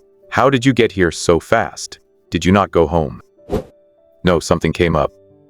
Does it have to do with your brother? Upon hearing this, Chen Ling jerked his head up. What did you say? Oh, when I was coming here, I passed by your place and saw Officer Han Meng there, saying he was looking for your brother. Wu Yudong wiped his sweat and couldn't help but sigh. Man, your place is in worse condition than mine. The house has holes in it. Chen Ling ignored Wu Yudong's teasing and asked again, did Han Meng question my brother? No, there was a tall man wearing silver-rimmed glasses standing in the room talking to him. I couldn't hear clearly what was said, but before he said much, Officer Han Meng left. He didn't even enter the room. A tall man wearing silver-rimmed glasses? Chen Ling was stunned for a long moment, and a thought flashed through his mind. He had actually forgotten about this. He had sent a message to the Aurora City earlier, intending to ask the doctor to come and cure him. He didn't expect so many things to happen in these past few days that it completely slipped his mind. Now it seemed that the doctor had arrived as promised to treat him. But wasn't the 3rd district blockaded? How did he get in? Questions flashed through Chen Ling's mind one after another. He felt an urgent need to go home and see what was happening. I won't talk to you anymore. My task is to help settle the surviving residents of Bingquan Street, and there is still a ton of stuff to do. Wu Yudong checked the time, said goodbye to Chen Ling, and hurried away. Since Han Meng had been diverted, he shouldn't have had the chance to interrogate Chen Yan, so home should still be safe. Thinking this, Chen Ling began to walk quickly toward Qianfan and the others. To Chen Ling, that doctor was a completely unknown entity, and he didn't dare let Chen Yan spend too much time alone with him. He had to go home right now. Creak. Chen Ling took a step and crushed a brick in the ruins. He looked down and saw a hint of red pressed beneath the fragments. Chen Ling frowned slightly and brushed away the debris. The outline of that red color became clearer. Seeing the whole thing, his pupils shrank violently. It was a broken safety amulet. On the corner of the amulet, there were 2 small embroidered characters. Chen. Is it that late already? Chu Miyun sat by the doorway, lowered his head to check his pocket watch, and let out a long sigh. Why hasn't my brother come back yet? Chen Yan sat next to Chu Miyun, resting his chin in his hands, gazing longingly at the street by the door. The dim, golden sunset gradually sank below the horizon, and the blue aurora in the sky became increasingly distinct. The two sat in a row, while the cold wind whistled through the gaps in the wooden boards, causing the kerosene lamp on the table to flicker unsteadily. Finally, at the far end of the street where the aurora swirled, a figure gradually emerged. He's back! Chen Yan jumped up, waving at the distant figure. Brother! Chen Ling dragged his weary body toward the house. Seeing the two sitting at the door, he narrowed his eyes slightly, but immediately waved back at Chen Yan. Chu Muyun paused, stood up by pushing off his knees, and offered a polite smile and a wave. And you are? You must be Mr. Chen Ling, right? Chu Miyun adjusted his silver-rimmed glasses. My name is Chu Miyun, a doctor from Aurora City. Oh, hello.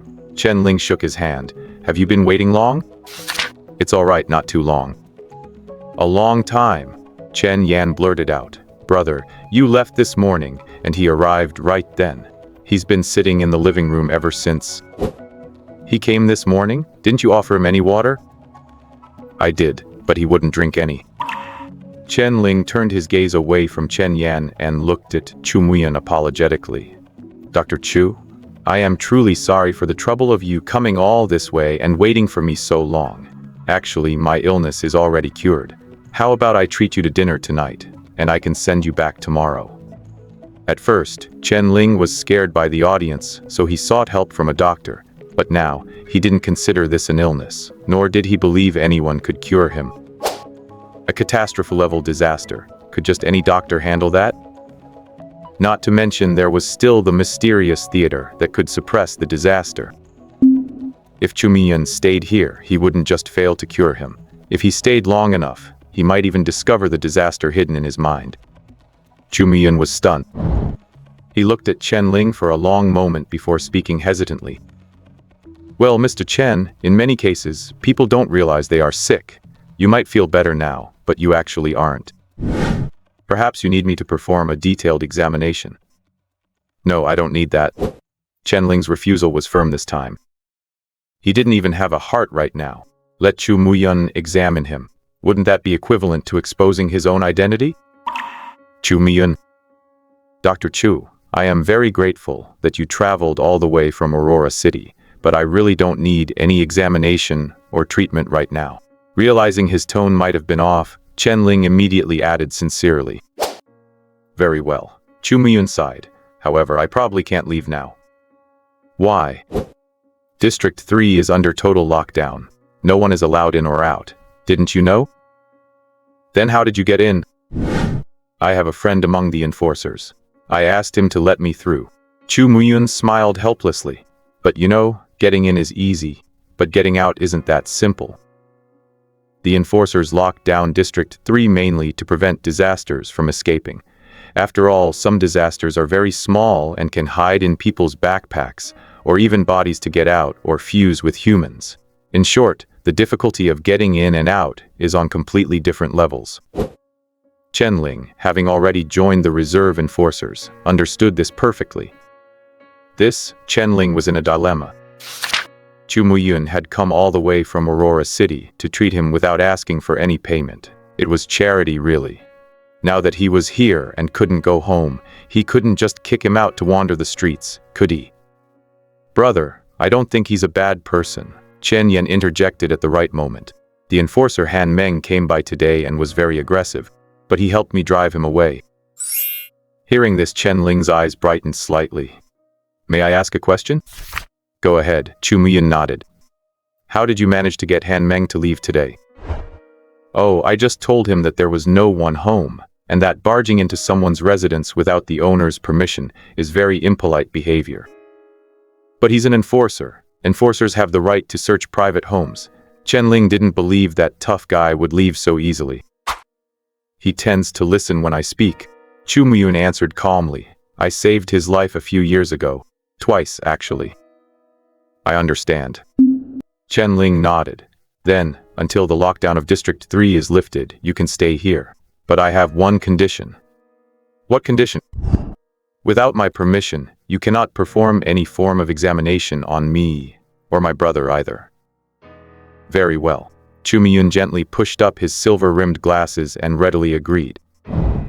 Back in the house, Chen Ling realized all the holes had been patched with wooden boards. Although a bit of wind still leaked in occasionally, it was much better than the night before. He looked back and saw Chen Yan with his hands behind his back, head slightly lowered, appearing to wait for praise.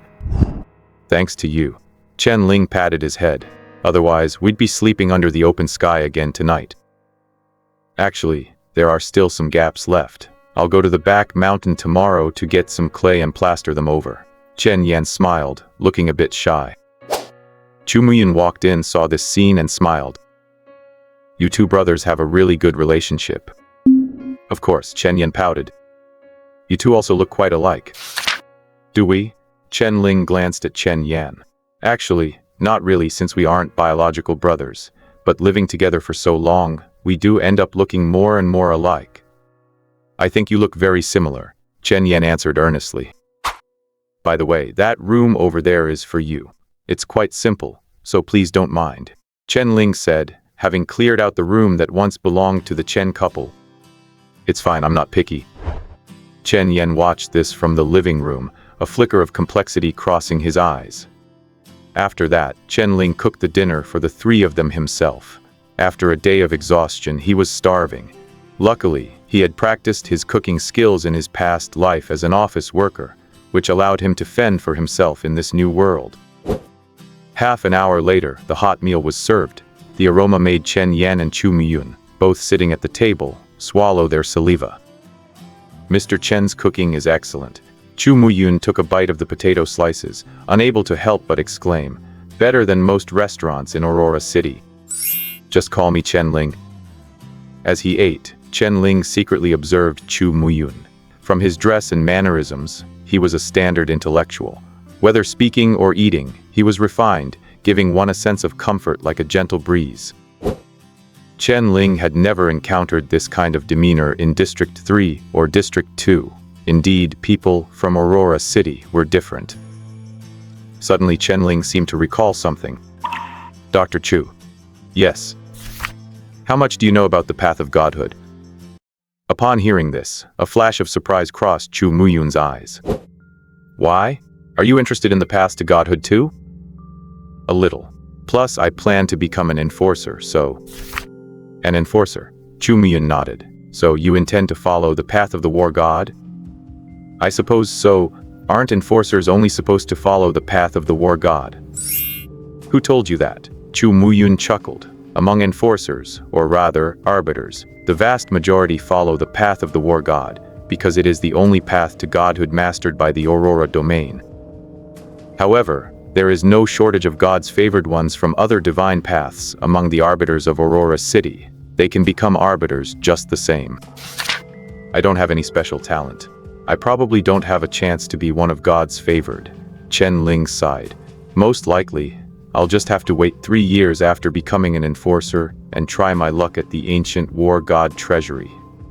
"Brother, who says you don't have talent?" Chen Yen immediately put down his chopsticks and said earnestly, "You're so amazing. There must be many of those divine paths fighting to have you."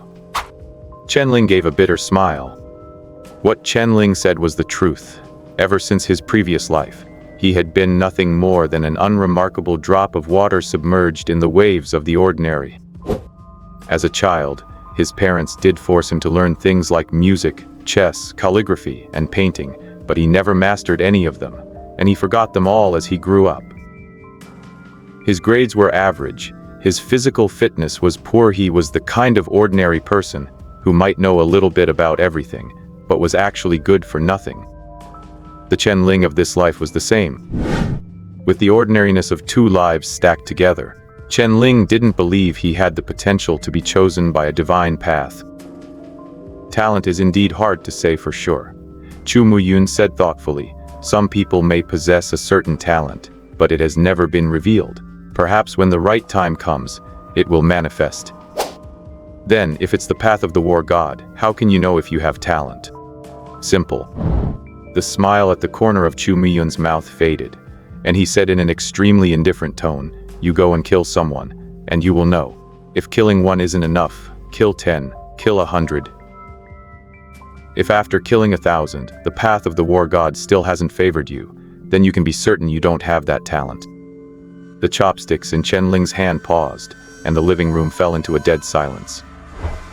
"Just kidding." Chu Muyun laughed, as if the ice had melted and a warm, gentle breeze swept across the dining table again. "If you don't kill, then you can only enter the ancient treasury. Although 3 years is a long time, you are young and can afford to wait." "Killing." Chen Ling looked at the rice in his bowl, recalling the scene from that night when the red paper monster killed 2 enforcers, and suddenly felt a bit nauseous. Chen Ling was an ordinary person. Even though he had killed countless people in games in his previous life, and watched plenty of bloody movies, when it really came to holding a blade and killing someone, he didn't dare. He couldn't cross that bottom line in his heart, the line established by reason and mercy. Then what is a path? Chen Ling remembered the killing waltz he had drawn from Han Meng, which came from the judgment path of the war god, but he didn't know what a path actually was. "You even know about paths?" Chu Muyun looked at him in surprise. "Let's put it this way. If ascending to godhood is like climbing a mountain, then besides the main road, there are also trails. The divine path is the main road, while a path is a trail that extends out based on each person's individual personality and talent. Take Han Meng, for example. He is rather stubborn and has a sense of justice, so he is on the judgment path. Correspondingly, the abilities he gains when ascending to different levels might be different from other paths, possessing more individual characteristics. Chen Ling was thoughtful. Then how many paths can there be for one divine path? That's hard to say. Some divine paths have many people walking them, so there are naturally more paths explored and extended. For example, the path of the war god, to my knowledge, has 7 different paths, but some less popular divine paths may not have many paths at all. Dr. Chu, are you also a possessor of a path to godhood? Chen Ling asked, puzzled by Dr. Lin's assessment of him. I am. Chu Muyun admitted it quite openly. I walk the path of the medical god. Path of the medical god. Is the ancient medical treasury also in the Aurora domain? The moment he asked this question, Chen Ling realized the implication and stammered in shock. You are one of God's favored? Chu Muyun smiled without answering. Although Chen Ling had long guessed that Chu Muyun walked the path of the medical god, he didn't expect the other party to be one of God's favored. Wasn't this supposed to be extremely rare? How did he run into one so casually? What does it feel like when you become one of God's favored? Chen Ling couldn't help but ask. Chu Muyun was thoughtful. That's hard to describe. It's roughly like this. You suddenly feel as if you have transcended in an instant, and there is a gaze from the unknown looking down at you. Then, the surrounding environment changes, and a divine path, leading to the void, automatically appears before you. A divine path? Is it a real existing path, not an illusion? It is real, at least at that moment it is real. But before you step onto it, it floats in the sky, constantly swaying, as if, like a ribbon? Chen Yan, who was burying his head in his rice, suddenly spoke up. A ribbon? Chen Ling looked at him in surprise. Yes, a ribbon. Chu Muyuan's eyes brightened, and he continued, and the moment you step onto it, it solidifies and then vanishes. Although you cannot see it, it will always exist within your body. Chen Ling looked at Chen Yan suspiciously, while the latter shrank his neck and whispered, I just listened to his description, and said it at random. All right then. Chen Ling sighed, I hope I too have a day where I can step onto a divine path. After the meal, Chen Yan voluntarily rolled up his sleeves to wash the dishes, while Chu Muyun pulled a book from somewhere and sat by the kerosene lamp, reading in the dim light. He frowned from time to time, looking puzzled, as if lost in deep thought.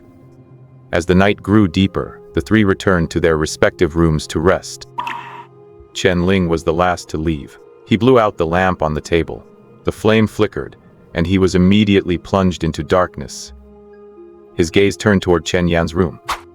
Chen Ling walked slowly to the door of Chen Yan's room and took a broken peace charm from his chest, about to knock on the door, but his knuckles stopped midair. After I woke up from the surgery, I was just waiting at the hospital for you to pick me up. Then I heard outside that a world-ending level calamity had invaded. So I was very worried about you. I slipped out while the people in the hospital weren't paying attention, just preparing to go home to find you. And then I saw you hung on a monster. The enforcers didn't seem to have enough manpower. They only sealed off the outside of the 2nd and 3rd districts, but there weren't many people guarding between the 2 districts, so I snuck over. Brother, are we not running away? Brother, it doesn't matter even if you become a monster, as long as you are still you. That doctor seems very capable. I recovered very quickly. I don't know, maybe it fell off when I was running back. Chen Yan's words flashed through his mind continuously, and Chen Ling's knuckles clenched tighter and tighter. He looked at the peace charm in his hand, his eyes filled with incomprehension and confusion. Ever since he found this peace charm in the ruins of Bingquan Street, Chen Ling's heart had been on edge, and even though he had walked back for 2 hours, he kept thinking about this one thing. Thinking about it carefully, since Chen Yan appeared, many things were simply unexplainable. The timing of his appearance, the location of his appearance, it was all just too coincidental. Could a boy who had just undergone heart transplant surgery really cross the enforcer blockade and walk for over 2 hours to the back mountain? Or was it that he was no longer human either? Wait, why did I use the word also? Chen Yan is just Chen Yan, not something else wearing his skin. Chen Ling is certain of this. Since they were part of the same gray realm arrival, and since the audience can merge with me, then why can't another calamity that descended merge with a human? But this is all just Chen Ling's speculation. As for what the truth really is, perhaps he will only know if he asks him personally. Just as Chen Ling was hesitating over whether to knock, the door opened from the inside. Brother, Chen Yan rubbed his eyes. What are you doing? I have something I want to ask you. Chen Yan was about to say something, but after glancing at Chu Muyun's room across the hall, he pulled Chen Ling inside and shut the door. Hey Yan, I'm just going to ask straight out. Chen Ling looked into his eyes earnestly. Was it you who caused the bloodbath on Bingquan Street? Chen Yan's body shook. Seeing the fragment of the safety amulet in Chen Ling's hand, he lowered his head in silence. Yeah. Seeing Chen Yan admit it so readily, Chen Ling, who had been preparing to try and persuade him, was stunned for a moment. It really was you? Chen Ling asked again. So, you merged with a calamity too? I don't know. When I woke up, I was already standing there. You lost a period of your memory too? Yeah. Chen Ling's brows furrowed slightly. He believed Chen Yan wouldn't lie to him, and even he himself was in the same situation, a bizarre transmigration, a mysterious audience appearing in his mind, and by the time he woke up, he was already back home. But wasn't the location of the Gray Realm intersection in the back mountains? You should have been in surgery at that time. Why were you affected by it? I don't know. Chen Yan shook his head again. I just remember the doctor giving me anesthesia, and when I woke up, I was on Bingquan Street. I was so scared that I hid in the back mountains, and when I came back out, I saw my brother climbing out of that monster's body. Hearing this, Chen Ling managed to piece the cause and effect together. However, the question of why Chen Yan was affected by the Gray Realm intersection remained. Could it be that after the calamity broke into District 2, it happened to encounter Chen Yan on the operating table, and then merged with him? Chen Ling didn't quite understand the process of this merging, and no matter how much he thought about it, he couldn't figure it out. I understand. Chen Ling nodded. You stay home for the next few days and don't go anywhere, understand? I'll handle everything else. Chen Yan seemed to want to say something but hesitated. What's wrong? I wanted to go see Mom and Dad. Chen Ling paused, and after a long silence he said softly, let me clear your name first. Once things have calmed down, I'll take you to see them, okay? Okay, Chen Yan nodded obediently. Stay away from Chu Miyun these next few days. Don't let him touch you and don't talk to him much. Okay. If Han Meng comes to find you again to ask questions, just answer like this. Okay. After giving his instructions, Chen Ling turned and left. Chen Yan locked the door gently and went back to lie down on the hard wooden bed. He turned his head to look out the window, his chestnut-colored pupils reflecting the sky full of blue auroras. Suddenly, at the very edge of the aurora-filled sky, a point of red light glowed like a cinnabar star. It's back, Chen Yan muttered to himself. As the cinnabar star became more brilliant, a dreamlike path extended from the void, connecting all the way to Chen Yan's bedside. The path drifted and swayed between the star and him, like a soft silk ribbon. Chen lay on the bed, watching this path to godhood calmly. It was an olive branch thrown to him by a deity. A moment later, he slowly raised his hand and grabbed the drifting ribbon. Then, he crushed it with force. Bang! A faint sound lingered in Chen Yan's ear. The path to godhood was crushed by his single hand, turning into dust that dissipated into the void. At the same time, the cinnabar star in the sky dimmed rapidly. He rejected the divine grace. Chen Yan opened his palm.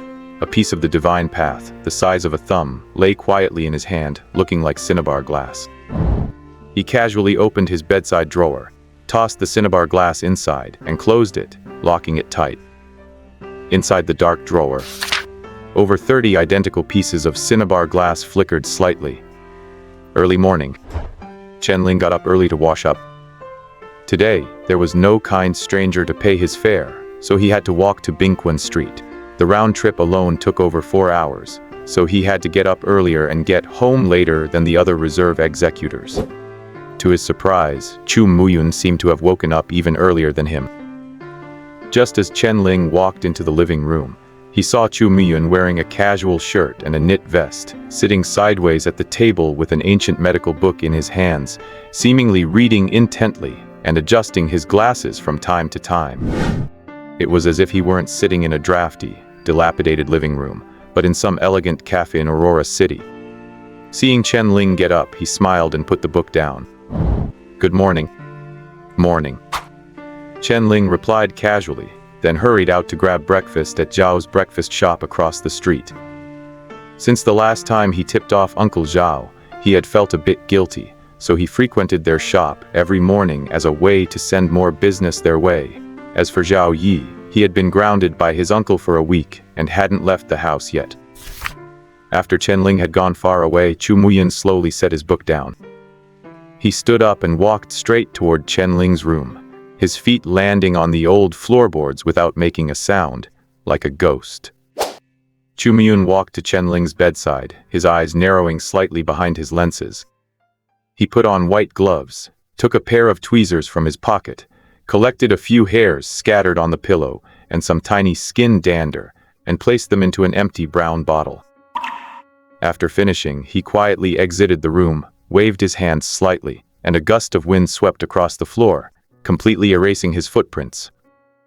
He didn't go back to his own room, but walked straight out of the house, passed through several streets, and arrived in front of a shabby little grocery store. Ding-a-ling. As he pushed open the door, the crisp sound of a bell rang out. "What do you want to buy?" A woman sitting at the counter yawned lazily and asked casually. "I want to buy a glimmer of hope." Upon hearing this answer, the woman's eyes went still. Her original lazy, casual demeanor disappeared completely, replaced by a pair of cold, sharp eyes. She stared at Chu Muyun and spoke slowly. "Show your identity." Chu Muyun lifted his fingertips, and a white playing card appeared in his palm as if by magic, which he placed face down on the counter. The woman flipped the card over. "7 of spades." "The password?" she asked again. Chu Muyun said calmly, "Human civilization shall never be extinguished." "7 of spades, what do you need?" "I need a quiet room." "The reason?" "I found a suspected fusionist. I need to conduct a calamity-level assessment experiment." "A fusionist?" The woman raised an eyebrow in surprise. "Can he be recruited?" "I've ruled out the possibility of the target being a member of the fusionist faction. But he does show an inclination to join the enforcers. Whether he's worth recruiting depends on the results of my assessment." "Understood." The woman pulled a key from the bottom of the counter. "The quiet room is on the second basement level." Chu Muyun took the key, opened the secret basement door, and vanished in a flicker of motion. The woman stepped out from behind the counter, stood in the doorway to discreetly scan her surroundings, and then flipped the sign to closed. Whoosh! In the darkness, Chu Muyun lit a kerosene lamp and stepped down the narrow staircase. The dim light descended until it reached a small space of about 10 square meters at the bottom. Chu Muyun leaned down to place the lamp in the center of the floor, then took out a small brown bottle and poured its contents out. Chu Muyun took off his glasses, a brilliant blue glow erupting from his eyes. An overwhelming aura churned through the room like a cyclone. Diagnosis beginning. Ice Spring Street. Chen Ling moved through the broken ruins, searching meticulously. He was very lucky to be assigned here and tasked with finding clues. If Chen Yan had left any trace behind, he would be the first to know and the first to snuff it out. If he hadn't picked up that lucky charm yesterday, and it had fallen into the hands of another enforcer instead, the consequences would be unthinkable. But it turned out that Chen Yan hadn't left anything else behind. But this is all just Chen Ling's speculation. Perhaps the only way to know the truth is to ask him directly. Chen Ling couldn't help but wonder, what kind of power did the calamity inside Chen Yen possess? Just as he was pondering, a figure walked over from the distance. Wu Yedong? Chen Ling paused, recognizing him. It wasn't surprising that Wu Yedong was also on Ice Spring Street, but the problem was his current state. He was leaning on metal crutches. One leg was in a cast. He was covered in wounds and bandages. His left eye was bruised black, and he looked as dirty as if he had just crawled out of a trench. Hearing Chen Ling's voice, a flicker of light finally returned to Wu Yudong's downcast eyes. Chen Ling, Wu Yudong smiled bitterly. I didn't think I'd live to see you again. What happened to you? I'm not going to be an enforcer anymore. Wu Yudong looked up at the aurora in the distance, a trace of grief and dejection flashing in his bruised eyes. What happened? Chen Ling remembered clearly that when he left yesterday, the other man had been full of anticipation to finish his mission. How did he end up like this today? The enforcers? And Ice Spring Street, none of them are any good. Chen Ling, do you know what kind of people live on this street? They're loan sharks, cultists, wanted criminals. This place is crawling with illegal arms dealing, drug trafficking, and organ harvesting. I went to collect information from survivors yesterday, and they just mocked and cursed at me. They kicked me into a toilet and made me clean it. When I refused, they broke my leg. Wu Yudong's voice trembled more and more, as if recalling painful memories. Veins began to bulge on his neck. They did it on purpose. The 2nd District enforcers know what kind of place this street is. Not one of them wanted to come, so they asked the 3rd District for manpower. I don't know what deal they made with Mahjong, but he just started pulling recruits from the 3rd District. He knew we were newbies, poor, and had no connections. If he didn't send us, who would he send? To put it nicely, we were here as reinforcements. To put it bluntly, we were nothing but offerings from the top brass of the enforcers. I swear on my life, the higher-ups must have ties to the underground trade on Ice Spring Street. How could they? My parents sold everything they had to put me through school. I earned my position as an enforcer. How dare they humiliate me like this? Wu Yudong growled in anger, his eyes bloodshot. But even then, he didn't dare speak too loudly, because the 2nd District enforcers were not far away. Under the gaze of the lion, ants can only remain silent and restrained, no matter how furious they are. Wu Yudong's chest heaved violently, as if he were about to pick a fight with the street or the enforcers, but he stiffened as a voice rang out. Wu Yudong, Chen Ling, what are you two talking about? Qian Fan, wearing his black and red uniform, walked over with his arms crossed, asking out of curiosity. Wu Yudong's face went deathly pale. Wu Yudong, didn't you say you were quitting the enforcers? Qian Fan continued. Once you voluntarily withdraw from the enforcer exams, there's no chance to change your mind. For someone like you, this should have been a life-changing opportunity. Are you sure you've thought this through? Or, if you think there's something the enforcers aren't doing right, feel free to bring it up. We can talk about it. Wu Yudong's expression shifted, and he hesitated several times, but under Qian Fan's gaze, he eventually just shook his head. No, it's nothing. I'm withdrawing voluntarily. What a pity. Chen Ling felt a complicated mix of emotions as he looked at Wu Yudong. Wu Yudong dared to rant about the crimes of the enforcers to Chen Ling, but in front of an actual enforcer. He didn't dare say another word. But he couldn't call Wu Yudong a coward, because even if he quit being an enforcer, he would still have to live in the 3rd District, or any of the other districts in the Aurora domain, and everywhere he went, there would be enforcers. To everyone living in the Aurora domain, the enforcers are the law of the land. Wu Yudong gave Chen Ling one last deep look and hung his head again. Leaning on his cheap crutches, he gritted his teeth and limped toward the 3rd District. His figure grew smaller as he walked away, until he became like a grain of sand, blown away at the end of the road. Chen Ling knew that from this day on, Wu Yudong would perhaps never be able to hold his head high again. Sigh, I actually thought he was pretty good, hardworking and full of potential.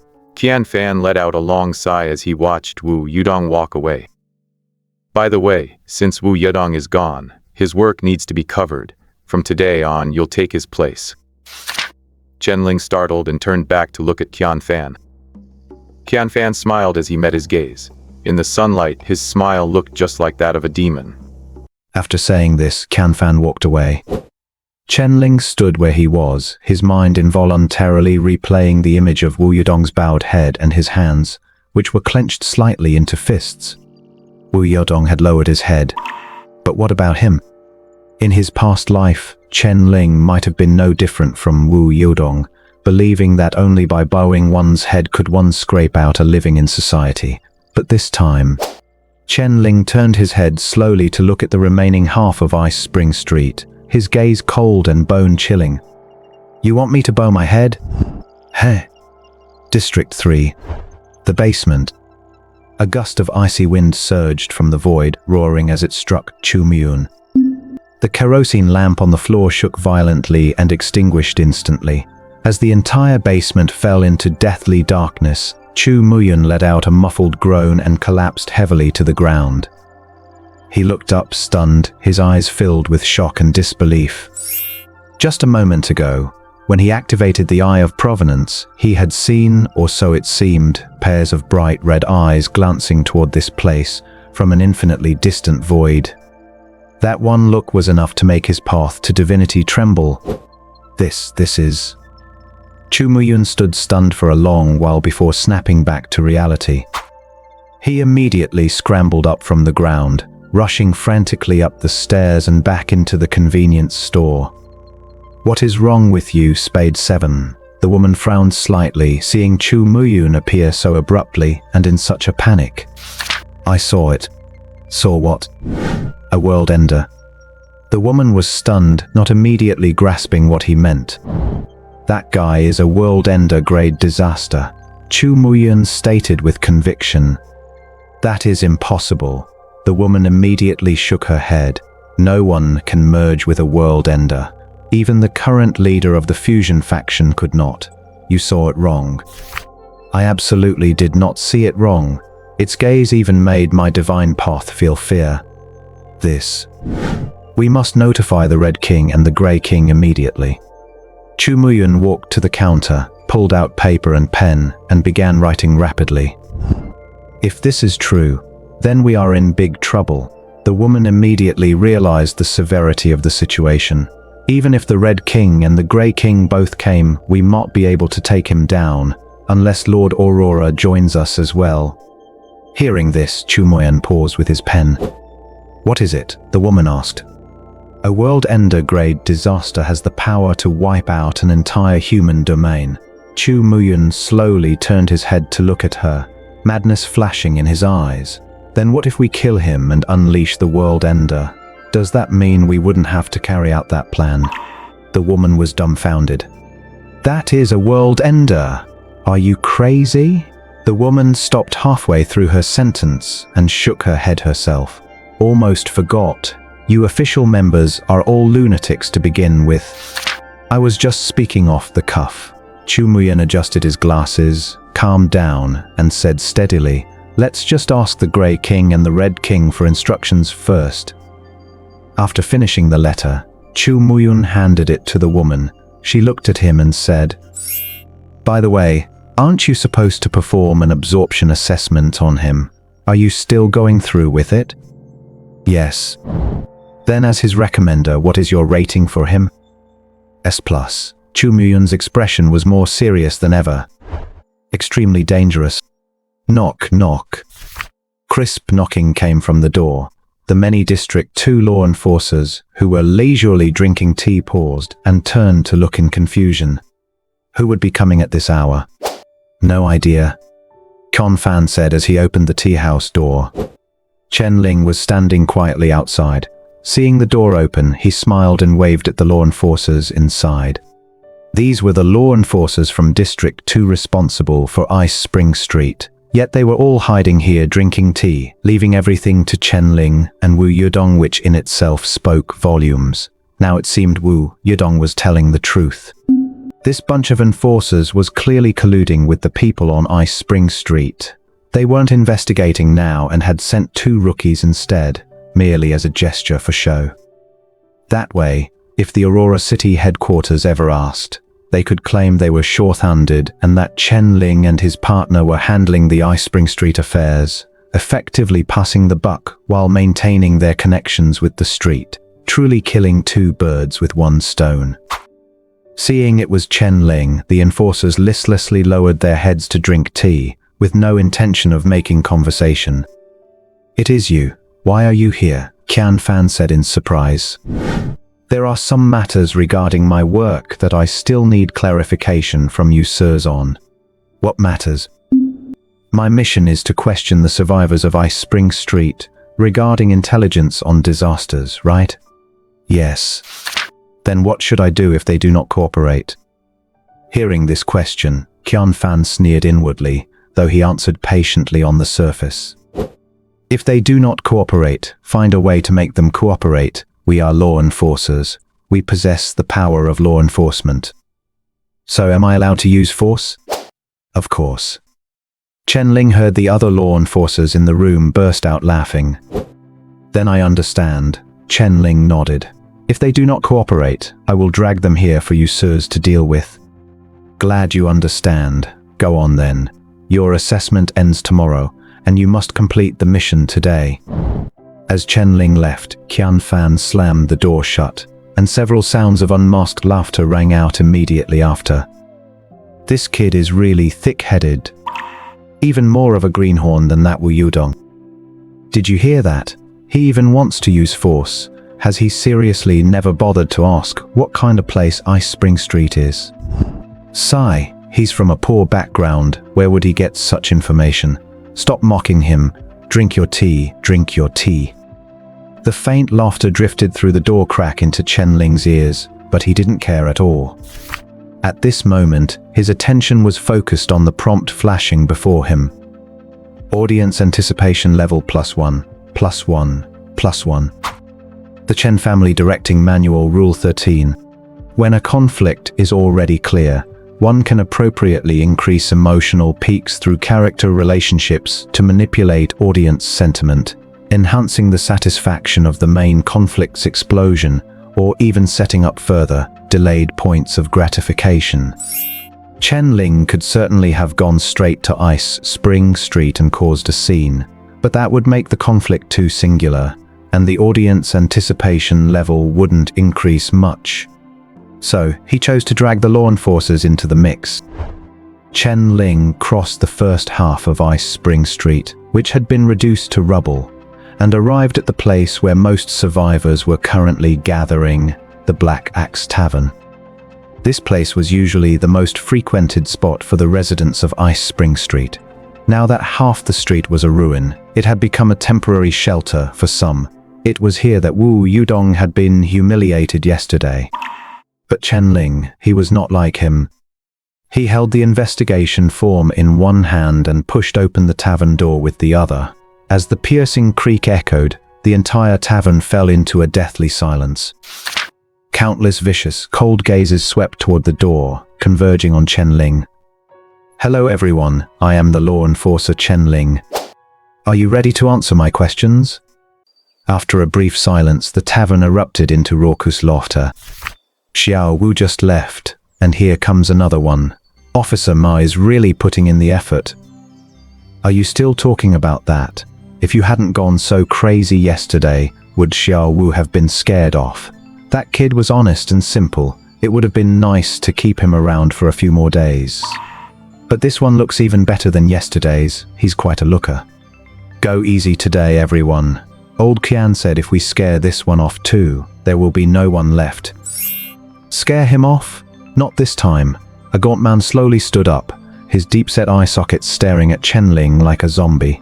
Not bad, young and in good shape. His spare parts should fetch a good price. "Bone Blade, you're playing too hard. This is going to be tough to handle later." "Humph. Ice Spring Street was slaughtered by a calamity. That was the enforcer's negligence anyway. What? We're not allowed to ask for some compensation." Everyone in the tavern began to size up Chen Ling at the door, like a group of greedy, starving beasts eyeing prey that had delivered itself. Chen Ling just stood there, acting as if he hadn't heard a word. He pulled a pen from his coat and tapped it against his clipboard. Boneblade, was it? Chen Ling wrote down the name. Let's start with you. Where were you on the night Ice Spring Street was slaughtered? Seeing the boy dare to ask questions, the group exchanged surprised glances. They knew Wu Yudong had been so terrified by this scene yesterday that he couldn't even speak. Is this kid truly reckless, or just plain stupid? Boneblade narrowed his eyes. He stood up and slowly walked over to Chen Ling. Where was I? Boneblade blew on his black fingernails, then reached out, his pale knuckles clawing towards Chen Ling's throat like an eagle's talon. I was in Mother's bed. In a flash, a cold glint flickered in Chen Ling's eyes, his right hand holding the pen, thrust forward with lightning speed, the tip instantly piercing through Boneblade's palm. Boneblade let out a blood-curdling scream of agony. Before he could react, a palm grew rapidly in his vision, then pinned his head and slammed it hard into the ground. The Path of the Soldier God Judgment Sequence, third stage, Killing Waltz. Bang. Wood splinters flew and crimson blood began to flow. The others felt their vision blur for a second, then saw Boneblade smashed into the floorboards by the boy. The heavy cotton coat fluttered slightly, and the entire tavern fell into a deathly silence. Attacking an enforcer is a felony, Chen Ling said calmly. He slowly stood up straight, brushed off his blood-stained hands, and swept his gaze over the crowd. Audience anticipation +2. Audience anticipation +2. Audience anticipation increasing. After a brief moment of silence, the people in the tavern finally came to their senses. The confusion and shock in their eyes were replaced by furious intent to kill, and 3 of them immediately drew their guns, pointing them at Chen Ling. Damn, a tough one. Chen Ling had known they were armed. The moment they drew their guns, he flipped the table beside him. The massive table flipped through the air, causing the figures to scatter to the sides and plunging the front into chaos. At the same time, Chen Ling ducked under the table and emerged, swinging a wine bottle at the face of the nearest gunman. Snap! The bottle shattered, and the sharp shards grazed the man's cheek, leaving several crimson welts. Chen Ling followed up with a backhanded elbow strike, knocking him unconscious to the floor. In an instant, 2 muzzle flashes sparked in the distance, and whistling bullets flew straight toward Chen Ling. In the gloom, Chen Ling moved with the agility of a phantom. His heavy cotton coat swirled, pierced by 2 bullets, but not a single one touched his body. This was the first time Chen Ling used the killing waltz, and the most obvious sensation was that his body felt weightless, like a ghost. In such a cramped and chaotic tavern, he moved with ease. As long as he could observe the enemy's movements ahead of time, he was confident he could dodge the bullets. Of course, that was provided the number of shooters wasn't too high. As he took down the first gunman, the other 2 immediately felt the crisis of being hunted by a beast. They tried to track Chen Ling, but with him constantly flipping tables and chairs to block their line of sight, it was almost impossible. A whistle was heard near their ears, and the next moment, their heads suffered a heavy blow, and they lost consciousness. Chen Ling took down another gunman, snatched the pistol, and pulled the trigger repeatedly at several men charging with blades. Bang, bang, bang. A few red flowers of blood bloomed on their legs, and they let out screams and collapsed to the ground. Cries of pain, curses, gunfire, and the sound of furniture crashing followed one after another.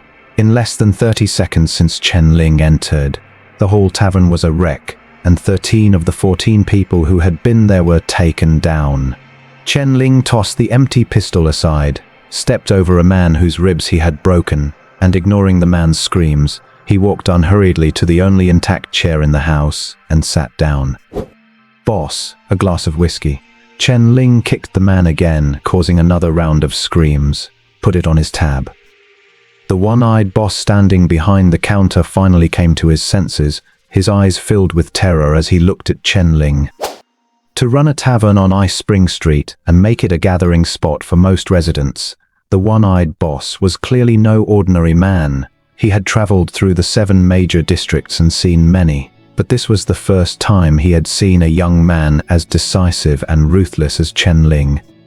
Is this guy really from the reserves? He would have believed it if someone said this guy was an enforcer.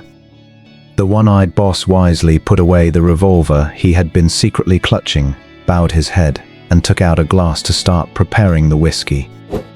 Name. Chen Ling crossed his legs, placed the clipboard on his lap, and said calmly, "In the silent tavern, no one answered. I'm asking you." He kicked the man's broken ribs. "Ah, Li Mang, the man gave in immediately. Where were you on the night of the Calamity invasion?" "I was right here in this tavern." "Did you see what the Calamity looked like?" "I think so. I was stepping out to relieve myself and saw it flash by on the street. It looked human." The man spilled the truth, shaking. Chen Ling said nothing more. He stood up, took the whiskey from the counter, and swirled it gently, the clinking of the transparent ice cubes against the glass audible. Then, he lifted the glass and poured it bit by bit directly onto the man's blood-soaked wound. A soul-piercing scream echoed through the street. "I told the truth. It's all the truth. Do you know, without solid proof, reporting to enforcers using words like seems or should counts as spreading rumors." Chen Ling's eyes narrowed slightly. "I'll ask you one more time. Did you see it?" I really..." The glass in Chen Ling's hand tilted further, and more liquor poured over the wound, making the man tremble all over from the pain. "No, I didn't see it. I didn't see anything at all." Hearing this, Chen Ling finally placed his glass back on the ground and wrote a line in one of the columns of the form. "No witnesses." Immediately after, he ordered a fresh whiskey and walked over to the next resident of Ice Spring Street. Name. Sun Laoliu. "Did you see the Calamity?" Seeing what had just happened to the big man earlier, Sun Laoliu gulped and said, "I didn't see anything." Chen Ling nodded and continued walking toward the next person. Watching Chen Ling beat everyone down single-handedly and then calmly ask his questions, a thought occurred to Sun Laoliu and the others all at once. Did that guy surnamed Ma set me up? Didn't he say the ones he sent over were just chicks from the reserve seat? Looking at that ghostly evasion ability of his earlier, it's not far off from a law enforcer's, or could it be that he is a law enforcer himself? Could it be that the Ice Spring Street business has been exposed, and the guy surnamed Ma plans to use this opportunity to take them all out and then clear his own name? The more they thought about it, the worse their expressions became. They stared straight at Chen Ling, terrified that once he finished his questioning, he would pull out a gun and shoot them all one by one. Chen Ling unhurriedly finished recording everyone's testimony and got them to press their fingerprints. For those who had already been knocked unconscious, he simply wrote "no witnesses" and forcibly pressed their fingerprints onto the paper. Following that, he asked the boss for a thick rope, tied everyone's hands together, and pushed open the tavern doors. "Thanks for the cooperation. See you tomorrow." The young man in the tattered cotton coat stood at the doorway, gave the crowd in the tavern a faint smile, and turned to leave. Inside the ruined tavern, a deathly silence fell. They didn't die. It wasn't until some time later that Sun Laoliu awoke from that daze, his back already soaked in cold sweat. He turned his head to look at the boss. "What are you just standing there for? Hurry up and help us untee this." "Did you guys hear a gunshot just now?" Inside the tea house, a law enforcer spoke up hesitantly. "No, you must have misheard," Qian Fan replied casually while shuffling mahjong tiles. "Don't worry, that group in Ice Spring Street still knows their limits. At most, they'll just pull some knives. No one wants to make things complicated by pulling a gun." "That's true. Will that kid Chen Ling even be able to make it out today?" "Hard to say. He looks better than Wu Yadong. If that group is feeling ruthless, what if it leads to a death? Will there be trouble answering to District 3? "What trouble? He's just a poor kid from Frost Street. I heard his parents were scared stupid by the Calamity. Even if he dies here, we just bury him somewhere and who would know? Who's going to come make a scene? Don't worry, District 3 is Brother Ma's turf. He'll handle it. 3 of bamboo. Pong. Bang, bang, bang. The knocking on the door sounded again. Tisk, who is it now? Qianfan stood up, displeased. Every single day, where do all these problems come from? Maybe that kid realized something was wrong and came out to report us, haha. He hasn't been gone that long. Did he just go to the door, take a look, and come right back? Amidst the discussion, Qianfan opened the door. Seeing Chen Ling standing there, his brow furrowed immediately. Why is it you again? Didn't I make myself clear? This is my work report. Chen Ling pulled the form from his chest. Just as he was about to hand it to Qianfan, he noticed a bit of blood and shredded skin on the corner, so he casually flicked it off with his finger, wiped it clean, and handed it to him with a smile. Qianfan froze. The other law enforcers inside playing mahjong also froze.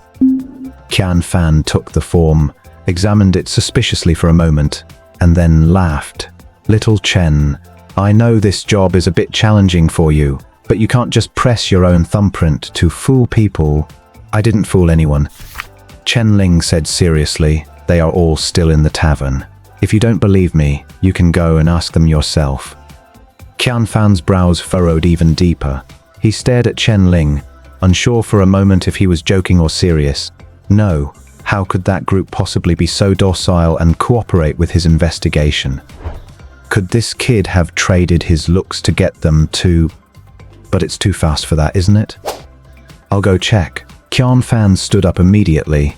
Just as he was about to walk out the door, he remembered something and looked back. You should know that falsifying task results will get your exam qualification revoked, right? I know. Qianfan stuck a cigarette in his mouth and walked toward the tavern, unwilling to believe it. The other law enforcers exchanged glances and curiously followed behind. Seeing the law enforcers leave, Chen Ling looked down at the mahjong table as a few characters flashed by. Audience expectation +1, +1, +1. Black Axe Tavern. Can you move any faster? Inside the chaotic tavern, moans echoed one after another. Sun Laoliu was one of the less seriously injured, and watching the boss fumbling to cut the ropes, he couldn't help but curse. The boss gave him a cold look. One more word out of you and I'll kill you. Why weren't you this tough just now? That kid is a law enforcer. What good would being tough do? He really is a law enforcer? Sun Laoliu widened his eyes. Are you sure? Many years ago, when I was dealing drugs in District 3, I was tracked by a law enforcer. His movement style was exactly the same as that young man's. If I hadn't been lucky back then, I never would have escaped to District 2. The boss paused for a moment. Do you know who that law enforcer was? Who? District 3 Law Enforcement Chief Han Meng. Sun Laoliu stood there stunned. Creak. The tavern door was pushed open. Qianfan stood at the threshold and saw the mess inside the tavern, along with the numerous Ice Spring Street residents who were covered in blood and barely clinging to life. An expression of sheer disbelief appeared in his eyes. Qianfan stood at the door like a statue. This was done by that kid? The other law enforcers who rushed over were also shocked.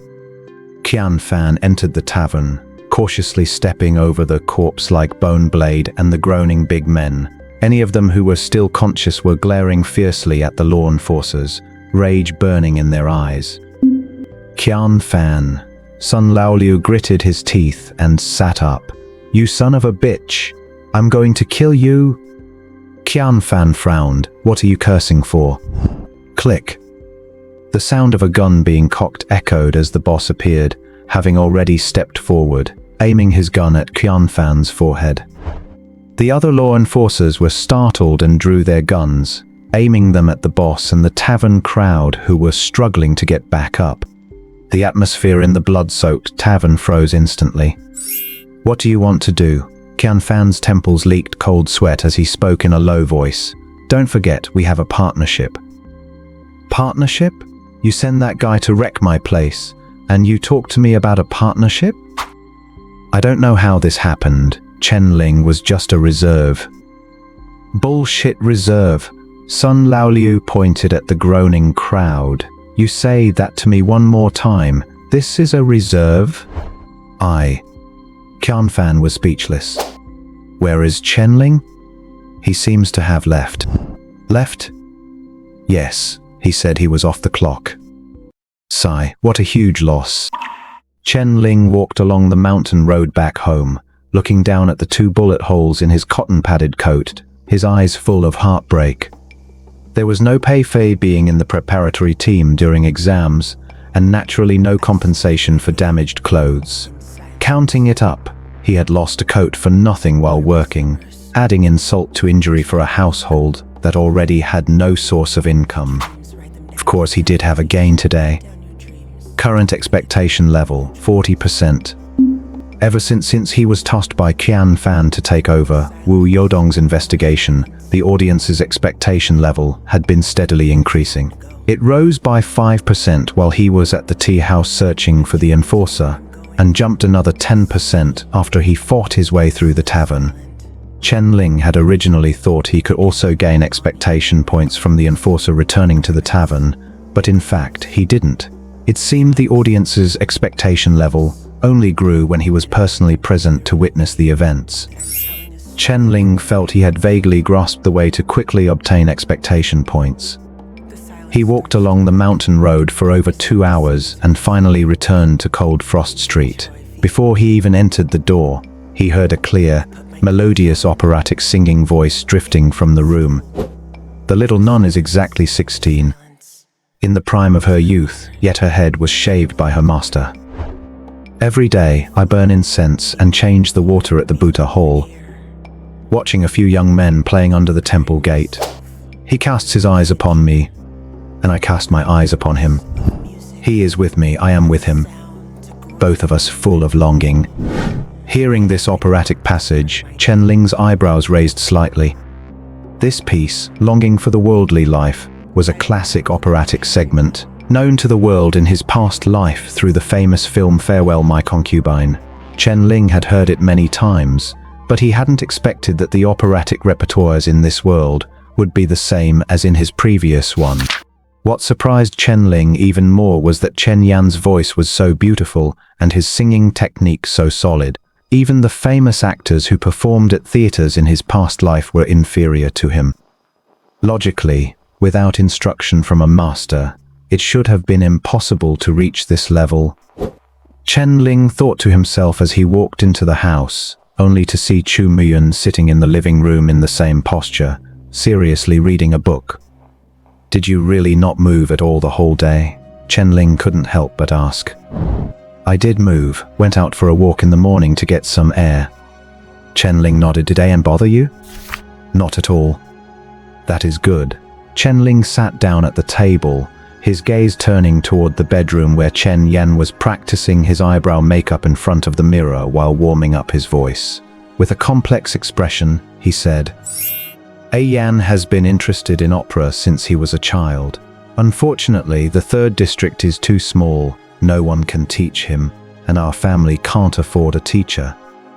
Opera, not many people understand it these days. Chu Muyan glanced at the bedroom. As far as I know, few people in Aurora City understand it either. Chen Yan's singing faded.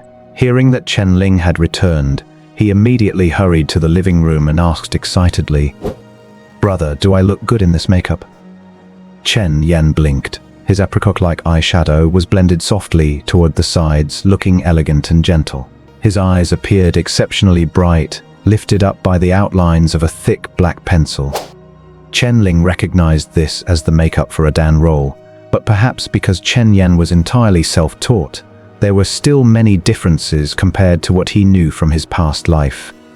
Even so, it was still a face of a perfect young boy that was absolutely flawless. It looks good, Chen Ling answered sincerely, but some details seem a bit off.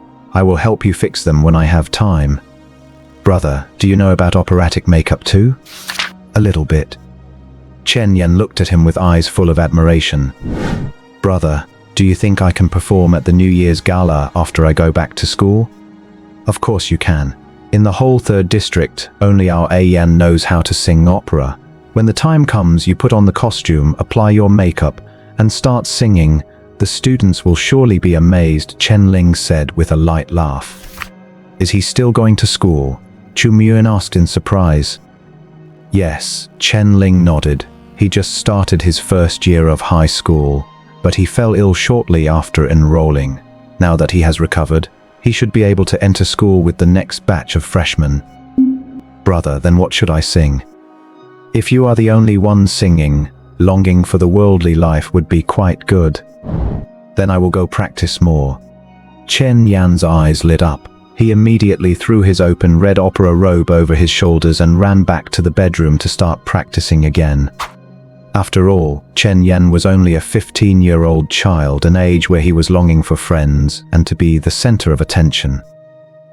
When Chen Ling was in school, he had also imagined countless times what it would be like to walk onto the stage with a guitar and show off in front of all the teachers and students. Unfortunately, he couldn't play at all. But for Chen Yan, being able to combine his interests with a performance was something very exciting. No hurry, Chen Ling said with a helpless smile. Clean up. We will prepare for dinner in a while. Seeing this, Chen Yan obediently came to help Chen Ling wash the vegetables. Just then, his eyes caught the two large holes in the cotton coat, and his pupils constricted slightly. Brother, what happened to your clothes? His tone suddenly turned serious. Nothing, just scraped it. Chu Muyun, who was reading, looked over at the sound, his eyes narrowing behind his lenses. Were you shot? Chen Yan looked up abruptly. No, they didn't hit me. Sensing Chen Yan's gaze, Chen Ling immediately explained. They were too slow to pull the trigger, and I dodged them. I'm not injured. Chu Muyun examined him and nodded slightly. You really aren't injured. Brother, who was it that shot at you? Chen Yan asked coldly. It was...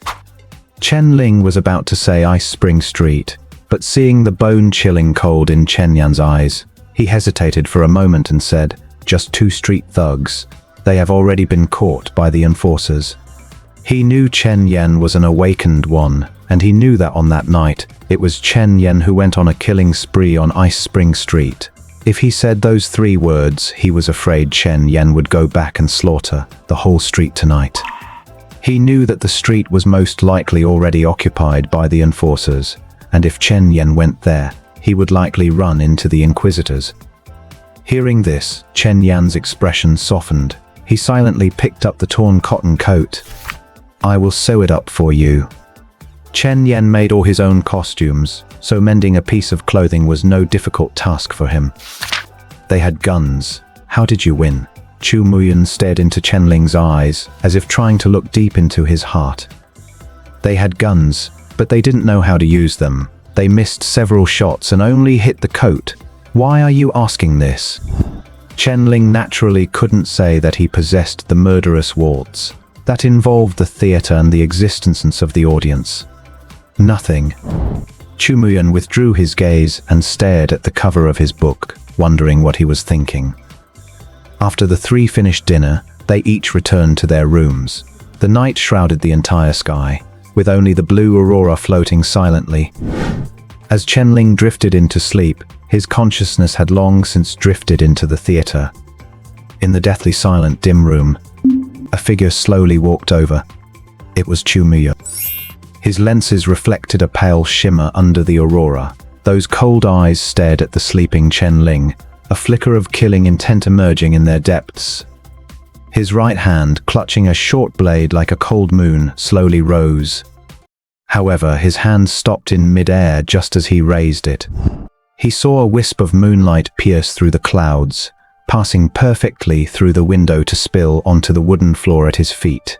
As the light and shadows danced, two characters slowly emerged. Go back. Below those two characters, a playing card was projected. It was a grey joker, a grey king. The moment he saw the card, Chu Muyun's pupils constricted. He immediately lowered his arm, and the short blade vanished into his sleeve like a slithering snake. A dark grey cloud drifted by with the wind, obscuring the dim moonlight.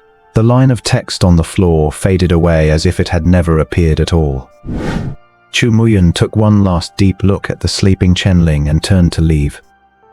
As he gently closed the room door, the room fell into a dead silence. A few seconds later, from the shadows in the corner, Chen Yan, wearing pajamas, walked out slowly. The boy's scarlet eyes stared fixedly at the direction of Chu Muyun's bedroom. In his hand, he held a blood-stained boning knife, though no one knew when he had picked it up. As Chu Muyun's bedroom door shut completely, the boy lowered his eyelids. When he opened his eyes again, the chilling murderous intent was already buried deep within. Ethereal auroras surged outside the window. Chen turned his head slightly to look at Chen Ling, who was fast asleep on the bed. "Brother, good night," he murmured to himself. As the words faded, his figure quietly passed through the wall and returned to his own room. Meanwhile, District 3 Enforcer headquarters in an office. "Brother Ma, news has come in from Ice Spring Street." A third stripe enforcer walked over hurriedly. Ma Zhong raised an eyebrow. "What do they say?" The enforcer hesitated for a moment. They were using very foul language. "Ma Zhong, why? Because the lockdown hasn't been lifted yet." "No, they said you were acting without integrity, not only breaking the agreement yourself, but also sending someone over to insult them." The enforcer added, "That reserve candidate you assigned to support Ice Spring Street. Word is he beat up that gang from the Black Axe Tavern, and Bone Knife is about to explode with rage." "A reserve candidate?" Ma Zhong asked in confusion. "Who was that again?" "One named Wu Yudong, and the other named Chen Ling." Wu Yadong was so scared by that group that he voluntarily withdrew from the enforcer exam. It was the one called Chen Ling who did the beating. "I think I remember him. Is that the kid from Frost Street whose parents were scared senseless by the calamity?" "Yes, that's him. He managed to beat up that bunch at the Black Axe Tavern?" "I don't believe it either, but that is the fact."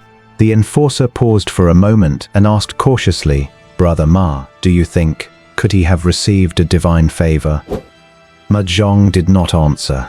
He frowned and stuck a cigarette in his mouth, which the enforcer immediately stepped forward to light with a lighter. "Could it be that District 3 is going to have another enforcer?" Ma Zhong exhaled a puff of smoke. "There are 5 enforcers in District 3 right now, and 3 of them are our people. But if another one pops up, that would be troublesome." The enforcer muttered. "He beat up people from Ice Spring Street, so he must know something. It's probably hard to get him on our side. Instead of letting him grow up and become a help to Han Meng, why don't we strike first and—" The enforcer narrowed his eyes and made a slashing motion across his throat with his palm. Ma Zhong scoffed. "Chang Lin, oh Chang Lin, your perspective still needs a lot of training." The enforcer known as Chang Lin was taken aback. "Was I wrong?" "You were right, but your vision is too narrow." Ma Zhong flicked the cigarette ash and said blandly, "Even if this kid has received a divine favor, he's only at the first stage now.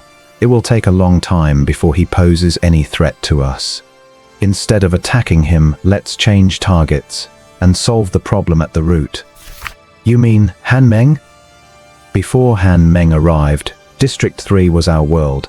Our businesses were the largest in the 7 districts, and even the current Ice Spring Street was only half our size.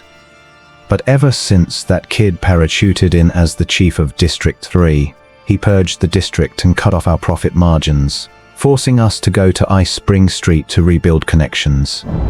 Ma Zhong's eyes gradually turned cold as he shoved the cigarette butt into the ashtray. "He is the chief enforcer of District 3, so we usually don't have a chance to make a move, but things are different now." "Why are they different?" "Under what circumstances would a 4-stripe enforcer die in District 3? Chang Lin pondered for a moment. As if he had thought of something, his eyes suddenly lit up. "A calamity?" "The chief enforcer of every district is an important position. If something happens, Aurora City will surely send investigators. We can't touch him normally, but now there is a ready-made murderer. A murderer who happened to land in District 3, who once defeated Han Meng head-on, and who has since vanished without a trace." Mahjong sneered, "Kill Han Meng and frame it as a mutual destruction caused by a calamity attack. Not only does that solve the major threat hanging over our heads, but it also provides a legitimate reason to lift the lockdown on District 3, immediately restoring trade with District 2. That way, the rage over at Ice Spring Street will also be calmed. But what if the calamity shows up again after it's all over? Who can prove that the one who shows up later is the same one as the current one?" Chen Ling was stunned for a second and couldn't help but sigh. Brother Ma really is the best. Now that Han Meng is injured by the calamity, his strength is not what it used to be. As long as we set things up properly, he will surely die. Murderous intent flashed in Mahjong's eyes. "Call old Tao over as well. Let's discuss this properly." "Right. By the way, what about that Chen Ling?" "Him." A sharp light flashed in Mahjong's eyes. "Don't let him have any more contact with that gang at Ice Spring Street, lest he irritate them further. Just find some excuse to let him join the enforcers. Once we've dealt with Han Meng, we'll be his direct superiors. At that point, we can do whatever we want with him, right?" "Understood. Morning, brother." Chen Ling pushed open the door to see Chen Yan sitting in the living room, smiling and waving to him. "Up so early?" Chen Ling asked in surprise. "Couldn't sleep last night, so I got up early to practice my lines," Chen Yan said earnestly, holding up a handwritten script. Chen Ling nodded, and just as he was about to wash up and go out, Chu Muyun also pushed his door open and came out. "It's your turn to be late today." "Yeah." Chu Muyun responded casually. His eyes were dark, and it looked like he hadn't slept at all last night either. "Does your exam end today?" Chu Muyun asked, as if recalling something. "Yes, today's the last day." "Go for it, brother." Chen Yan made a cheering gesture. "You'll definitely be able to become an enforcer." "I hope so," Chen Ling said with a smile. After what happened yesterday, Chen Ling no longer had any expectations of becoming an enforcer. For ordinary people like him and Wu Yudong, trying to become an enforcer through their own efforts was as difficult as reaching the sky. Not to mention, he had beaten up that bunch from the Black Axe Tavern yesterday, effectively forming a complete vendetta with Enforcer Mahjong of District 3. The man surely wouldn't let him advance. But even if he couldn't become an enforcer, going to Ice Spring Street to harvest some expectation points wouldn't be bad, would it? Chen Ling stroked his chin and thought to himself,